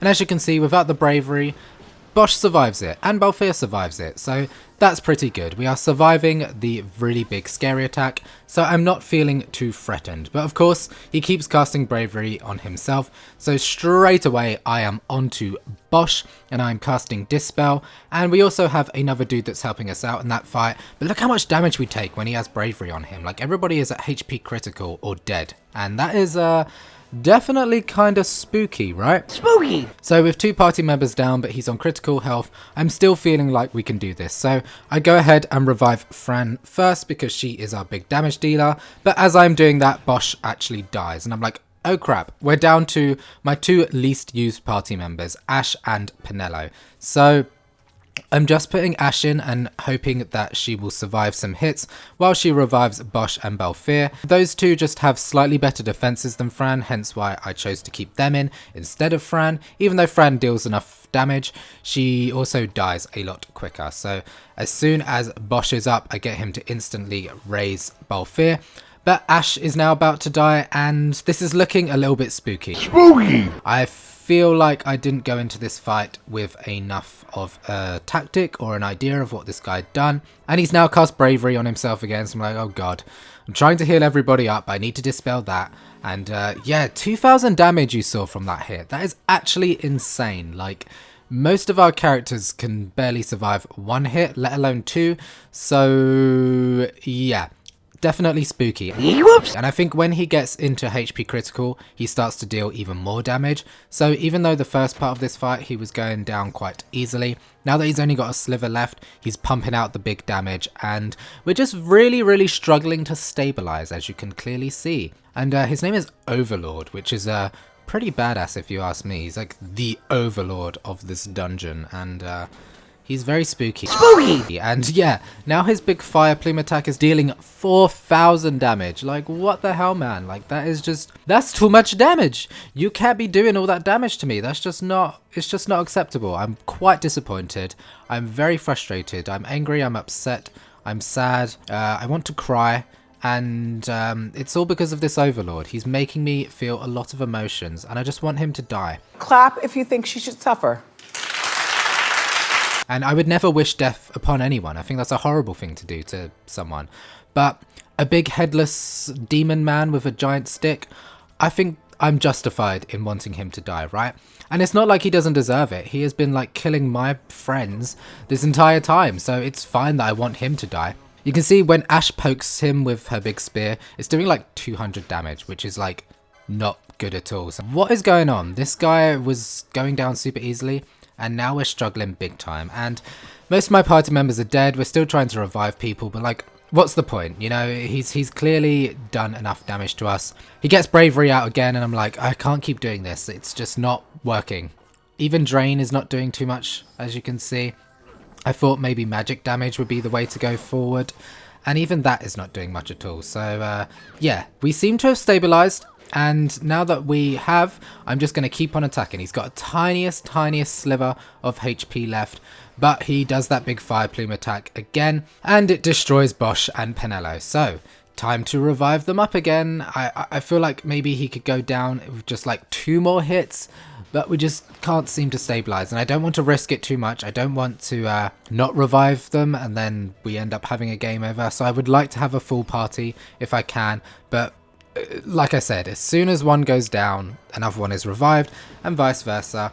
And this goes on for a while, as you can clearly see. But I will spare you and let you know that we do actually just die. So yeah, that is that fight really. So time to retry, and this time I'm like, right, I'm gonna sneak up on him. Didn't sneak up on him as well as I wanted to, but there's another dude around the corner to us which keeps getting involved, which is quite frustrating.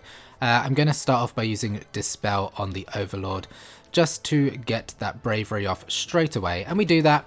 And now the fight can begin, and I'm hoping that this time around I'm just going to be a bit more attentive to when he's dealing lots of damage, and hopefully this time around we can do some more. We do have this Seek guy with us. I think they're called Seek, this race of people, S-E-E-Q. I don't know how you say that.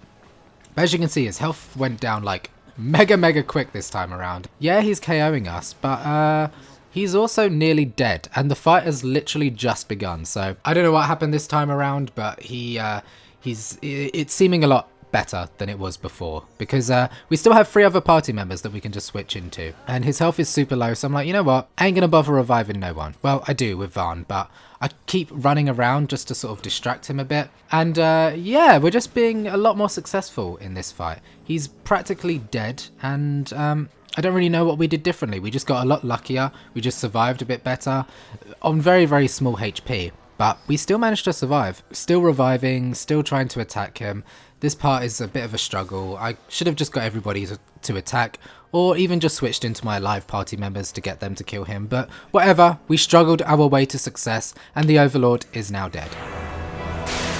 Our next hunt sees us against this Lindworm, which is like another giant dragon. As if we haven't fought enough giant dragons, we now have another one. On top of all the other giant tortoises we've defeated. Like, I feel like this game is just giant tortoises and giant dragons. Like, you will be fighting plenty of big dragon turtles in your time playing this game.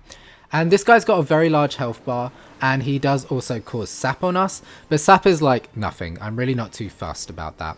There's a few tricky things he can do, but luckily Vaan, our white mage, can just heal all of that off of us. Yeah, he's not dealing too much actual damage to us, which is the main thing that we are concerned about.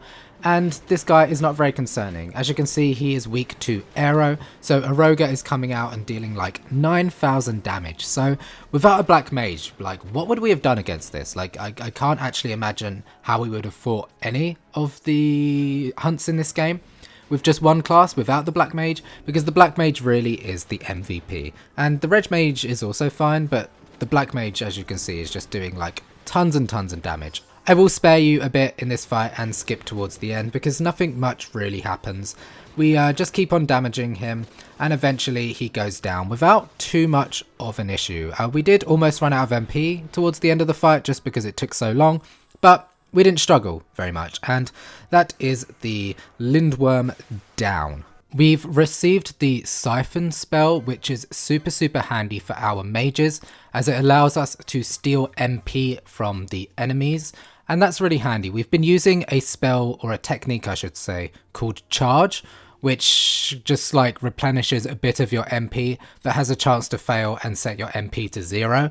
So it's just like not very reliable. Whereas now we have a way to reliably replenish our MP when it gets super low. So all of my mages are now going to equip Siphon, and that's pretty cool. Now our mages are just kind of unstoppable because they can never really run out of MP, which is nutty. We are wandering around the Xertian caves looking for our next hunt, and we accidentally run into this guy. I thought it was the hunt, but then I realised this is too dramatic a cutscene for just a hunt, and it's an actual boss battle, and it's an Esper, which is pretty cool. So we're about to gain a new Esper, which is like the Thunder God.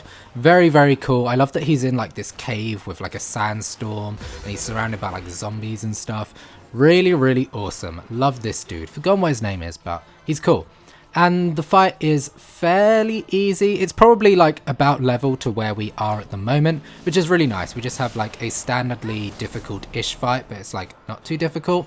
We do keep accidentally healing him because these zombies are around, and I have Vaan cast Curaja on any undead enemies. Curaja heals everybody in a radius, so it deals damage to the undead guys, but then also heals up Mr. Electric God here. And yeah, a bit unfortunate, but not too big a deal. And the big electricity attack comes out, and it's like, whoa, super cool. And it does like 1,000 damage to us, which is like fine. At least it actually hit us, because I feel like every time they do those big attacks, nothing happens. But this time, stuff actually happened. Just nothing too major. And we ain't struggling too much. The zombies are kind of like the most annoying part, because they are causing status effects like blind on us and things like that. But the actual boss himself, he's not too difficult. He's just like very cool looking. You can see some of his physical hits are doing like 57 attack, which is just like, what? Like, that is just like pathetically weak. He's weak to arrow, which is quite cool, I believe. Or maybe he's not weak to arrow, I can't remember. Yeah, we're using bio simply just because bio attacks everybody in range and it's just automatically set. Maybe he's weak to Blizzara. I seem to be using Blizzara. He's weak to Blizzard. So Blizzara is the attack that we are using when there are no undead enemies around. And yeah, as you can see, his health is slowly starting to drain. Cool dude, nothing too much to talk about though, really. We just throw everything we have at him, and dramatic death time. He's like, whoa, no, you've defeated me. The souls are leaving my body. I must decompose into giant green lights, and then, I'm now a crystal. So that's cool. We have whatever this guy's name is. I'm not even going to bother trying to pronounce that. That's too many letters for me. And then I go ahead and equip it to Vaan because it gives us a battle lore which increases his physical attack, which is awesome. We're going to be using Vaan quite a lot from here on out, so it's good that he can actually deal a little bit of damage, which is, you know, super nice. And now we finally reach the hunt, and we have this little lizard dude who's like, hey man, I'm looking for the hunt too, where is it? Long time no see, Balthier. I know that voice. It is none other than Begamnon, and his goons, and they are back to finish the job that they started all the way back in the Lahusu mines in like episode 1, which is crazy. It's cool that we get this closure, and it's nice that this could like actually be missable. If you don't bother doing any of the hunts, you would never know that you have a rematch with Begamnon, and we are definitely strong enough to take this guy on. I thought we were strong enough in the Lusu mine, so I imagine by now we must be hella strong. And I don't know how much he's been grinding, but we've been grinding lots. We've been getting super powerful. So I am not too worried about this guy. A lot of them now have sap on them thanks to bio, which is awesome. Their health is now just a ticking time bomb. And we also have slow on a few of them as well, thanks to one of our weapons, I believe. We've got bubble, we've got protect. I'm not scared at all. All of the positive status effects are on us. All of the negative ones are on them. We've got this other lizard dude who's helping us. I ain't mad. I'm not scared. I'm not frightened. I'm not bothered in the slightest. Begamnon is going down fairly easily. His goons ain't got nothing on us. There's only 2 left, Begamnon being one of them. And I love his weapon. It's just like a big stick with like a spinning blade on it. It seems quite impractical and very dangerous to hold. Not sure how that doesn't just like completely slice us open in one. But hey, you have to suspend your disbelief a little bit with these games. Wish we could equip that. Why do we not get a giant saw blade thing? What class would that even be? I don't know. Maybe they could have like a pirate class, a sky pirate class, where they use like cool weapons like this. I don't know. It'd be cool if we had a lizard dude in our party. Like we have a Vieira, but everyone else is just like humans, which is kind of unfortunate. Bit of a missed opportunity there. But eventually Begamnon goes down, and I think we're going to leave the episode here. And let me tell you, we have got a lot to go through this episode, so I'm going to jump straight in with this boss battle here against the very iconic Gilgamesh. Yes, Gilgamesh originally appeared in Final Fantasy V, I believe, and you fought him on a bridge. So here we are on a bridge again fighting Gilgamesh, and it's very cool. Gilgamesh, I believe, is like the only character in the Final Fantasy series that can actually like travel between Final Fantasy worlds, because as you know, each Final Fantasy game is its own unique story set in its own unique place. There are theories that some of them are connected, and the world of Ivalice that we're in at the moment does actually appear in a few Final Fantasy games, but it's like it hops through time, you know, no characters really reoccur between the games, except for Gilgamesh here. He kind of like transcends that, and it's very cool. I love that he can kind of just hop between these worlds. He's very mystical, mysterious. Nobody really knows why he can travel between these worlds. It's just like a fun bit of Final Fantasy lore. And he collects weapons, that's his thing. He has 4 arms, and he wants to take all the most powerful weapons from all of the different games and acquire them for himself. And I love this dude. He's a very beloved character in the Final Fantasy series, and this boss battle is pretty cool. We're actually at a pretty good level to be fighting him, and we're not having too much of a problem here. Luckily we got Bio, which is very handy because Bio can actually kill the dog that he has and Gilgamesh at the same time. So we want to get the dog out of the way first, because that just makes Gilgamesh a bit easier. And I thought I would struggle against this fight. I think it's like a level 6 fight or level 5. Almost as tricky as the Begamnon one, but even more tricky, because turns out we actually have to fight him twice. But I didn't know this at first, so I'm fighting this battle and I'm like, oh, this is actually super easy. And look how cool this is. You can actually see the weapon from Final Fantasy VII, the Buster Sword, as well. If you saw in his other hand, he had the Gunblade, which Squall wields in Final Fantasy VIII. So you got all these cool little references to other games wrapped up together in this little character that's like very cool. Everybody loves this guy. I don't know anyone who has a problem with Gilgamesh. He's like frequently described as one of the cooler characters of Final Fantasy VII? Just Final Fantasy in general. And it's not hard to see why. He wears red, he has a cloak, he has 4 arms, and he just likes to collect weapons. That's like his whole shtick, right? Like I said though, we do have a lot of battles to get through in this episode. So I'm going to skip towards the end of this fight. We fight him again later, which I didn't actually know at this moment in time. But yeah, we kill this guy fairly easily. Nobody really dies. And I was like, wow, that was supposed to be like a level 6 hunt. Pfft, that was easy, whatever. I'm so good at this game. I'm about to be humbled real quick. Don't you worry. So Gilgamesh actually ends up running away, and we need to chase him down in these mines and finish him off. So we have to go and collect the Site 11 key, which is found on the Vaan coast over here. It fell when that boy dropped it in one of the last quests that we did, and now we've picked it up, we can now enter a new part of the mines, and this part is not messing around. There's like different sections of it and they get progressively tougher, but there's some really good loot here, including the Mage Power Shoutout. Yes, it's Shoutout. Loads of really cool armor, weapons and things like that. We get the spell Scaife from this area, which is like the best spell in the entire game. I'm gonna say it now, Scaife saves us this run. I don't think we would have been able to complete the game and do all the hunts without this spell, and you're going to see the power of it very soon. I haven't yet realised what Scaife is or what it does, so we are still using Bio in this, but it's a magical ability that targets everybody in a radius and deals massive damage. It costs a lot of MP, but whenever Fran kills an enemy using a magic spell, she kind of just regains all that MP back again. So it's kind of just free, because she always ends up killing people with Scaife. It does so much damage that it just one-shots almost everything in the game at this point, which is nuts. So yeah, love that we got Scaife. But here we are against Gilgamesh for the second time now. And this one is a lot tougher. He likes to put us to sleep and he likes to disable us. And of course I went into this game, or into this battle, very unprepared. I didn't know what he done. Yeah, I've realized now how difficult he is compared to the first time around, as everybody is dying and we've not done like anything to him yet. The battle has been going on for a little bit and nothing has really been done. Like the dog has barely lost any HP, let alone Gilgamesh himself. We're struggling on the dog.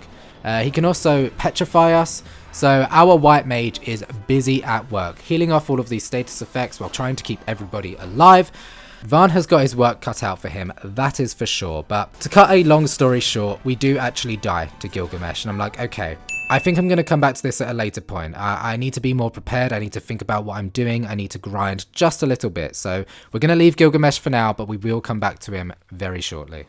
Now onto the main story, and we have this boss battle against this giant plant monster, and it kind of reminds me of the giant plant monster from Final Fantasy IX, the one from the beginning of the game that like petrifies all of our friends and destroys all the forest. It kind of looks like that.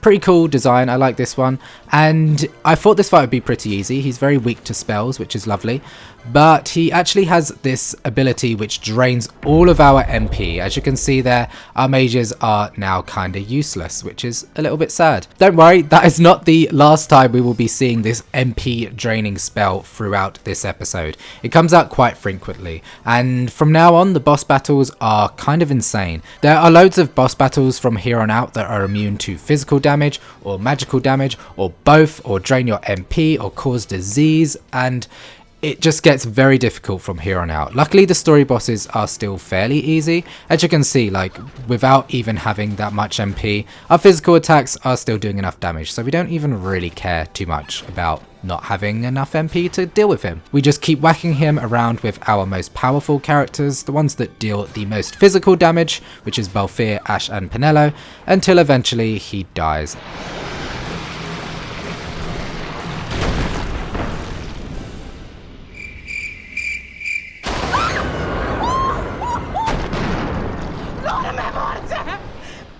At this stage, I'm starting to realize that I don't really need to use every single character again. I'm just going to stick to 3 characters because we're getting towards the end of the game and I'm starting to realize who are the best and who I'm just using for the sake of leveling them up. And I don't want to do that anymore. I just want my party, and Fran and Vaan are a given. Fran has the most powerful damage in the game. Scaife can hit loads of targets all at once and deal massive damage, and Vaan is the only one who can heal off status effects and cure up our team and revive them and all that lovely white magical stuff. So those two are just like definitely in the party. And then we need a physical damage dealer, and I was going to put Balthier in, but the problem with his crossbows is that they can't actually chain damage. So other weapons that are physical can attack multiple times in one attack, if that makes sense. So you use attack once and then they can just chain off a bunch of attacks randomly.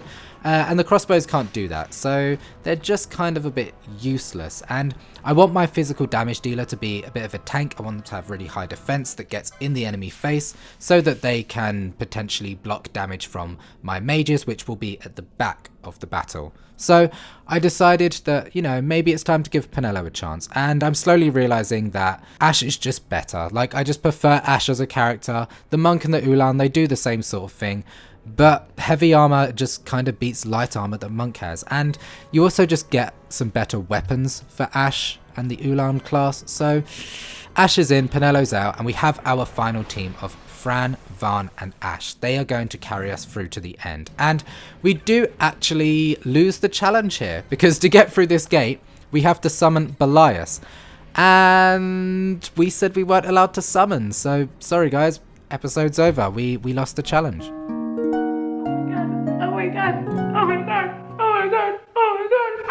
I'm just kidding. We're obviously still going to continue the challenge. We have to do this for storyline purposes, so technically, yeah, we failed, but also, like, what else am I supposed to do? Just leave the challenge there? Obviously not. We're going to continue. We're going to summon Balthier, open the gate, and then never use him again. And I assigned him to Ashe simply because there's a limit on how many summons you can have, I believe.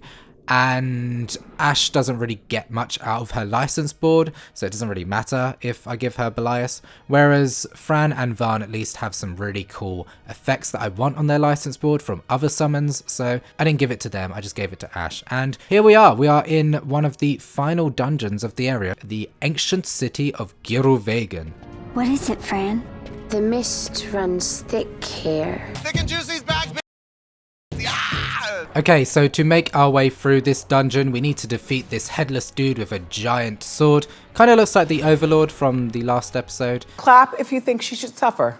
They do reuse a lot of enemies in this game, and clearly they've reused this one. And if you blink, you'll miss this fight because it's incredibly easy. Like, look how much damage we're dealing, and we're not even using Scathe yet. I do eventually realise what Scathe is and equip it to Fran, but I haven't noticed yet. But yeah, this guy dies without any trouble whatsoever. So before we continue with the rest of this dungeon, I soon realise what Scathe is, and I'm like, oh my god, we have the most powerful spell in the game. And I finally equip that to Fran. So now Fran will be dealing Scathe to all enemies, and let's test it out on this boss battle here. We made our way through the dungeon easily. There's no real puzzles, it's just a case of go through. And yeah, he's actually weak to Blizzard, so we can't show off the power of Scathe just yet, but he goes down very easily. I skipped forward in this one because nothing major happened. Like I said, we got a lot to get through in this episode, so most of these boss battles are just going to be like, here it is, oh we killed it. So here is the big dragon dies, he falls out into space. Quite sad, horrible way to die honestly, space is kind of scary. I'm scared, I don't know what was that, guys. Is that Nethicite? Now we're inside this giant crystal thing, and we've discovered this giant Nethicite that could actually destroy all of Ivalice. And again, this is more like Lord of the Rings references, like this one powerful piece of jewelry or stone or something that can destroy the world. And you know, I just wanted to throw that in there, that this game is starting to feel more Lord of the Ringsy than it is Star Wars, which is interesting. I didn't expect it to go that way. But now we have another boss battle here. Yep, you guessed it, more boss battles. Don't know what this guy's called, don't know what he does. Look how much damage Scathe is doing. Now we can see that, like, Scathe is mighty powerful. And I believe this is another Esper, so we get this guy down, we'll have more chances to equip some cool licenses. So luckily we are pretty powerful and we're not struggling too much. He can cast Flare, which is a very powerful spell, but not as powerful as Scathe. We get Flare after we get Scathe, which is quite interesting, and there's also Shock as well, which is another very powerful black magic spell, none of which are as powerful as Scathe is. Like, we just have we are just laughing now. The rest of the game is going to be fairly easy, but we will definitely still struggle against some hunts, as you will see later, because the final hunts in this game are insane. But most of the story bosses from now on are a complete waste of time. Like, they're just a joke. I will show you them anyway because it's important, right? We've killed this guy, Shazamalam, whatever his name was, Shazamazel. We got Shazamazel, and actually quite a handy Esper to have because it gives Vaan plus 230 HP, which is awesome. We need our white mage to be surviving. The mother of all Nethicite. Okay, so here we have this scene where Ashe's confronting the Okuria, which are like these ghosts from the past that are sort of evil, and they are like connected to Nephesite and all the mystical powers that be, and they're the ones that Dr. Sid was talking to when he used the manufactured Nephesite. And I'll be honest, I'm lost. Like, the story has completely lost me. They want us to go cut the sun crest now, and I'm like, what is a sun crest? Sorry, I know I'm getting like way OTT about this, but this game just kind of fails to tell a compelling story. You know, it starts off well, it starts off easy and understandable, and yes, stories are allowed to get complex, but this is just like unnecessarily complex. Every time you're starting to understand something, they're just throwing in new things, and I wish that it just streamlined more into the Empire and Dalmasca and the conflict between the two, rather than going into all these Okurian things, you know? Vanna's an Okurian, a being like you. Vanna is a heretic. Like, I don't care for these ghosts. I feel like the story would have still been the same if it were just about these powerful Nephesite things without having these ghosts be present. Another critique I have of this story is that it's just a giant fetch quest. Every time you grab something, it's like, nope, you need to go grab this thing. Oh, you got the Dawn Shard? Well, now you need to go get the Sword of Kings. And then you get the Sword of the Kings, and it's like, oh, now we need to go get this other sword. And it's like, why are there so many swords and stones that we need to collect? Why is this game just about collecting stones and swords when it could have been about princesses overcoming things and, you know, people having closure, and all of this wasted lore and backstory on the Okuria and things like that could have gone into the actual characters. Like, we have Penelo in our party who we don't even know. Like, we've never seen a flashback of her life or why she's on this adventure or who she even is. And she's been in our party the entire time. And instead of like delving into the characters themselves, we're left with these like weird plot points that are thrown in at the end that just don't make sense and feel just, I don't know, just, I don't know. I feel like I'm just getting too mad at this game. I do enjoy this game, I do a lot. But like, the story just progressively gets worse and worse, and it becomes very hard to stay invested in something when it's just like not interesting. So yeah, that's my rant over. Apologies for that. I'm sure people love the story of this game, and there are parts of it I like. There are some characters that are really well developed and interesting, but there's just a lot of missed opportunities, I find. I will search out the sun crest. I don't care. Okay. I really don't give a fuck. But hey, at least we got this cool sword now, and we're going to give it to Vaan, because Vaan doesn't need to use rods. You know, the rods increase our magic power, but our magic power is high enough. We're only healing, we're not dealing damage, so at least now Vaan has a bit more physical capabilities. Okay, so we've done all the fetch quests, we've assembled all parts of Exodia, and we are now ready to form the beast himself and get rid of the Sun Crest. So maybe after that we can actually get somewhere. Maybe we will defeat the Empire if we do that. I don't know. But hey, Redass is now about to join our party, and yeah, I like Redass. He's a very, very powerful character. He knows the Arise spell, which is awesome. It is basically full life. It restores our HP to full after we are revived. And yeah, I wish Redass would stay in our party the entire time, but he is just a guest, but a very, very handy one at that. So with that information, let's go and do some more hunts, because of course there's like several hunts we need to get through before we are ready to finish the main quest of this game. Okay, so first off, we've got Death Scythe. He's very, very easy. I won't show you this fight because nothing really happened. He dies, we succeed. Love that for us. Quickly moving on to the next fight against this giant Goliath looking thing in the same area, so we managed to kill two birds with one stone. He's a little bit more tough, he's got some good defenses, but again, he goes down very easily. And now we have this third hunt here, which is actually pretty cool. There's like a hidden area in this area. I've forgotten what this place is called, like the Deadlands, the Nabudis Deadlands. There's like a secret area with like this cool shrine looking thing. You have to go up this path, and as you're going up this path, there's just tons and tons of zombies. And then when we get to the top, we have another giant Goliath looking creature. And yeah, I love this. This was quite cool. I appreciate when the hunts give you like a little bit extra to do, rather than just like go to this place and kill something. You have to figure out a secret path or do like a secret mission thing to get there. And a lot of the hunts do that in this game. And I will say that is by far the best thing about this game. If you're ever considering playing this game and you're not too sure because the story seems kind of weird, or you've heard complaints about the characters or this or that, I will say the hunts make it all worth it. They are just like the most fun part of this game. The main story is kind of like meh, but the hunts are just like incredible, and they offer so many good loot, so many cool little interactions. If you actually like read a lot of the dialogue from it as well, they're also like some of the more comedic parts of this game, and just like super interesting. The game is just so huge. That is another reason to play this game, is just it is massive. There are still like so many side quests I've never heard of or done before.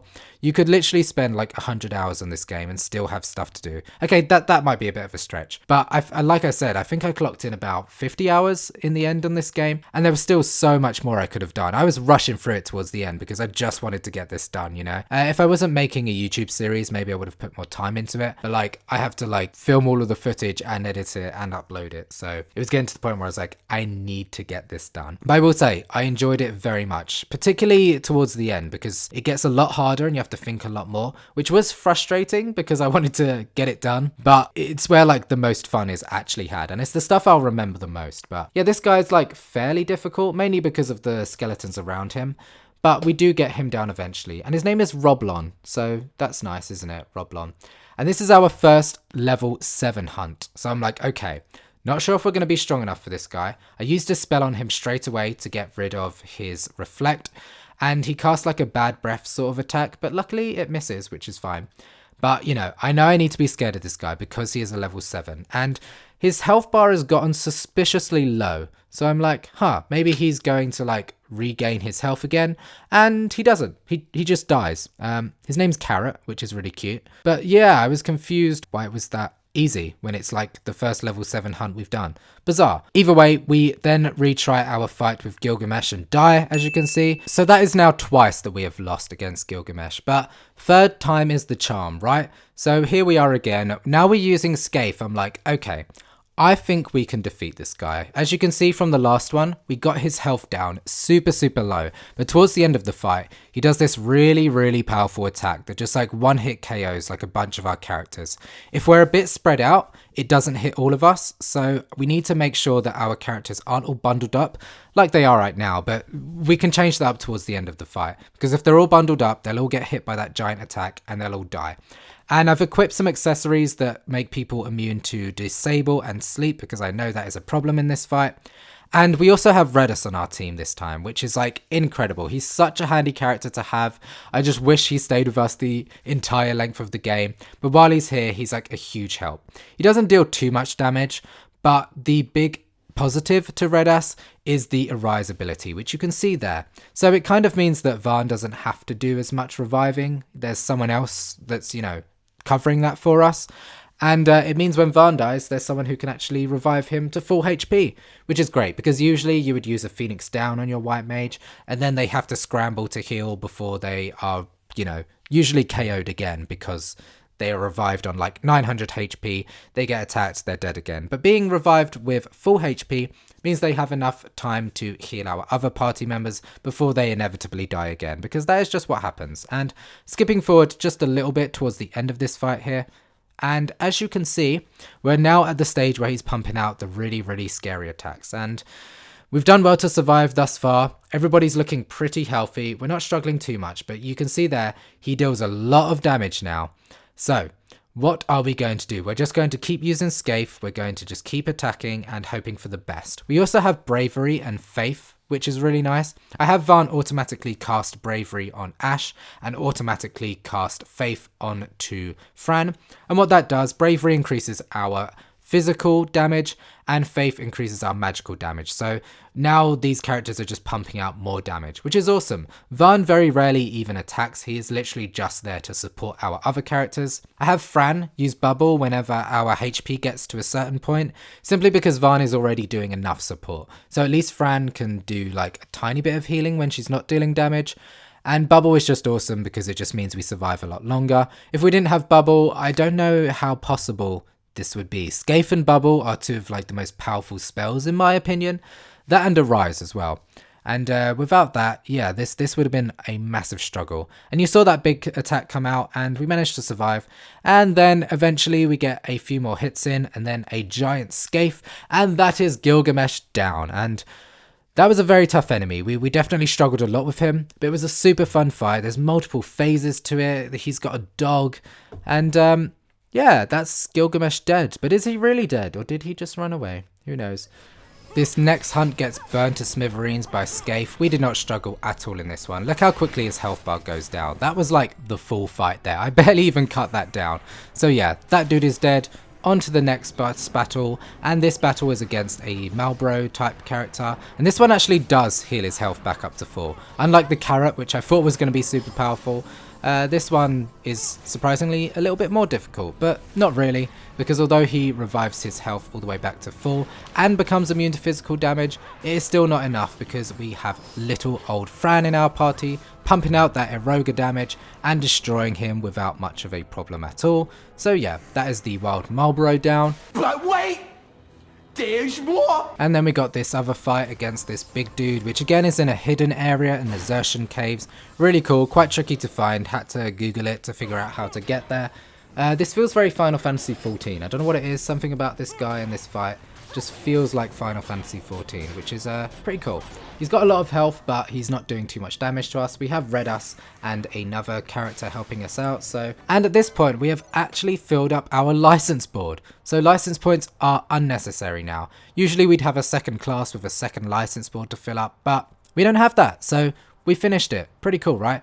And now here we are in the final dungeon, the Redonera Contract. Yes.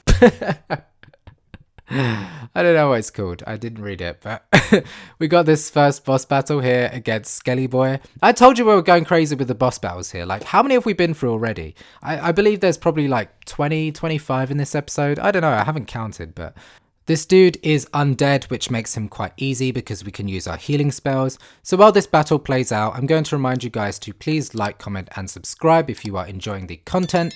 These videos take forever to make, especially this part, just based on how much there was to do. So a like and a subscription goes a really long way in helping me out and helping this channel grow so I can give you more cool, crazy, fun content. And if you want to leave a tip would be very much appreciated. You can do so using the thanks button on YouTube, and don't forget you can also join our memberships. Yes, if you want to get early access to our videos, priority replies on live streams, as well as other cool perks, then please become a member today by clicking the memberships tab in the description or on my channel. Hallelujah! The beast is dead. Mr. Dragon Skeleton Boy has been slain, and that's really good. So that's now we can continue to the dungeon.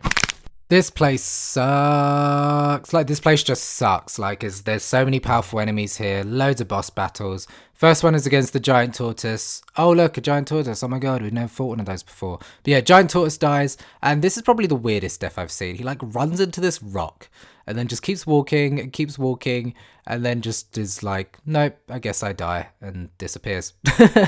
And then we have this next boss battle against a giant fish, and if you blink you might actually miss this one. Like, look how quickly his health bar's going down. I didn't even move the controller for this. I just like let it happen, and you know, it died. So yeah, blink and you'll miss this one. Does this guy have a cool death? Let's find out. He kind of flops around a bit and then he just like falls. So not even an entertaining death. Most forgettable boss of this game. I'm giving it to this guy. He really did nothing. So yes, girl, give us nothing. And now here we are in the second ascent. You know what I hate about this dungeon is like every floor looks exactly the same, and like the enemies are hard and there's loads of things that can like deal annoying status effects to you. But there's the, oh, I've completely forgot. That was the snow leopard dude. He's dead. So that's good. Again, very easy. And now we've got another Esper, which is nice. I do like the Esper fights. The Esper fights are at least quite interesting. Some of the ones towards the end of the game as well get really, really tricky, which you will soon find out. But this guy isn't too tricky. For a story boss though, he's like not bad. But like, we're mega powerful at this point, you know. We do have disease on us, which is really annoying. Luckily, we have serums now, and Redus automatically casts serum. He uses serum. So I'm just swapping his gambit so that he prioritizes that over attacking, which is really nice. And this dude is weak to aero because he's like the ground lord, so we get him down quite quickly, but not before he gets out his Quakejar attack, which is pretty cool. He stands there and then loads of rocks fly around him, and it's like, whoa, oh my god, all of these rocks. Oh, it does barely anything. Actually, that did a fair amount. I need to give him some credit for that. And yeah, as story bosses go, not a bad one. We at least took some damage, someone got KO'd. But now we have this guy, whose name is Harashamel, I think. I don't know, I'm gonna say Harashimel. I wonder if she'll really do it. Take revenge against the Empire. I mean, I know how she must feel. It's hard, losing someone you care about. Is it really hard, Penelo? Are you drawing from previous experiences? I wouldn't know because the game has not given us any information about you. Apart from the fact that you lost your parents. Yeah, great. Well then where's the cutscene where we see you losing your parents and we get to like feel connected to you and understand why you're on this journey and understand how you feel connected to Ashe. I've never even seen you speak to Ashe. You and her have not had a single scene together. In fact, you haven't said a word this entire game. Why are you here? Why is she here? Who is Penelo? Who is she? Who is she? Who is she? Where did you find her? King Wraithwall stood here. With this sword, he cut the Suncrest and took its power in his hand. But you're going to use the sword to destroy the Suncrest, aren't you, Ashe? Don't interrupt me, Vaan. What are you doing? Don't interrupt me. I'm thinking. Okay, so Gabranth is now here. Gabranth is going to try and stop us. And Gabranth is actually a cool character. I wish we do get a few more scenes with him. He plays a bit more of a vital role towards the end of the game here. And it's nice. We get a nice bit of closure with him. We get some cool scenes. We get to see his character come to its full thingamabob. You know, we see enough from him, right? And Rex! Here's another desperate attempt at giving Vaan some character development. I guess Vaan's story in this is that although he wants to take revenge, he realizes he can't change the past, and I think he helps Ashe realize that. And I don't really have a problem with Vaan, I'll be honest. Taking revenge won't do anything. Things have happened, and all I can do is try and correct them. I can't take revenge and fix the past. And I believe Vaan is a sort of human embodiment of that lesson that is there to sort of teach her that. Did any of those words string together to make a normal sentence? No, ma'am. But I hope you understand what I'm trying to say. Vaan's character development is fine. He's there for Ashe to learn things, and I think he's a cool character, you know? He gets a lot of the shtick from this game for being boring and being an unimportant character and not having enough, you know, ties to the story. But I think he has enough ties to the story. I think he, like, serves his purpose well. Unlike Penelo, unfortunately. Sorry to brag on Penelo again. This will be the last time, maybe. Who knows? Probably not. But yeah, Vaan, I think, at least has a bit more in the story than she does. So here we are. Gabranth is super scary evil dude. He's like, don't you dare stab that Suncrest, because maybe the Empire need that to kill people. I mean, they're doing a pretty good job at killing stuff already. So what does this Suncrest, you know, what is this gonna do? They're already super powerful. They could take over Rabanastre if they really wanted to. So I don't know why they need this Suncrest, but whatever. Gabranth is here to stop us, and Ashe has to contemplate whether or not she is going to destroy the Suncrest or harness its power herself and destroy the Empire. And here you're seeing the moment where Vaan is like, don't do it, girl. You know you don't need to. And she's like, yeah, you know what? You're right. I don't need to do it because I'm mother trucking Ashe Ketchum. I'm Ashe Ketchum from Pallet Town. Wrestler, my prince, our time was short. Yet I know this. You are not the kind to take base revenge! Getting revenge is not going to solve anything, you know? She's coming to terms with her past, and she's growing and developing and realizing what she needs to do. Ashe is a freaking cool character, man.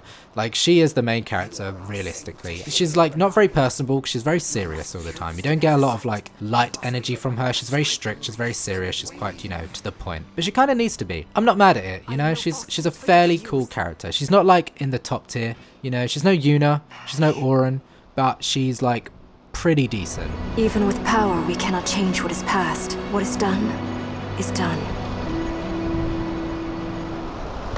Okay, time to get into the fight with Gabranth, and as you can see, Scythe is just absolutely deleting his health bar, and then he comes out with his Circle of Judgment attack, which looks very cool. I like the flashy effects, and of course it does like nothing. 800 damage, you know, it's pretty easy. And then, yeah, it's not too many hits until he is eventually defeated, so that was incredibly easy. That is like one of the quickest fights we've had thus far, which is pretty cool. And then it is time to face Cid again for the second time. And this fight has a bit more going on in it. It's definitely not as hard as the first time we fought him. Scythe is still just dealing like tons and tons of damage. He has some cool like Gatling gun attacks, which again look very cool, very flashy, love to see it. But of course it barely does anything to us, as we have come to expect from these flashy attacks, which is fine. And what's interesting about this fight is that Cid actually has an Esper which he uses. Yes, he brings out Fanfrit, and I believe this is the last Esper we get in the game. And it's quite cool. It adds an extra layer to this boss battle, which would otherwise be very easy. And it is obviously still easy because my party is lit AF. And by my party, I mean Fran. Fran is like the main bulk of all of our damage. Scaife is just so broken. Like, I can't believe they allowed it to be accessible this early in the game. This feels like something I should have got like way later. But maybe I was supposed to do that side quest later than I did. But either way, I've got it, and I'm very glad I do have it because it means I don't have to worry too much. But like I said, don't worry, as we get towards the later portion of this video, you will see that the hunts get way more difficult. It's just the story bosses that are a joke to us. And yeah, Scaife can't get us through everything because there are a lot of enemies that are immune to magic coming up, which is quite difficult. And a lot of enemies that like to drain all of our magic points as well, which is, I believe I've said all of this already. Yes, you did! Yes, you did! And yeah, Mr. Big Man, Fanfrit, did his super ultra mega attack. Did a little bit of damage to us, quite nice. We've also been silenced as well, which is like, oh my god, we have to cure silence off of us. That's so crazy. Hey, at least it's not just like, you know, stand there, do nothing, and the fight is over. At least we had to like do a little bit of menuing and stuff like that. It may not be much, but you know, makes it a little bit of a challenge. I've realised this challenge was not very challenging. Apparently the Japanese version, you can only pick one class. The original Japanese version, which was, I think, just the original Final Fantasy XII Zodiac job system, I believe it was called. You could only pick one job in that game, whereas this one you can pick two, so they've given you like an easy mode. This is kind of how the game was intended to play, which is quite interesting. And I would recommend playing it this way. It's definitely made the game a lot more interesting for me and made me appreciate the classes a bit more, because when you have dual classes, everyone just ends up being like insanely powerful. Whereas this, you have to really think hard about what classes you're going to choose and what role everyone's going to have. Yeah, it makes you want to replay the game and try out the other classes as well, right? Whereas if you're using all the classes, you just use them all in the first playthrough and never have to pick it up again. Whereas I could play this game for a second time around choosing completely different classes and have a wildly different experience. So would definitely recommend giving this challenge a go. It's not too difficult. It's very fun. It's probably the most fun I've had playing this game. I've not been using the quickenings either, and that's another thing that I would do. I'd get bored and just think, oh, I just want to get this fight over. I'll use my quickenings and just like be done with it. Having that handicap on top of just one class has made this an absolute joy to play, to be honest. Now that Gabranth and Dr. Cid have been defeated, it's up to our heroes to destroy the Suncrest with these big swords that we've collected, and they're struggling to get there, so Redas says, don't worry, leave it to me. Nay, never this large. His voice is very humorous to me. I love the way he speaks. He sounds very noble. And like, he's just such a fictional caricature, and I find it hilarious. But he's like, don't worry, Lady Ashe, this will be my final mission. And he decides to jump into the Suncrest with his mega super ultra power. And I don't know how he's managing to float right now. Surely the wind would be pushing him back. But he is successful and destroys the Suncrest, but also destroys himself in the process. So I guess Red Ass is dead ass, right? Cut the cameras. Dead ass. Now that we have Fanfrit, we go ahead and gambit it on to Fran because it gives her 3 different HP plus laws, which is incredible. Now her and Vaan can both survive a lot better thanks to these additional HP bonuses, which is awesome. Like, Black Mage is just incredible, and this has just made her even better because now she can actually survive a lot more. And as you can see by her health bar here, she's got one of the highest health in the game thus far, which is incredible. Higher than Ashe, who's supposed to be our tank, which is like, what? Now it's time for some more hunts, but before I continue with the hunts, I go ahead and buy a Rise from this shop here in the port town that we're in. I forgot what the place is called. And Arise just is basically full life. It means that we can now revive our characters to full HP. Since we don't have Redas doing that for us anymore, I've had to give that to Vaan. And as you can see, we lost to this hunt against this giant dinosaur. So I'm like, okay, time to try this fight again. I went in quite unprepared, like I always do.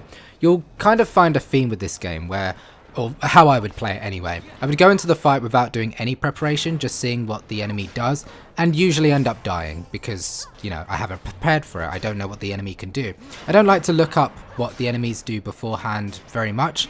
Towards the end of the game, when there's some harder bosses, I do that, but for the most part I like to just go in blind, see what they can do, and see if I can figure out a tactic myself. So all I did differently in this run was I gave everybody bubble before they entered the fight, and used Protect Ga.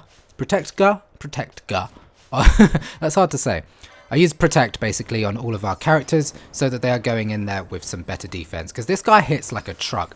I believe the name of this hunt is like the strongest ever, or who will be the strongest ever, and he's doing like 3,000 damage a pop on us, which is like insane. But yeah, now that we have bubble and Protect on us, we are surviving a little bit better. We can at least survive, you know, 2 to 3 hits rather than the 1 to 2 hits that we were last time. I've also got an automatic haste on Fran's weapon, so she can just keep pumping out some damage. And yeah, trying to keep Vaan towards the back so he can raise up our characters. But yeah, that was that quest down. Not too difficult once we prepared for it. And then I had this fight here against another giant dragon. This was another very long fight, which he didn't do too much. Towards the end of the fight, he did start like one-shotting our characters. And we went through a lot of Phoenix Downs, a lot of MP with this guy. I had to use plenty of ethers. But we didn't struggle too much. We got through that fight pretty well. Next up, we had a level 7 hunt called Diablos, and I was like, oh god, this is going to be terrifyingly difficult. And it was actually one of the easier bosses we've had to do thus far. So yeah, oh, Diabolos. That was Diablos down. And then we had this fight against the King Behemoth, and there's actually an achievement for this fight. Did not realize it was going to be this powerful, but you can see like we're doing some decent damage to him, but his health bar just isn't moving. And this guy has so much health. I'm gonna say maybe the second highest health of any enemy in the game. The highest obviously going to Yzamat, the super boss at the end.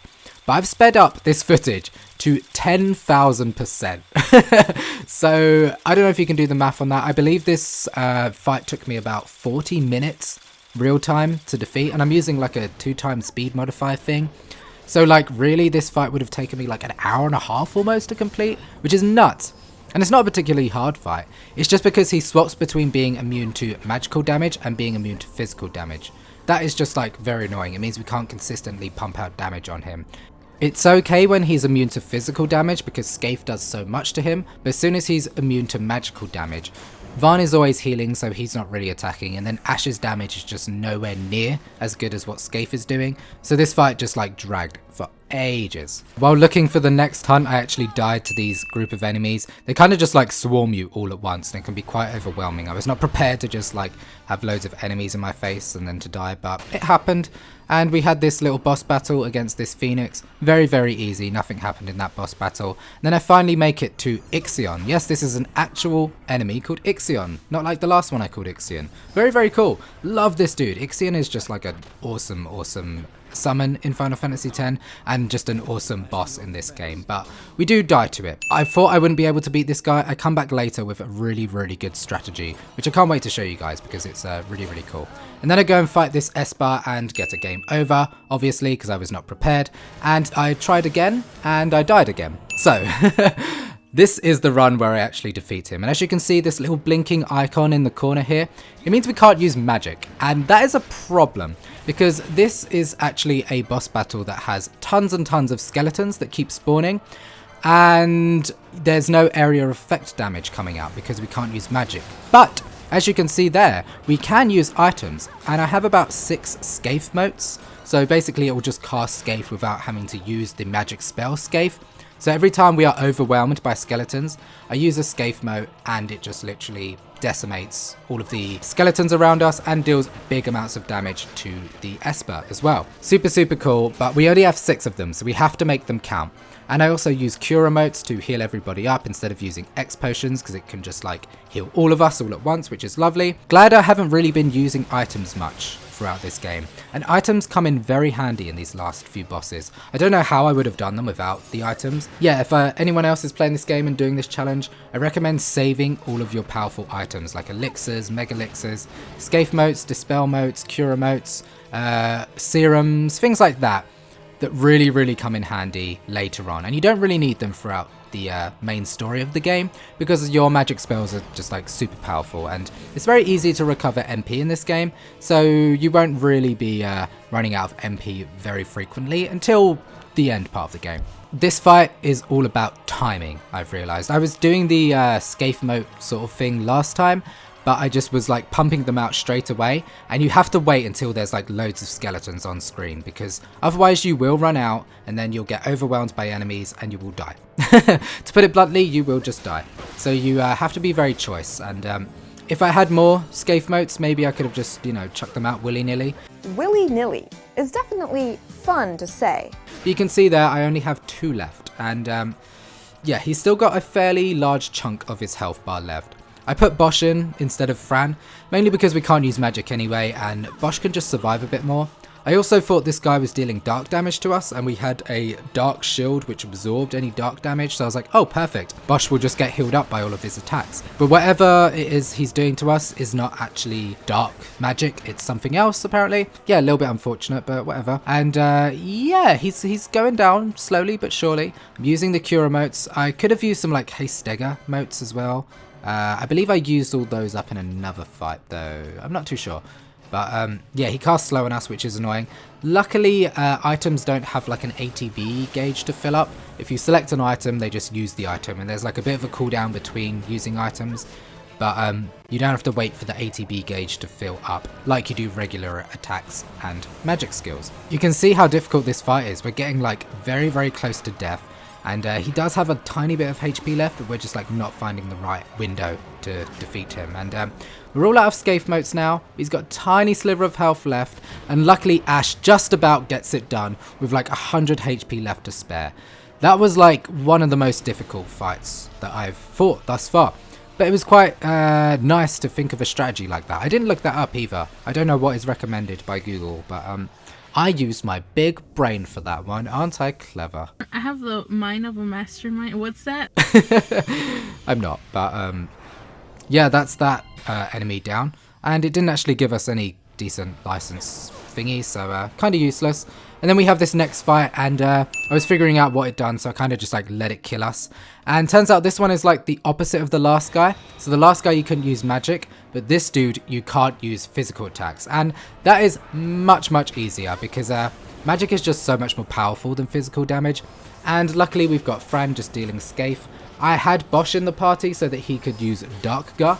But turns out this enemy is actually immune to all elemental damage. That's the word I'm looking for. So Scaife is not an element. It is just like magical damage. That's all it is. Whereas obviously Dark Gar is like dark damage. Blizzgar is like blizzard damage. I tested out a few things. I believe I tested out Blizzard as well. And he's immune to all of it. So this fight would be super difficult if you didn't have something like Scaife or Shock or Flare. Actually, Flare might be fire. I'm not sure. But Shock and Scaife, I know, are not attached to any element. So if you didn't have those, this would be difficult, but we do. And we happen to have a super powerful black mage in our party ready to deal that damage to them. Honestly, like, what would we have done without Fran? Fran is like a superhero, and I'm obsessed with her. Like, she's an icon, she's a legend, she's the moment, she is like everything in this playthrough. She made the end game like possible. I genuinely think if Fran wasn't in our party, there's no way we would have been able to do all of these hunts. Or if I did, I would have had to have done a lot more grinding, finding items and things. Yeah, she's broken as heck. He can actually drain all of our MP, so this isn't like a mega easy fight. It does get tougher, and he does still do some damage. Luckily, there aren't skeletons as well that keep popping up like in the last fight. This one's definitely easier, but it's still not easy, you know what I mean? It's still got some tricky things, and it's quite interesting looking at the rest of my party. I've really let them like fall off the wagon. Like, everyone's level is so low, apart from Vaan, Ashe, and Fran. And it's because I just don't need them anymore. But I kind of wish I did level them up, because as you can see in this boss battle, I kind of did need Basch a bit. Yeah, look at Vaan and Bosch's MP. And now look at Fran's MP. She has now gone down to 33. Yeah, I had to use a few elixirs, but I was like, if I don't use my elixirs now, when will I? I'm always like scared to use my items in this game, so I'm like, oh god, they're so important. What if I need them in a pinch? But it's like, when else would I need it besides this? I'm getting towards the end of the game. This is clearly a very hard fight, so this is what the elixirs are for, right? And I just need him to like not target Fran. I probably could have used decoy, that would have helped. Yeah, decoy on Basch would have been good. So that Vaan, why do I keep calling him Vaan? He's not a Vaan. He's a Vaan.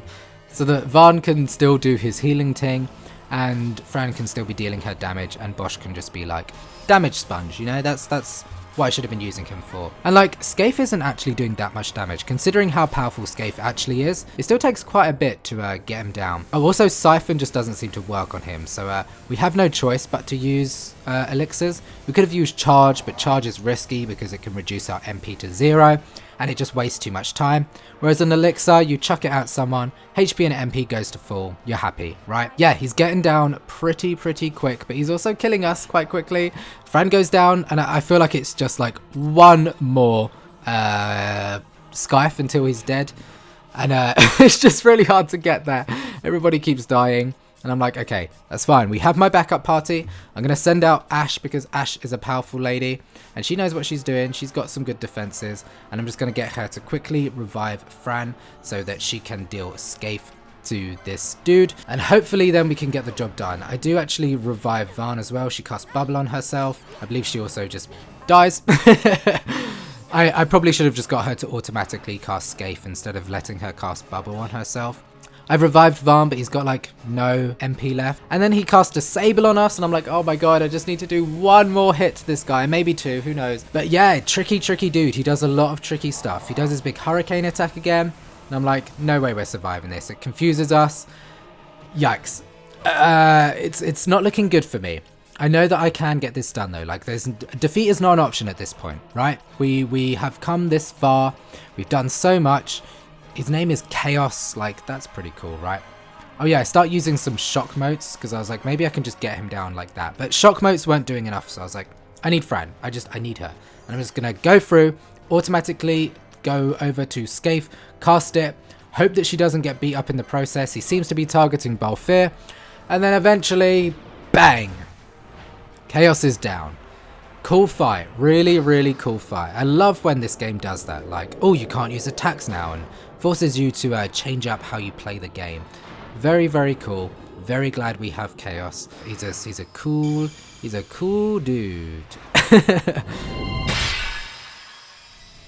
Okay, XII fight part 2, and here's the strategy. I did look this up, so like, I'm not that clever, but as soon as I saw this, I was like, what? That makes this fight a joke. I've given Ashe the diamond armlet, which makes her immune to electric damage, lightning damage. And then I've used decoy so that XII automatically goes for Ashe. And then I've also thrown a berserk item at XII, the something wine. So basically what XII did in the last fight that kept killing us was using Fundaga and also using a move that reduces our MP to 0. So we couldn't heal up, we couldn't deal any magical damage to him, which was a problem, and that's why I was like, damn, I don't think I can defeat this guy. Now that all he can do is attack, and he can only attack the person who's immune to lightning damage, his physical attacks only do lightning damage. As you can see by the footage, we are laughing. This is now super easy. We do have to remember to keep on casting decoy on Ashe whenever she needs it. And we have to remember to refresh the berserk so that he doesn't use that attack that reduces our MP. But as long as we're on top of it, we're pretty good. Yeah, we get this fight down way easier this time around. So that was a big challenge tackled. I genuinely thought we were going to struggle a lot more with this fight. But once I learned how to do that, it became very easy. So that is XII down. We do end up dying to the next hunt, obviously, because we always die the first time around, but this is now the final hunt in the game. Aside from, obviously, the actual last hunt, which is Yzemat, but we are not going for him. He is far too strong. He takes way too long. Maybe if you guys really want it, I can at least give it a go, but I've only ever beaten the Yzemat boss with the super broken bow and arrow that's invisible. It's called like the Seitengrat or something. Never actually beaten it legit, so yeah, I don't think it would be possible with this party setup. I would have to do a lot of grinding and, you know, probably cheating to get there. But this final hunt is actually super enjoyable. He is a little shadow man, as you can see, and he summons all of the previous bosses from the dungeon that we've just defeated, the, you know, the final dungeon. And yeah, this was the giant turtle that ran into that rock earlier and disappeared. And yeah, while he summons all of the previous bosses, he's actually immune to damage, which is a little bit frustrating. And then the turtle becomes immune to damage for some reason as well. So you're kind of just left doing nothing, but some of them are fairly difficult, some of them are pretty easy. This is one of the harder ones, and it happens to be the first one, just because he is immune to damage for a while. But luckily we got Scaife, we've got our powerful damage dealers. He can use Immobilize on us, which is honestly like not a big deal at all. All Immobilize does is stop us from moving around, but luckily the enemies usually come to us anyway, so we can still attack. Disable is obviously a lot more of a problem because Disable stops us from using any attacks or any magic at all, whereas Immobilize is just like you're frozen, which is fine, you know, we can deal with that.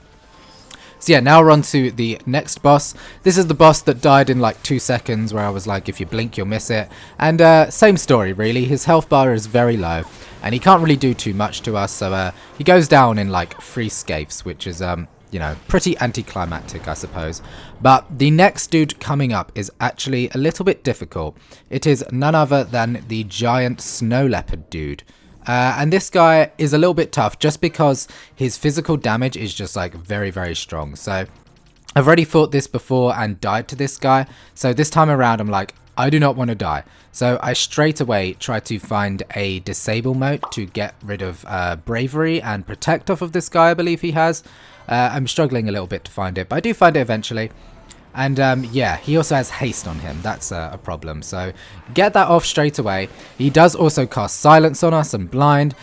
Very, very annoying. Vaan is used quite a lot in this. And as you can see, he also has an attack that reduces our MP. So we have to rely on the elixirs again.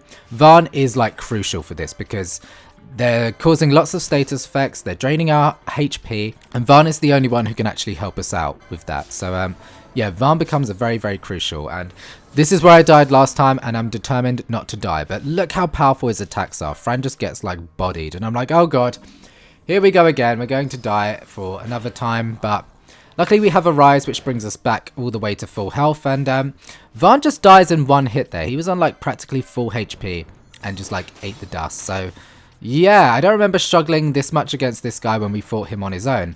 But fighting him with the Shadow Seer as well, dealing damage to us, it's clearly just too much for us. I'm really hoping we don't get a game over again, but I'm struggling to find a way out of this one. I just need to get like a few more Scaifes off. It's very, very crucial that we get Fran alive. We need Fran to be alive, and she's not alive at the moment, so we need that to happen. Immobilize coming out again, not much of a problem. I do also have Ashe using X potions just to get like a bit more healing. It kind of takes some of the pressure off of Vaan because Vaan has so many other things he needs to be doing, such as using Ezina and a rise. It's nice to just have Ashe using some X potions to help him out a little bit. And we're getting towards the end of the game, so I don't really need X potions anymore. So I might as well just use up all the cool items I've got, and we are doing that, you know. Now we've got the full party back alive again. All 3 of them are here. He is on about a quarter of HP left. So I'm like, okay, we just need to pump out the Scaife. Scaife just needs to come out and destroy him. And destroy him, he does. Next up, we have the Phoenix that we fought earlier. I'll skip past this one. This video is already long enough. We do not have any problems with the Phoenix. He goes down very easily. So now Shadow Seer is on his own and he's like, right, it's time to summon my final dude. And then he's like, hold up a minute. I have no more servants left. And that's it. He can't do anything more. Now that it's just him by himself, he is not a problem at all. His health bar is fairly large, I suppose.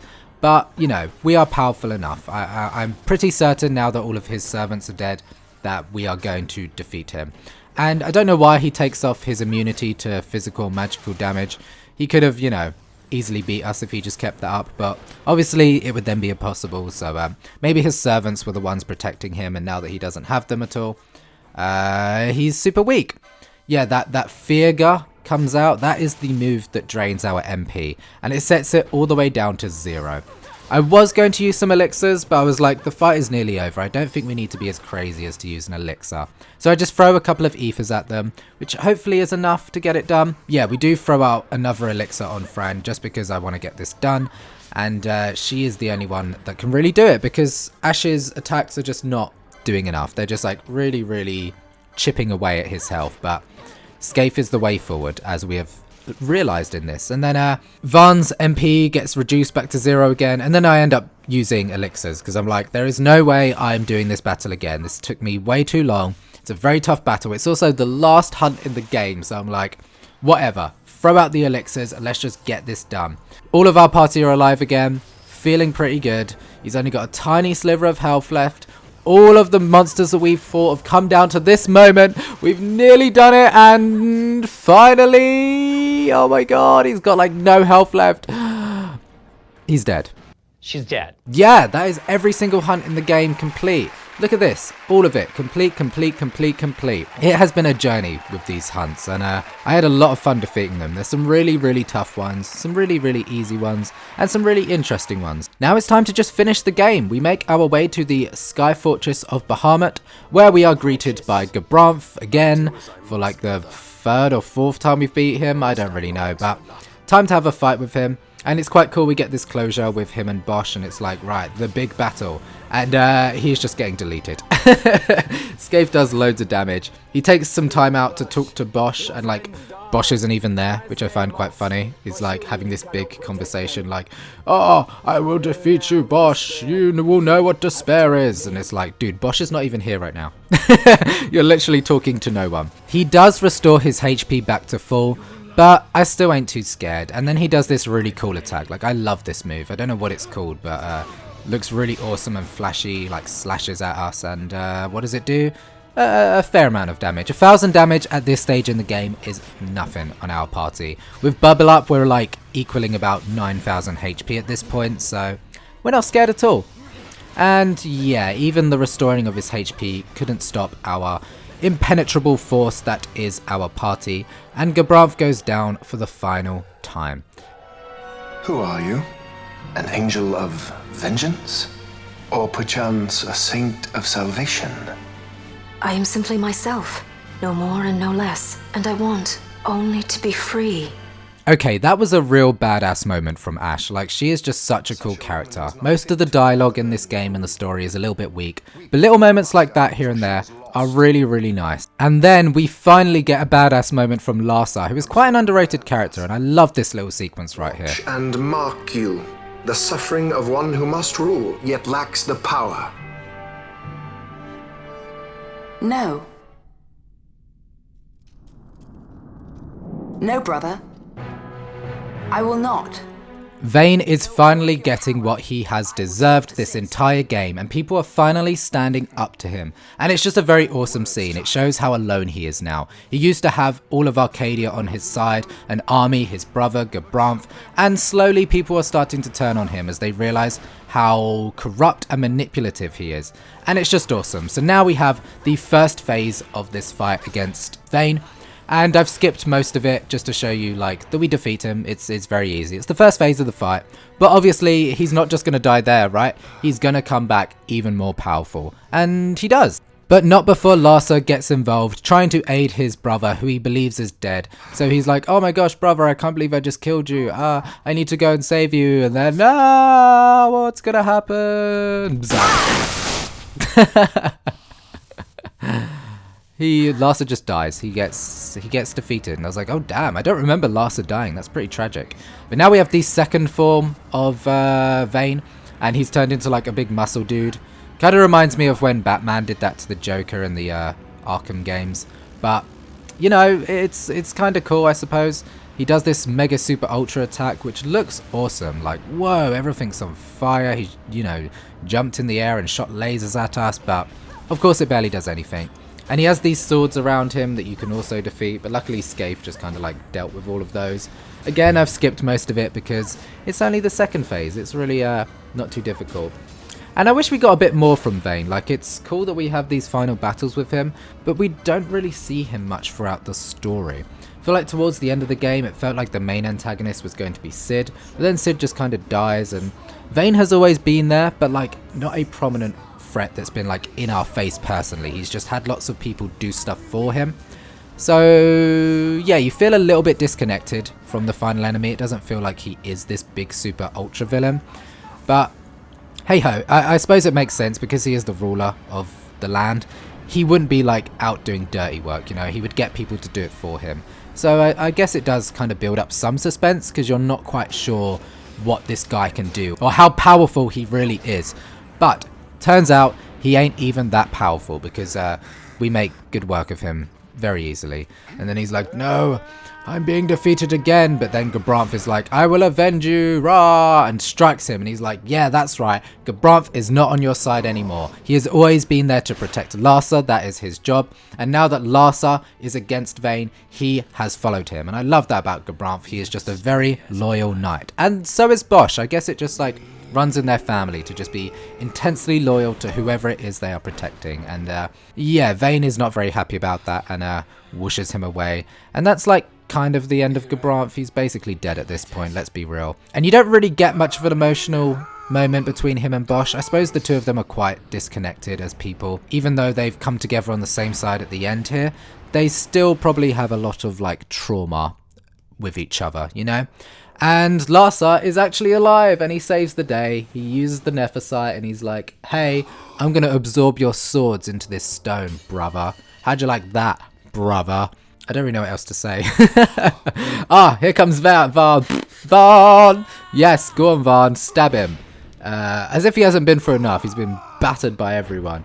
But of course, that's not the end of it. He's going to walk off and Vanat gets in the way, who is like the ghoulish demon. And yeah, I believe this is where Vaan is starting to realise that he's going to lose. I have failed us both. I am no dynast king. You must find another. One who might realise your ambitions. They are fulfilled beyond your knowing. The Christ is sundered. Age of Stones complete. From the Undying Ones the world is freed. You shall not tread this path alone. Together we go. Come.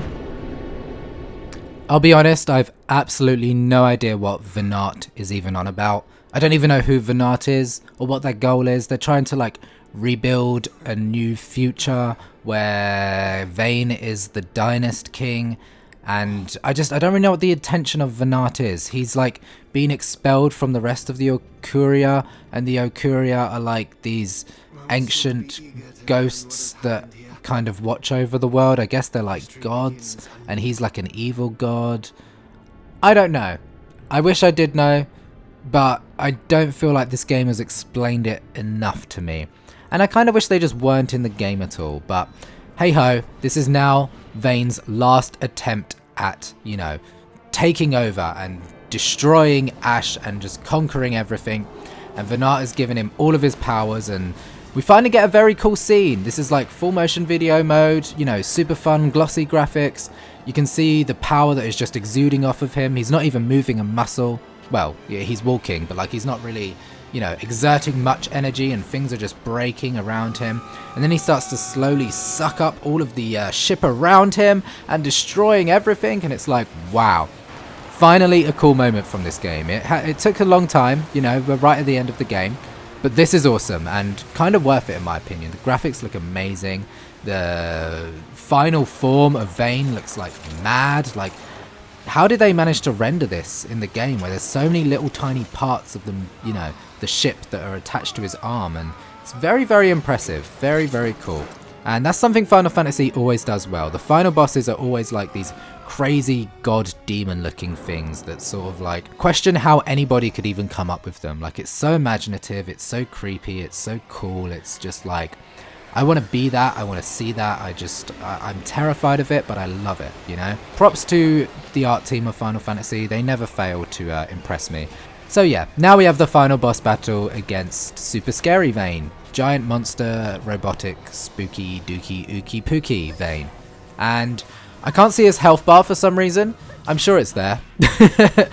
Yeah, this is a pretty cool fight. He's just like dealing damage to us. Every now and then he's immune to physical damage or magical damage, because that is just like a theme with all of the end game bosses, I suppose. And this is a fair challenge, you know. It's not mega hard like some of the hunts we've had to do previously, but for a story boss they definitely ramped it up a bit, and it's definitely no you know, walk in the park. It's more of like a walk through, I don't know, like a thorny bush, but you're like wearing a big jacket and like really thick trousers or pants, and the thorns can't really hurt you. It's like, oh, this is, you know, quite an unpleasant walk. I'm not really enjoying this walk through a thorny bush. Why would I want to walk through a thorny bush? But luckily I have the right clothing on to walk through the thorny bush. That is how I would describe this battle. What the f are you talking about? It's tough, but I'm very well prepared at this point, and ain't nothing gonna stop me, because we got the princess, and we've got, you know, some random kid from Rabanastre, and some bunny lady with some powerful deleting spells. So hey, you know, that's great. I hope you guys have enjoyed this series. It's taken me a very long time, but I love making these. They're super fun, and they just remind me about the past. I grew up with these games, and it's really fun revisiting them and seeing how my thoughts and opinions of them have changed, because obviously as a kid I didn't understand much of anything. I just liked looking at them, and I just liked all the cool effects and watching numbers appear and seeing the numbers grow as you got stronger. And I still enjoy that, but I have like a deeper appreciation for these games now, and it's made me realize how much they've shaped my personality, especially as a queer person. I don't know if anybody else can relate to that, but these games are very queer coded. Like, everything is very pretty, everything is very sparkly, and I don't know, there's just something about it that just feels inherently queer, even though there's like no queer characters in it.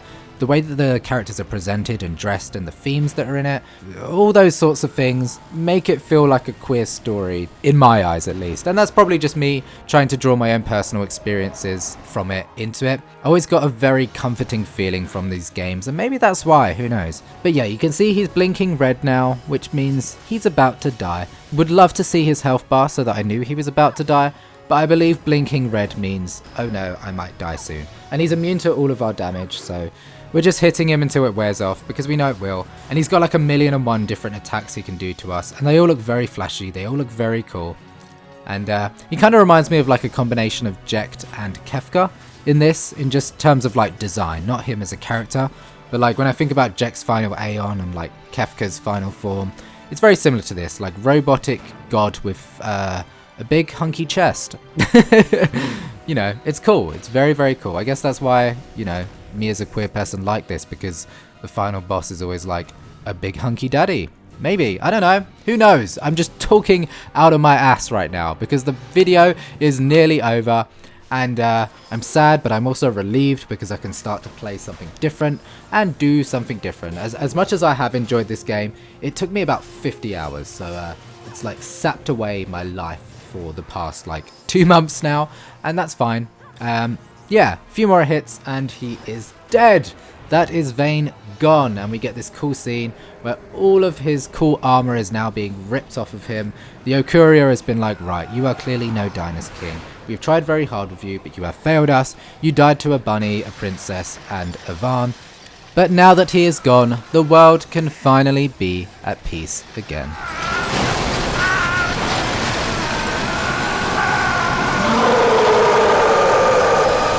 Bahamut is blowing up, so it's time for our party to fly away. But oh no, there's a problem. No fuel goes to the Glossair engines. Oh my god, not the Glossair engine. What on earth are they ever going to do without the Glossair engine? Look, Bahamut's Glossair rings are stopping. Oh my god, and as if it could get any worse, the Glossair rings are stopping. I don't know what Glossair is, but I just love that they throw in this little terminology right at the end. Anyway, as you can see now, Larsa is like, everybody in the Imperial Army, please stop. My brother is dead, I am now in control, and we are at peace. And this is actually a really nice ending. Ashe takes the controller off of Larsa and finally gets to say what she has been waiting to say this entire game. Please stand down your attack. The war is over. A new day has dawned. We are free. Oh, that felt so good. Like, the relief on her face is just like, you know, it made it all worth it. All of the hunts, all of the battles, all of the grinding, all of the pain, all of the torture, all of the fun. It was all worth it because Ashe got what she wanted. But then wait, Who is controlling Bahamut? It turns out Balthier and Fran have gone back in to sort out the Glossair rings. I believe the Glossair rings are what make them move, you know. So they went back in to Bahamut while it's blowing up to fix the Glossair rings while everybody else escaped. And it's like, wow, what a good ending for Balthier. He does something incredibly selfless because he is what? I'm the leading man.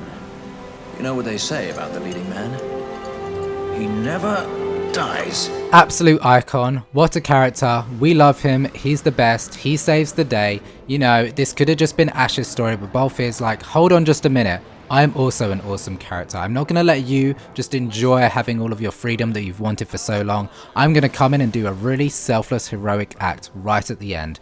And I love it. And then Fran gets crushed and he's like, oh no, I need to go and help her because, you know, she is my partner in crime, somebody I care for. Their relationship is awesome, and she says something that is very, very nice at the end. She's always kind of like witty and sarcastic to him, sort of puts him in his place a bit, but in a really beautiful way. I'd say you're in more of a supporting role. Fran, please.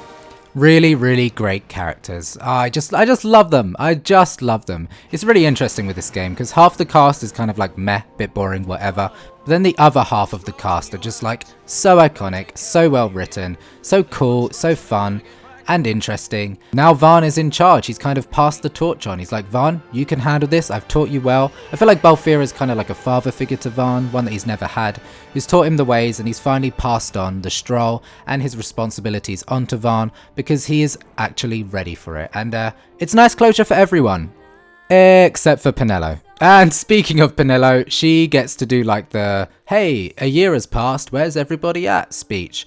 Why her? I don't know, but love this new outfit. Like the new design on Penelo here, really, really cool. Why couldn't she have looked like this the entire time instead of those stupid weird hair she gave her before? But hey ho, Penelo's just basically filling us all in on where everybody's at.